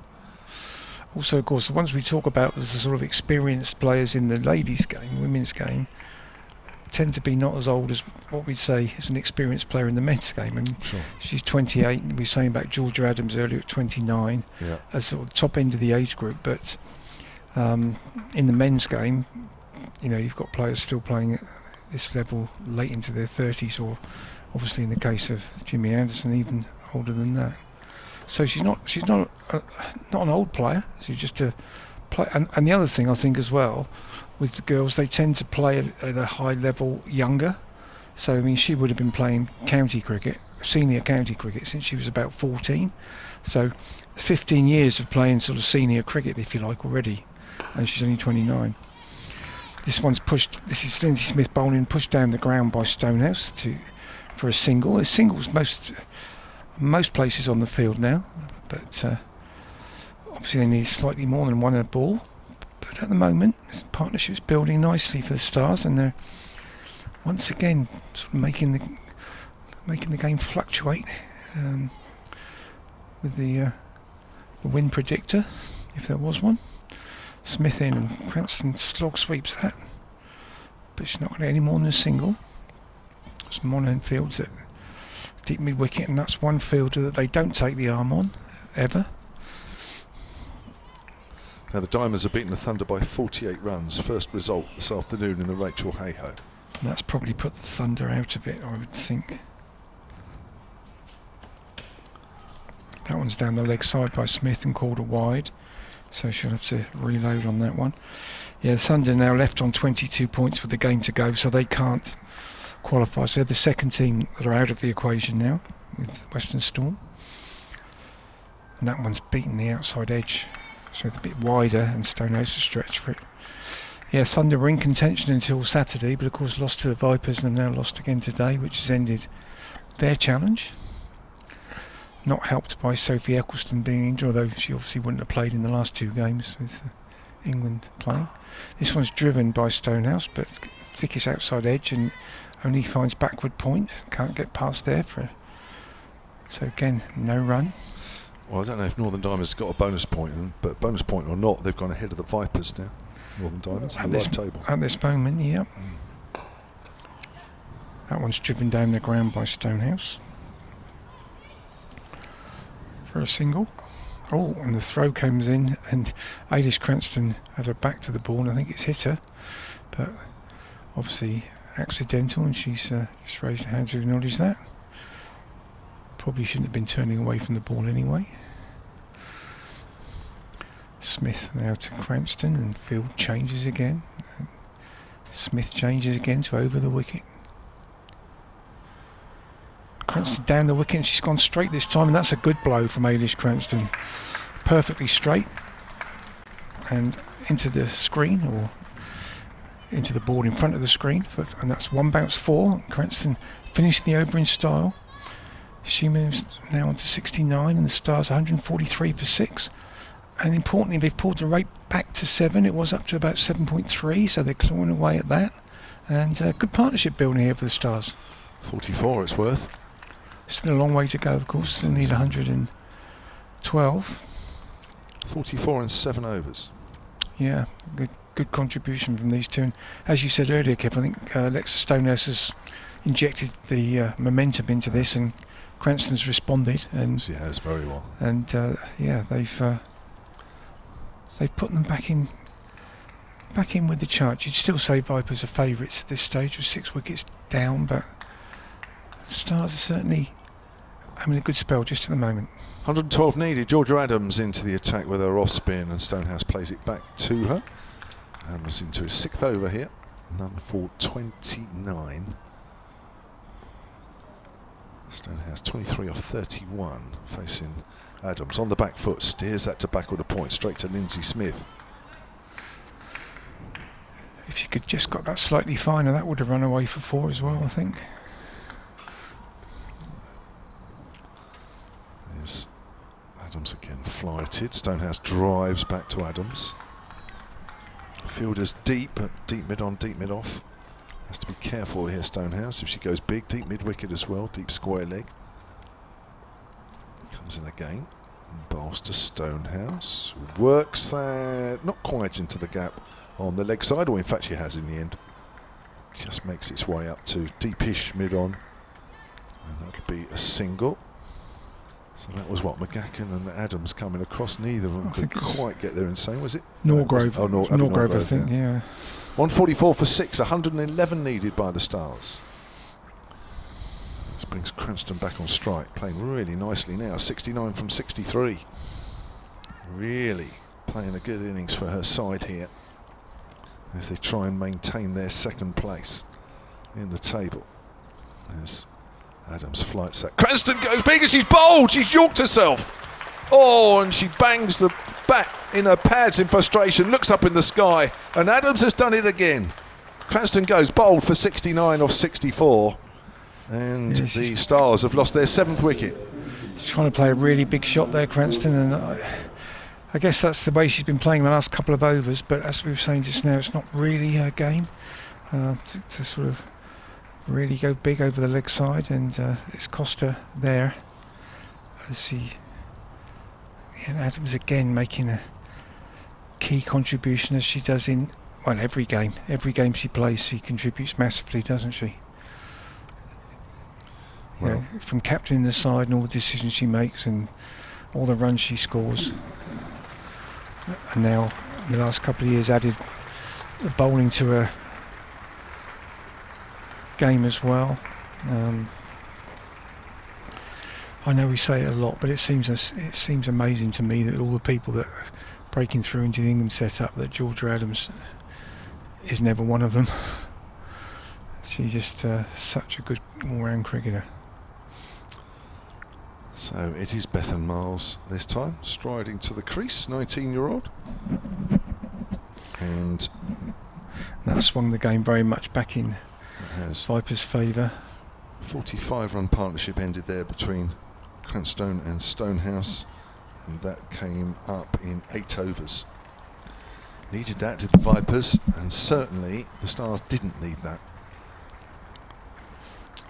So Adams 1 for 30, 1 ball left of her 6th over, has done it again. Bethan Miles, right-handed, faces Adams, and Miles just quietly plays that out on the onside, and I think there'll be a few relieved faces in the field there of the Vipers, and certainly on the coaching staff as well, because that was a very dangerous partnership that was maturing there. It was just starting to get to that stage where you start to worry as a fielding side, but as has been the case in this game sort of throughout the day, every time you think it's going one way, a wicket seems to fall. There hasn't been a really big partnership all day.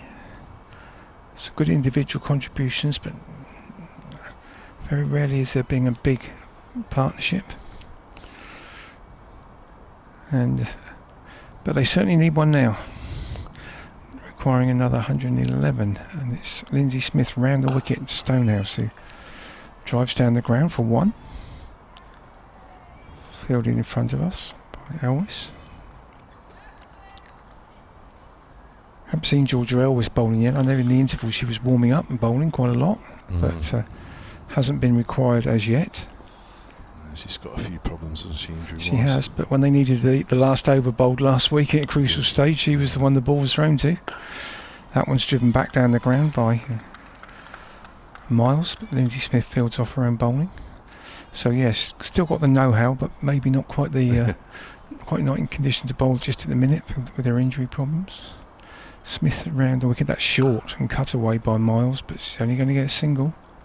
Out to Windsor, who's patrolled that boundary for most of this innings. It's a single. Just 3 innings for Bethan Miles in this year's competition. 67 runs though, top score of 33. So she's obviously got some pedigree. Yeah. Smith round the wicket, that's short again, and Stonehouse has missed it and he's bowled.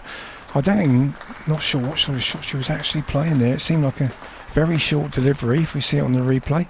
She might have been trying to hit it back over the bowler's head or something, I think. I'm not sure really. Yeah, she was down. She got an under edge and edged it onto the stumps, but yeah, it was an interesting shot to say the least, or attempted a shot. But that's another nail in the coffin of the South East Stars. At 146 for 8, and another wicket for Lindsay Smith. I think you're right, Kev, that she will be on the other end of the mic at the end of the game. She will. Maybe reluctantly. But you're right, yeah. Well, the bat didn't come down straight. No, it didn't. There it was from Alexa Stonehouse, shot. so the little bottom edge onto the stumps, but trying to hit it down the ground, sort of slapping at the ball, really. It was a pretty short ball, actually, but she was trying to hit it back over the bowler's head. Well, that's 2 dangerous players gone within 1 over of each other. So now we've got Rhiannon McDonald-Gay, who had a good day earlier, first half of the day, bowled really well and took 3 catches out down in front of us here, in front of the Danny Gregory stand.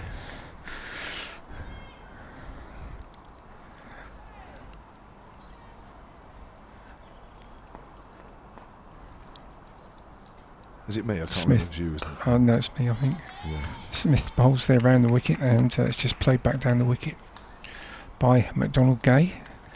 Obviously needs to just get herself set in for a couple of overs here, but hasn't got a lot of time. This time she sweeps, and sweeps well, and she's going to pick up a couple here, I think, as it goes down to deep square leg, and she's away with 2 runs.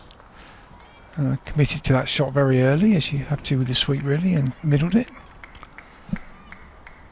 So she gets off the mark with 2, and the Stars move on to 148 for 8. 14 overs remaining and 107 required.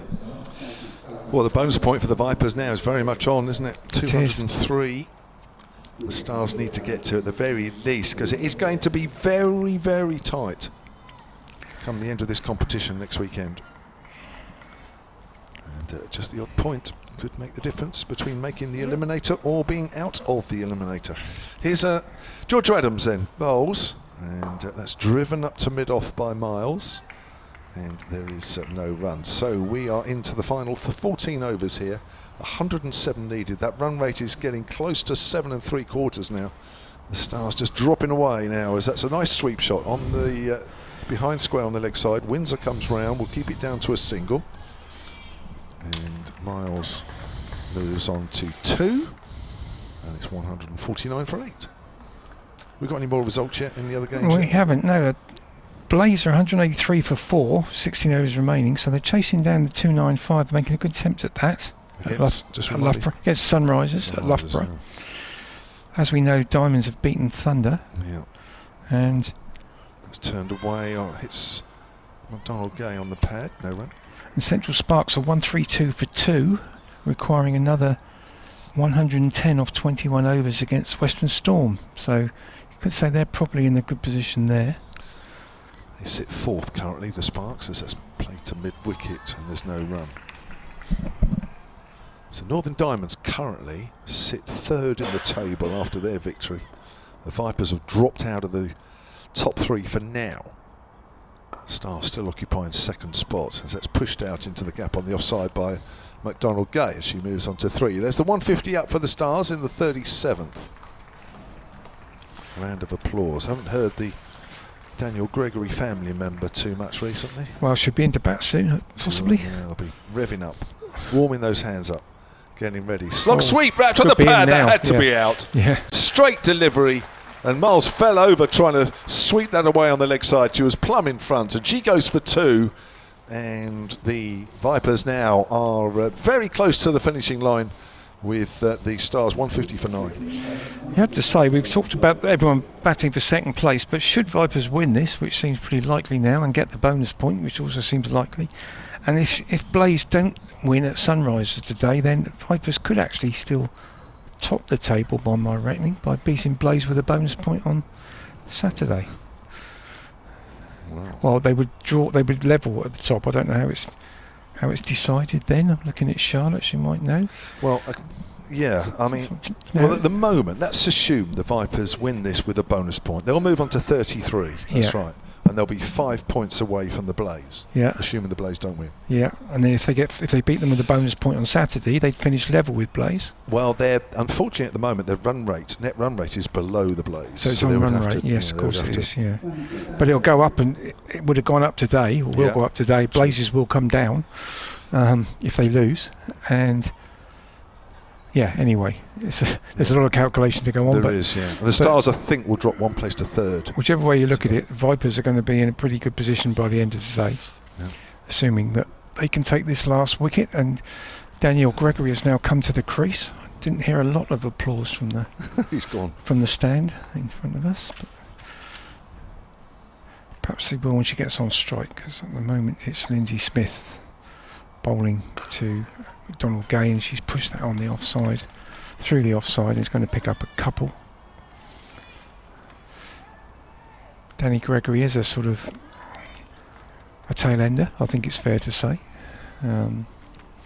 Other people move up and down the batting order, but she seems to be pretty firmly ensconced at number 11. That's defended by McDonald Gay. Lindsay Smith just fields off her own bowling. Lindsay Smith looking for a 4th wicket to add to the half-century she scored earlier in the day. A very crucial stage for the Vipers. In again round the wicket, and that's swept, or attempted sweep by McDonald Gay, but she misses. So it's a wide, signalled by Rose Dovey.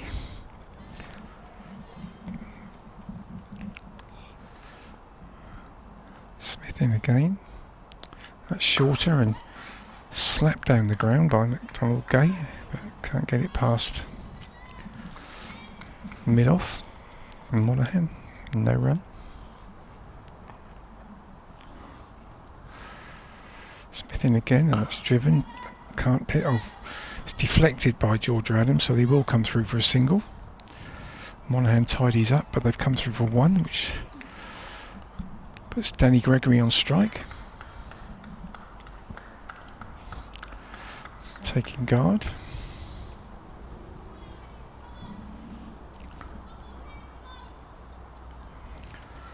Looks around the field, it's closed in a little bit now, trying to keep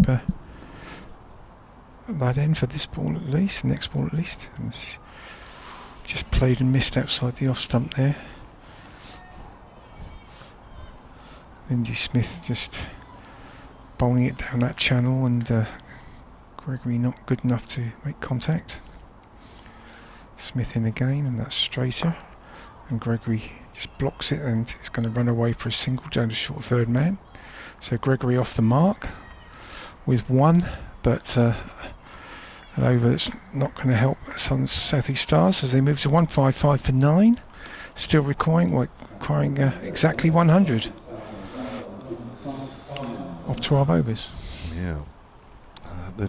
The Gregory clan has obviously moved. I can't quite see, but I think they've moved because that one run I would have expected an enthusiastic tumultuous response. Yeah, but there was nothing. There was dead silence. So Georgia Adams 2 for 32 from 7. Probably thinking about wrapping the game up here. 12 overs remain. And the bonus point along with the win very much on here for the Vipers, which will take them into second place in the table if they do, as and when. As Adams bowls, Gregory turns that straight delivery to mid-wicket, and there's no run. Well, there was an applause. Maybe they're back. You would have thought they would have certainly clapped the single, not just a block to mid-wicket, but anyway. Here comes Adams, bowls, and Gregory gets a very full delivery, plays that into the ground. And there is no run. Well, I got a text from a certain director of cricket from one of the other regional teams in the last 20 minutes. I won't say who and what team, so that's pushed back to the bowl and there's no run, saying the Vipers have reached peak form just at the right time. Okay, I think that's probably a fair summary. I think that is a pretty bang on, because if they win here, that will be 4 in a row. Yeah. Forward of it, all playing a missing outside the off stump. Southby though doesn't take it cleanly, and in amongst those 4 wins in a row was the no result against Northern Diamonds at Arundel, which so you had 2 points on top of that. So it's been a good little run here. Of course, I'm talking as though the Vipers have won the game, but I think it'll take something special for the Stars to do anything other than that, as that's driven out on the onside by Gregory. Well, if the Stars do win this, I think we'll get a lot more noise from the Danny Gregory fan club. Champagne broke out and everything on the seats there. And rightly so, if they win from here. I'd buy them it. With 100 for the last wicket, yeah. Here comes Adams. Bowls and Miles just play. McDonald Gay, I tell you, just plays it back to Adams, and there is no run. 39 gone then, 11 to do, assuming we get all 11 in. And if we do, well, it might be some game. But at the moment, it's all looking and pointing towards a Vipers win with Stars 156 for 9. It is quite an interesting game in the men's county championship. So Leicestershire was set 500 to win in the last innings and fell short by 15. Did they really? Yeah. They really thought they might get close there, didn't they, overnight? Ackerman was on 100 and odd not overnight, wasn't he? Yeah. And, they did get close. Wow. And Scott Curry, of course, on loan to Leicester, isn't he? Played in that. And Tom Scriven, formerly of Hampshire as well, got 70 odd in that innings. Smith in again, and that's just down the leg side, and that's a wide, a loose delivery from Smith.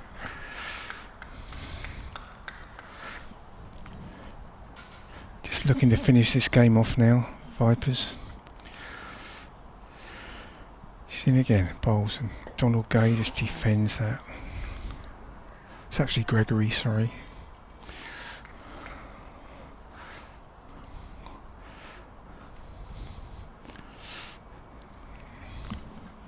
Smith in again, it's all gone very quiet around the ground, and that's shorter, and Gregory cuts away. That's a good looking shot. She's going to get off strike and get a single.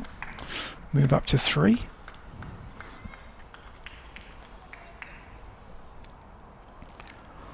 but needs something pretty remarkable from Stars, even to get to the bonus point target, let alone the match-winning target.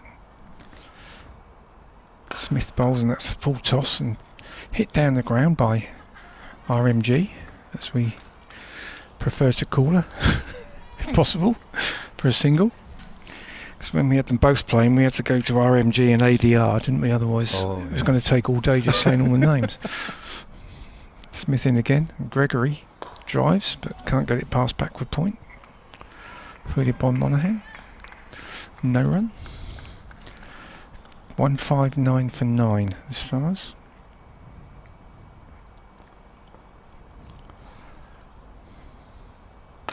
That one's driven away, and they're going to run and get a single. Okay. Oh, and there's a big cheer. The crowd are back. Yeah, they're back. The fan club's back. The single for Gregory. Yeah, they're at the bar. Someone just told them that she's batting. Yes. Come back. Come at the bar. She's there. Smith in again now to Donald Gay. Down the wicket. Drives to mid-off, but Adams is there and there's no run. So another over ticks by. And am I due to come off? Yes. When it's when it Taylor back is in. you, yeah. When it Charlotte Taylor. Thank you, Phil. Phil Green there. Great Thanks. stuff. He's going to take another well-earned break. Charlotte Taylor. I'll be very surprised if you're back. In fact, if you're back in half an hour's time, there is a serious game on our hands. 95 needed from 10 overs. You can work out the run rate yourself. The Vipers need just 1 wicket for victory here. And it is Georgia Adams. And you wouldn't bet against her finishing this game off. It's already had 1 chance in the previous over. Here's the next chance from the pavilion end. Always down the leg side. He's beaten everybody. The batter, the keeper. It won't quite go to the boundary. But they will pick up 2. Charlotte Taylor, and the Stars move on to 160 for 9. This is all very exciting from the Vipers' point of view. They have got themselves into a good run of form here. Yeah, they have. Definitely in the latter part of this competition. It's been a tough competition for them, it has to be said, as Gregory works that away on the onside. Losing twice to the Sunrisers in the first half of the competition didn't help. And if I'm honest, well, it doesn't, does it, really? I mean, you could argue, you know, are you worthy to sort of be in the top 3? But they've worked their way back. The early defeat to Central Sparks didn't help either, did it? They looked a good side, and they're certainly in the mix still, as that's turned away on the onside by McDonald Gay, and she'll move on to 8. Yeah, and obviously the draw at Southport, not being able to get over the line there after being a really commanding position.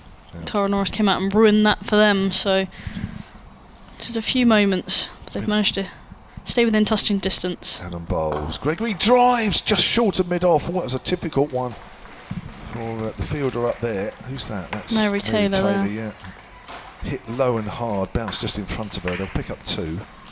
She at least got most of her body behind that, but that's one of those that could quite easily smack you on the shins and you're lying on the floor for ages. Well, she's holding her shin now. Oh, yeah. But she's already hit her head on the floor earlier. She's in the wars today. Adams bowls again, and oh, was there an edge? Southbeat doesn't take that cleanly. It bounces and goes to ground. One of those that there's probably just enough of a deflection, means it doesn't go straight into the gloves. Yeah, she looks disappointed with that one. She has very high standards for herself, but it looked difficult. Might have to leave you to it in a minute. That's a full delivery, which she's trying to work on the leg side, gets wrapped on the pad. We'll have that in a minute. So, the sun's again trying to make its way out. Can't quite. That person's obviously listening that I mentioned earlier. The head of cricket, director of cricket. That's pushed out on the onside. And there is no run. End of the over for Georgia Adams. She's completed 9 overs, 2 for 40. Lindsay Smith has bowled out, 3 for 34 from her 10. And yet again, you know exactly what you're going to get from Lindsay Smith. And I'm going to say it for reasons that might become clearer. 3 for 34. She goes for 3.5 and over this year. She's gone for 3.4 here. You know exactly. Yeah. Lindsay Smith, you stick her on, and she does what it says on the tin. Yeah, literally every single time. She's a really, really experienced cricketer now. Obviously started her career in the care cell with the Southern Vipers, and then went away, went to up north, and joined up with the Northern Diamonds at the start of this Rachael Heyhoe Flint competition when that got underway in 2020, and was joined by the Charlotte Edwards Cup in 2021. And then spent 3 years there, and then this, her 4th year, joined up with the Southern Vipers and does the exact same thing as she did up there, then she does down in the south. So we're going to see a change of bowling here, as Lindsay Smith has bowled out, as we've just mentioned. And Mary Taylor's going to switch ends, and she's going to bowl one of her final 2 overs at least from this hotel end, from our commentary position end. She's bowling to Rhiannon McDonald-Gay, who's 8 not out. Stars 167 for 9. Need a further 88 for victory. And they need to score them at 9.8 if they're going to get anywhere close. And that's down the leg side, well taken by Southbeat. It's wide as called. That's another one to the total. 168 for 9. A little bit wayward from Mary Taylor there, not quite able to get it on target. Needs to challenge the bat at every single delivery if they've got any chance of taking this last wicket before the Stars get to 203. It's a long way off for them. That's when the bonus point would come into play. That's worked leg side by McDonald-Gay, gets it behind square, cramped for a room a little bit by Mary Taylor. McCacken does the fielding in the deep. One more to the total, 169 for 9.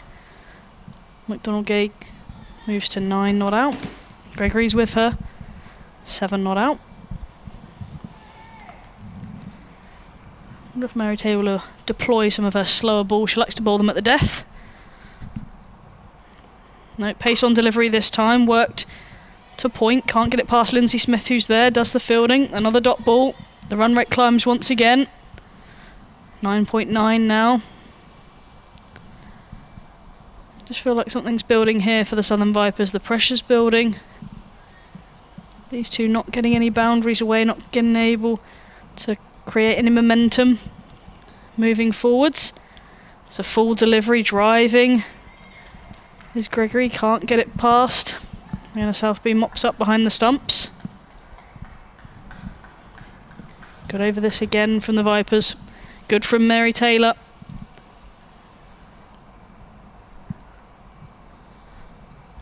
I feel like she doesn't have a choice but to switch ends, Kev, really. No. Got a ball from this end now. It's driving this time. Gregory backward a point this time. Emily Windsor's tearing around. Knee slide to her left. A couple of bounces back in with the throw, and they pick up 2 more. So 2 more to Gregory score. She also joins McDonald-Gay. They've got 9 apiece. 171 for 9. 21 these two have put on for the last wicket. Yeah, an infuriating last little partnership, isn't it? For that 10th wicket. Always an infuriating one for the bowling side. That's a good delivery, nice and full on the stumps. Defended nicely by Gregory though. And you always feel like as a bowling side, when you get to this point, you just want to finish it up, don't you? You just want the last wicket to fall, so they can all go inside, put their feet up. It's being dragged out a little bit here.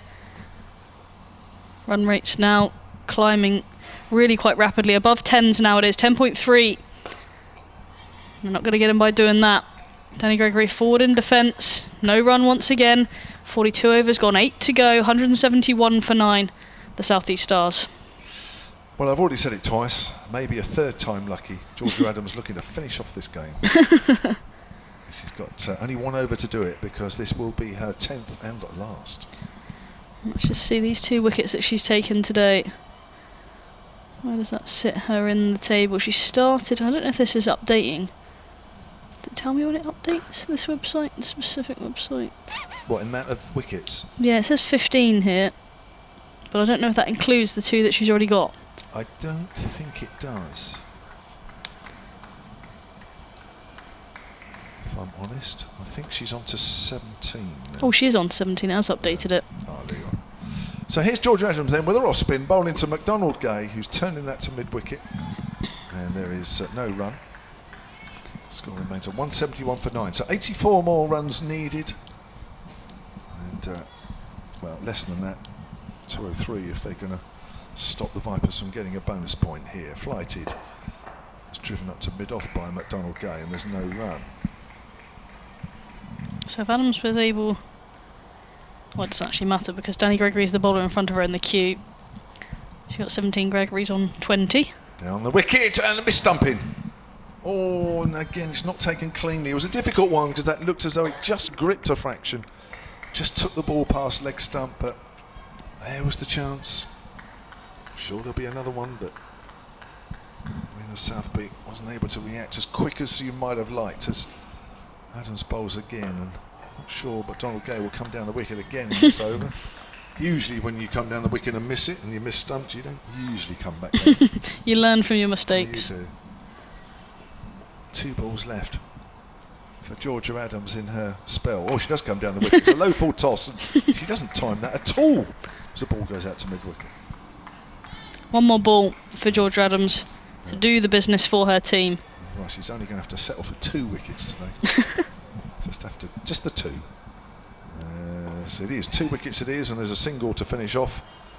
And Adams will finish with 2 for 41 from her 10 overs. Another solid performance with the ball to go with, another solid performance with the bat. Another good all-round game for the captain. 2 wickets to add to her 49 in the Vipers innings. Yeah, she's done brilliantly again for her team. Getting better and better as her career goes on. This being her best year yet since taking the captaincy from the Southern Vipers in 2020. She's got better and better every year. Mary Taylor's going to bowl her last over as well, her last chance to end this game. 7 overs remaining. She's got 1 of them left to bowl from this the hotel end. I mean, it is in the Stars' interest, isn't it, to stop the Vipers getting a bonus point? Absolutely. If they can nudge and nurdle their way to 203, it would help them. That's probably maybe what they've got their eye on now, as the game just is starting to go out of their reach, really, at 11.9, the required run rate to win the game. Driving this time is McDonald Gay up to mid-off. So the live table at the moment has Northern Diamonds in 3rd, so that's updated. They have 30 points, 1 behind the Stars. The Vipers in 4th on 28. So they would be in their best interest to restrict us. Every dot ball this run rate's climbing quite a lot now, so it's now at 12.2, so the game's getting further and further away from them, so maybe just trying to restrict the bonus point. There's a wild hack from McDonald Gay, brings her a single to 3rd man. Ava Lee down there does the fielding. Nasty throw back in, hits Rihanna Southby on the left hand. And the single is taken, 173 for 9. So they can just try and get closer to the bonus point. That might be in the game plan. Still going to be a lot of teams in the mix, isn't there, come the weekend? Yeah, and in this competition, anyone could literally beat anyone on any given day now. The teams are getting so close together in terms of form and ability. Driving this time is Gregory, can't get it past Lindsay Smith. Yeah, the competition's so much tighter than it ever has been, with double the amount of games this year as well. Everyone gets a chance to play each other twice. Previously just the once. It just gives teams 2 bites at the cherry to beat other teams in the league, which just brings the competition closer together, and it's what we want to see at this late stage. You want to see 7 teams still in the mix, don't you, really? Creates good spectacle. Driving this time is Mary Taylor into the ground and collected in her follow-through. Unless you're one of those teams that miss out on the final day. Oh yeah, that's also true, yeah. But every team, other than the Western Storm, are still in with a shout of making finals. Well, we think Thunder are out of it now as well. Oh, because they lost to Northern Diamonds today. So, full toss on leg stump. Gregory works it on the leg side. And they just collect 1. Freya Kemp's out at deep square leg, does the fielding. 174 for 9. A further 81 runs to win at 13s. They won't lie down, the Stars, will they? Nope, they're not going down easy. And that's a Yorker length delivery that's, I suppose McDonald Gay's just got a bat on that to get it past the stumps, but I thought it missed everything. But a good delivery to finish nonetheless. 6 overs remaining here. 174 for 9. Gregory McDonald Gay putting up a fight for this 10th wicket. Yep, 6 overs to go. 1 for 40 from 10 for Mary Taylor with 1 maiden. So we're going to have a double bowling change, assuming we have another couple of overs at least. And Georgia Elwes. Phil Green has been asking about Georgia Elwes, and his question has been answered. She is going to bowl her first over of this innings from the pavilion end. Over number 45. Yeah. She having a lighter workload today. Didn't score many runs either, actually. She was run out, wasn't she, for 2. Direct throw from Jemima Spence from square leg. Bit of hesitation when running between the wickets. Yeah, a little with bit. Georgia Adams. Just a fraction. Despairing dive. Couldn't get her behind the line in time. So Elvis it is, with medium paces. Bowls to Gregory. Turns that to mid-wicket. And there is no run. So Turn to a senior bowler. yes. I think Georgia Elwes is just about the oldest player on the pitch, isn't she? 32? Yeah, she would be, yeah. Bowls. And Gregory turns that back to her, and there is no runs. There is absolutely no chance of the Stars winning this game outright. It is all about trying to stop the Vipers getting a bonus point, but even that is getting a little bit far away. Gregory works that down to fine leg, runs the first one quickly. I don't think they'll get 2. Gregory is taking the throw on. Have to hurry, oh, direct hit might have been interesting. But Gregory is home. Your cough's much better this innings. Yeah, no, I feel like it's Latest. fixed it. Yeah. Don't jinx it now. Well, I've got you thinking about it now, so it'll probably come back. No, You I've been weren't thinking about it before. I'm thinking about it all day. Yeah. 176 for 9. Gregory moves on to 12 as Elwes comes in. Gregory drives, and there's at least 1 here as it goes out to Windsor at deep mid-wicket. And the total moves on to 177 for 9. That bonus point is at 203. It's only a matter of time. They're definitely playing for this, aren't they? Yeah, they are.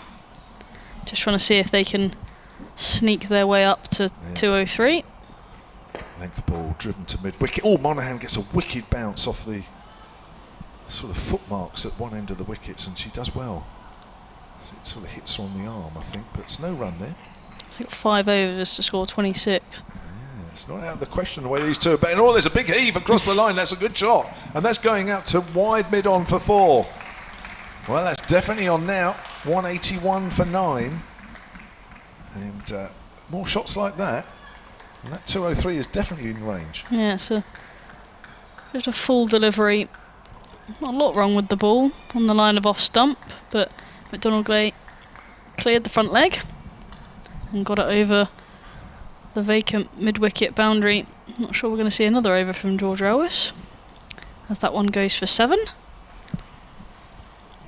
We're going to have to see another changes. Definitely the top 3 strike bowlers in Lee, Adams, Smith and Taylor have all bowled out, so we're having to go a little bit deeper into the bowling repertoire. So we might have to see another over of George Elwes, I suppose.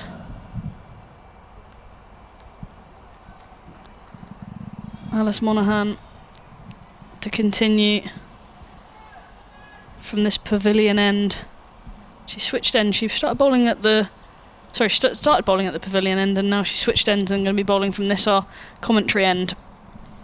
Her 5th over. She's bowled 4 overs, 1 for 19 so far, and she's in now, and she's pulled that one over the head of George Elwes at mid-on. It's skipping away.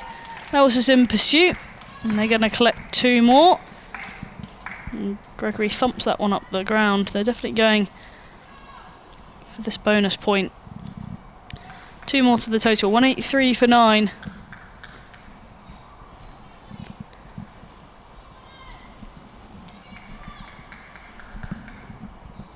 Monaghan at the end of her mark. Got to be full and straight. She's in again now. 2 Gregory. Balls on her pads, and that's clipped to short. Oh, to fine leg. They're coming back for 2. They got to hurry. And the throw was wide of the stumps. They get back for 2 more. 185 for 9 now. Remember, 203 is that bonus point for the Vipers. Stars would want to stop them from getting that. 35 these two have put on. And They haven't looked in a lot of trouble. Not really. No chances either. Well, other than one missed stumping. But other than that, pretty safe. She's in again as Monaghan, bowling full and driving to mid-wicket. Can't get it past Abby Norgrove. Can Danny Gregory? This is the best part of the game. You just feel like there's something on it now, don't you? And they're always thinking about it. Fields come up behind the bat, so third and fine have come up. Deep square, deep mid-wicket, deep long on, and deep cover are the 4 that are out now. There's a change, Monaghan's in, maybe a slower ball coming. It is a slower ball into the wicket. Danny Gregory gets it out to deep cover. And she gets one more to her total, she moves to 18. Stars 186 for 9. 5 from it in this, the 46th over of this game. 17 needed. It's on. Yeah, it is. Monaghan in, bounds past the umpire to the raised bat of McDonald Gay, slaps that to extra cover, can't get it past McAcken, who's waiting there. No run is scored. 4 to go after this ball. 4 overs, that is. McDonald Gay and Danny Gregory putting on a really valiant effort to try and restrict the Southern Vipers from getting that bonus point. They're doing a good job here for the Stars. Full from Monaghan Shot. and slap through extra covers. McDonald Gay gets it wide of Georgia Adams at mid-off, and they'll collect another boundary to the Stars. That'll help some more. 190 for 9. These are some costly runs for the Vipers late on here. 4 to go. Got no chance of winning the game, the South East Stars. With 65 to win off the last 4. Well, you'd think there would be no chance of winning the game. Stranger things have happened.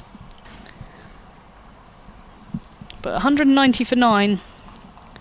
They only need 14 more to restrict the Southern Vipers from getting a win.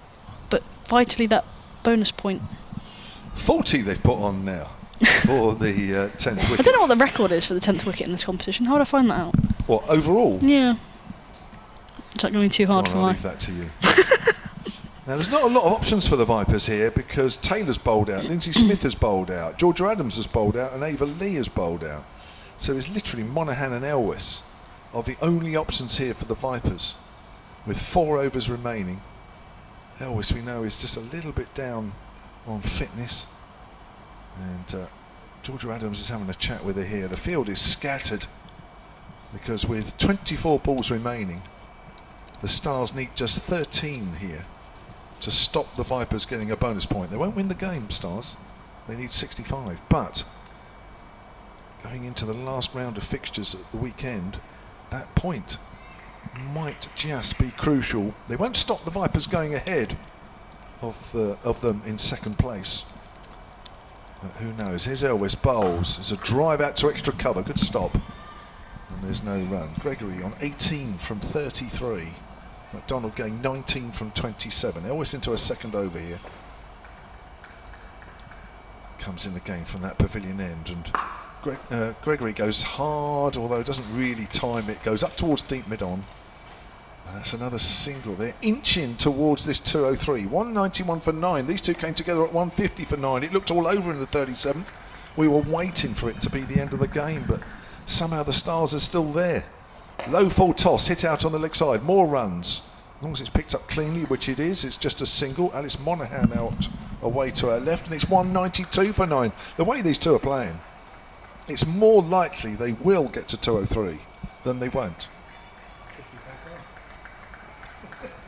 Here comes Elwes from that pavilion end again and bowls. Oh, it's a good shot, it's out in the covers. Oh, it's just chipped actually between the infield and the deep fielder Freya Kemp. It looked like it was going a little straighter initially from Gregory. She moves on to 20. 20 apiece, these two. 193 for 9, 10 wanted. Well, I mean, will that point be that crucial? I don't know. Oh, she's had a heave and she misses it, and so does Southby again. But maybe there's a little edge which has just taken it past the glove, and it is, yeah. Again, when you're standing up and there's a deflection, unless it is a very faint deflection, It'll always very take difficult, it isn't out it? of the middle of the gloves, and it's another single. This is a great 10th wicket partnership. The highest before this, 38. Is that right? Ever in this competition? Just this year. Oh, just this year. It's pushed out on the onside, so they're still fighting the Stars here. 18 balls left, and the Stars are at 194 for 9. To win 61, forget that. But 203 is the bonus point for the Vipers, which may look now. Well, it looks in serious doubt. Yeah, it definitely does, Serious doesn't it? doubt. I thought they probably had it with 1 wicket left to get. Need 2 at the crease. Gregory and McDonald Gay, 20 and 21 apiece. Partnership of over 40. The highest before that, as I mentioned, 38 between Woolston and Hall for the Diamonds versus the Blaze this year. A really good effort for these two. Brilliant to see them fighting for every last point for their team, not lying down without a fight. Monaghan start a new over then from this, the commentary end. A Yorkers played out between the legs of McDonald Gay. Yeah, otherwise known as a nutmeg, I suppose. It's been well known. 2, they come back for a second. 2 more, 196 for 9. I mean, the significance of this bonus point, actually, I'm just looking.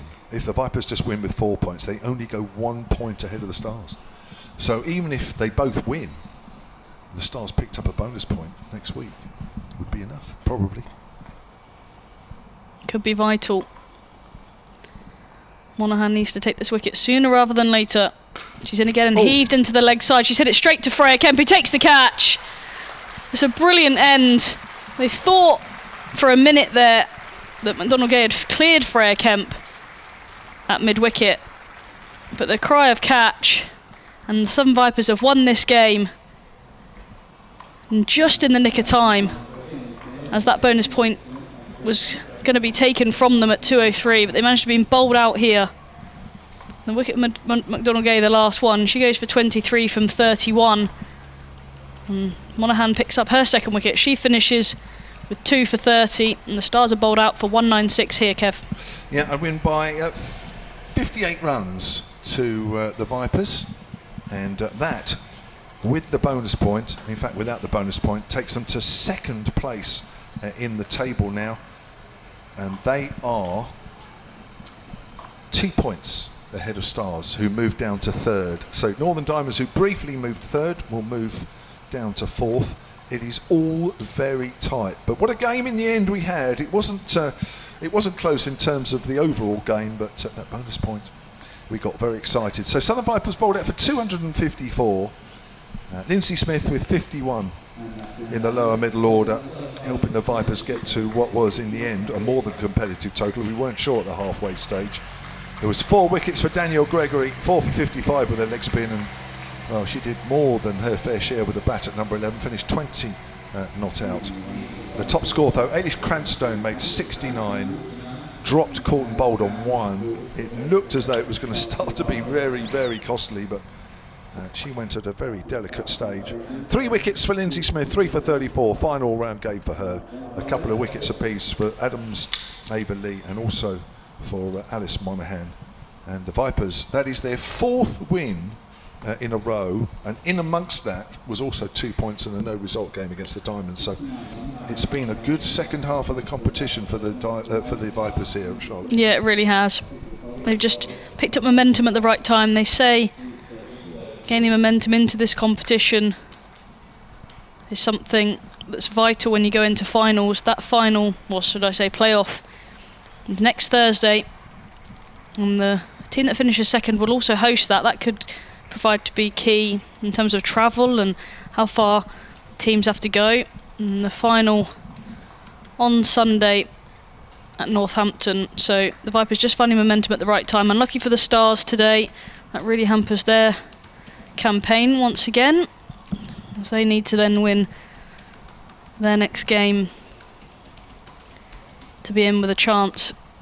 So that just halts their progress in this competition. The Blaze seem to still be running away with it, Kev, at the top. And the South East Stars fall to the Southern Vipers here today in a deficit of 58 at the Ageas Bowl. So the winning sequence for the Vipers over the Stars in this competition continues. 7 matches and all 7 won by the Vipers. Thank you, Charlotte Taylor. Thank you, Phil Green. Thank you for joining us, watching and listening. There's one game to go on Saturday, and well, either of these two could still make the eliminator. Maybe even the Vipers might even win the group. But either way, it's going right to the wire. So keep abreast of what this competition is doing, and who knows, it may be one of these sides will be in the final as well. Thank you